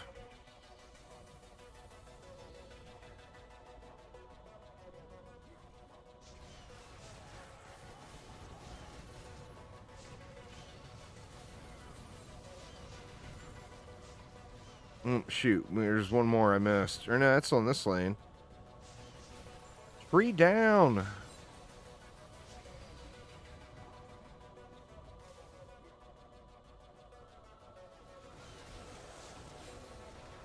It's like 300 goblins at the end. Well, I mean 300 enemies. They're not all goblins, but boy, there is a bunch of them.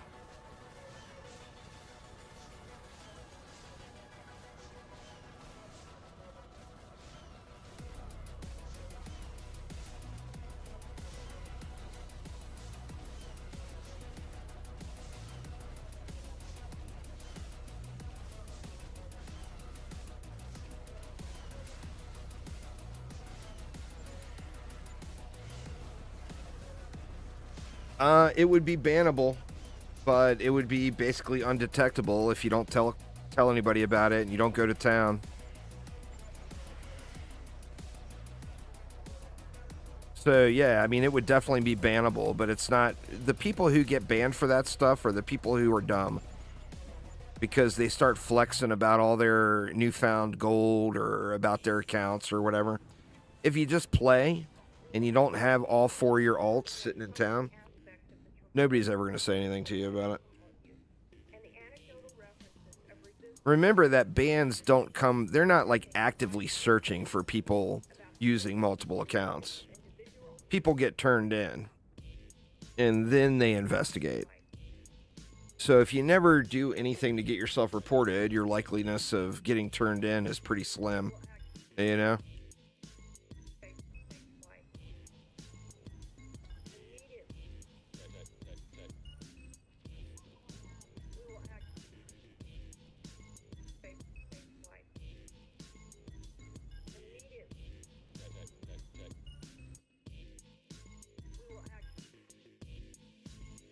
What we gonna get? What we gonna get?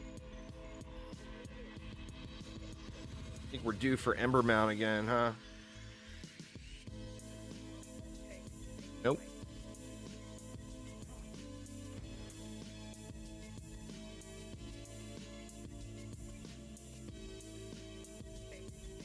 Oh, I got a 10 out of 10 on the alt. Defense range servo. I mean, that's not a super hot item, but it's definitely usable somewhere.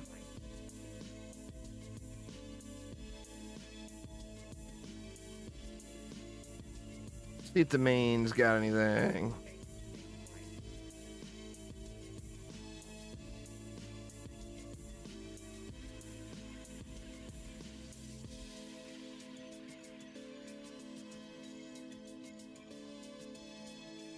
Nothing worth looking at. Boo.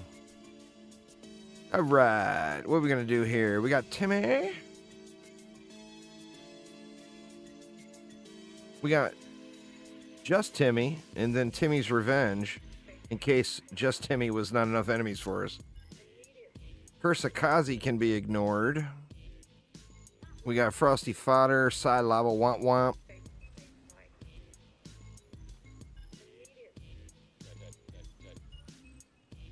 You can make an alt at any time.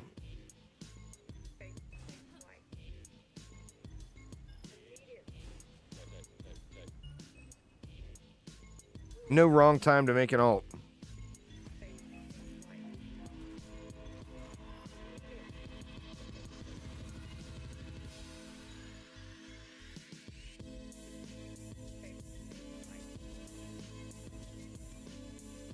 Let's see. We got Womps up there.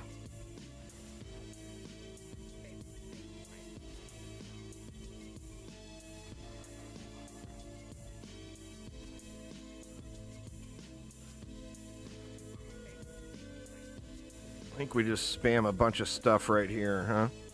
And then a few on the other side. Let me get this side first. We can go with like 2 there. We don't really need much on them. So we'll share the range pylon with the tree.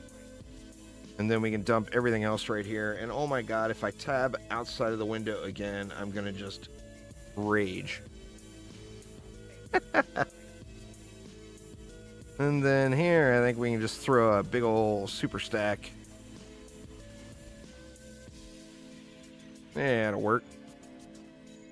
We'll give this one all the stuff.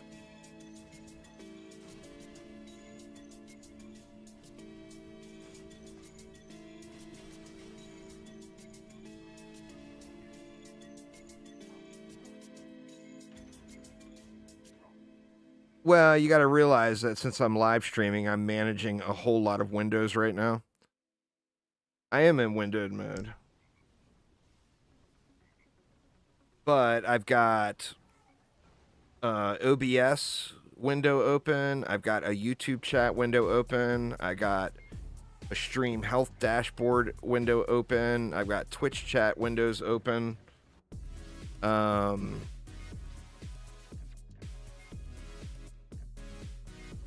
I still got other windows open I don't need to have open. Like I got Discord open, even though I completely ignore it while I'm streaming.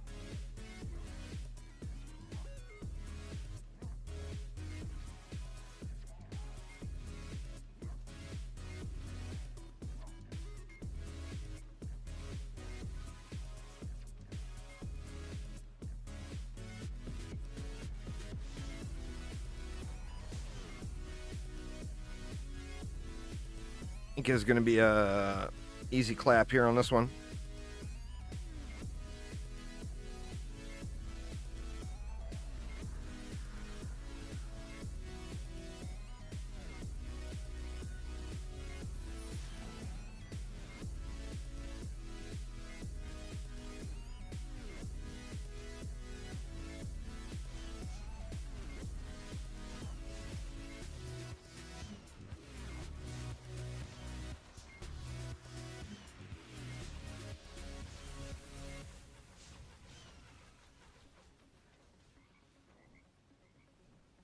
Couldn't ask for a better map than this one here, though, huh?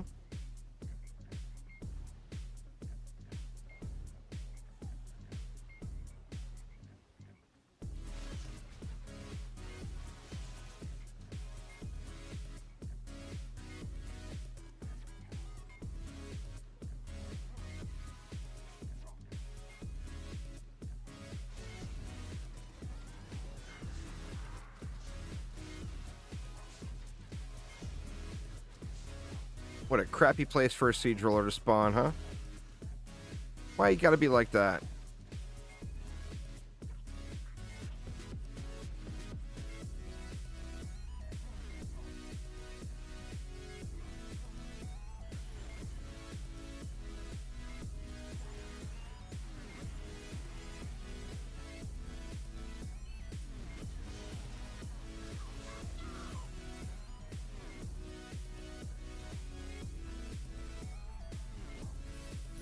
Don't think we needed this tree.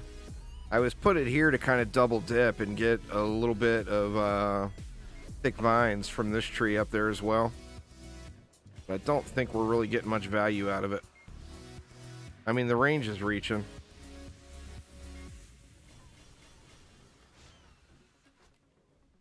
You know, I'm curious. What if these weren't even here?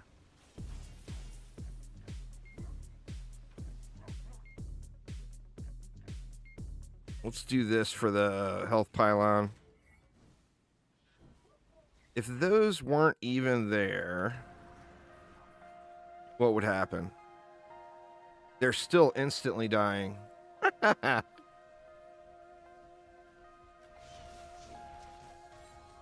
need to not shoot.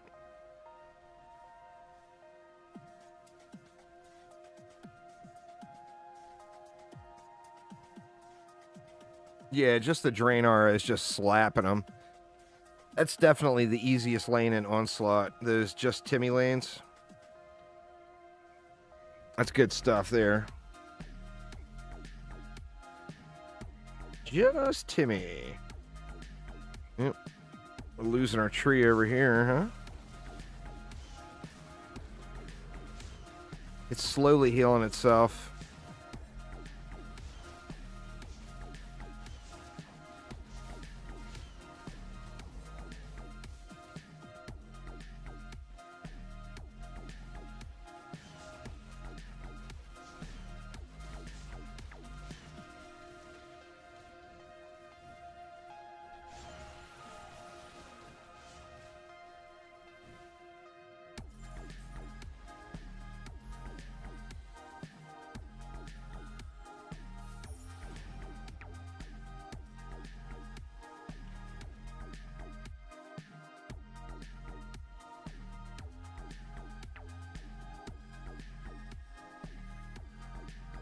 Thick Vines is still quite usable.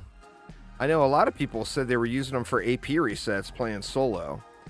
They're like, because you don't need anything. You know, you can just pick up any totem off the ground, and Thick Vines is going to work.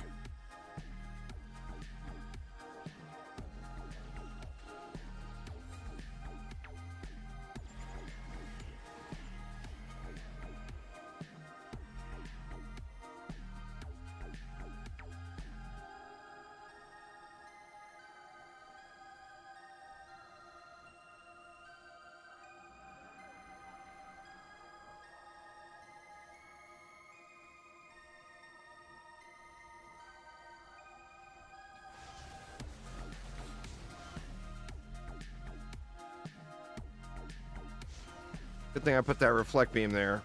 Little sniper warbleed down there. Doing his business.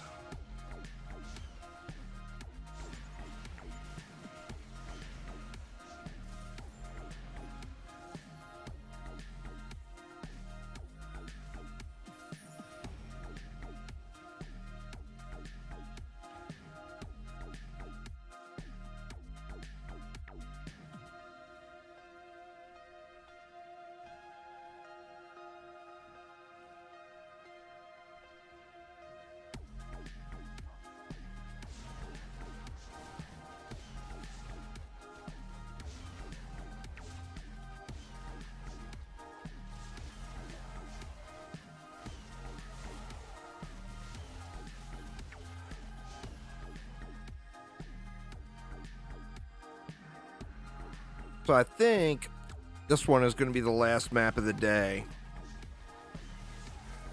We're having some, we're grilling some steaks for dinner tonight, but I've actually got to run to one of the local supply stores because we heat our home with a pellet stove that burns wood pellets, and we're out. And we thought that the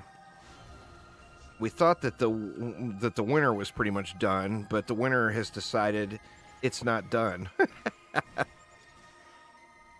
So I've got to get some. It's going to get below freezing tonight, so I've got to get to the store and get a few bags of pellets to get us through the rest of the season.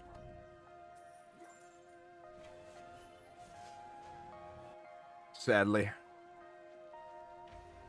So I think I am going to call it a day there, y'all. So let me just head on out the tavern.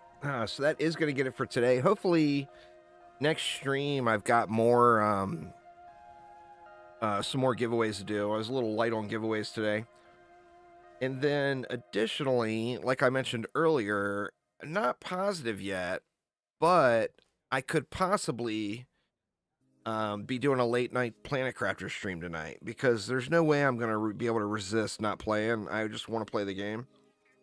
So I may end up doing a late night stream tonight. That way there's not too much done off stream with that playthrough.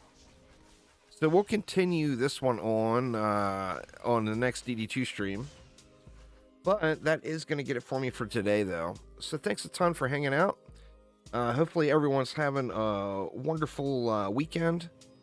And I will see you all possibly later on tonight. Take it easy, y'all.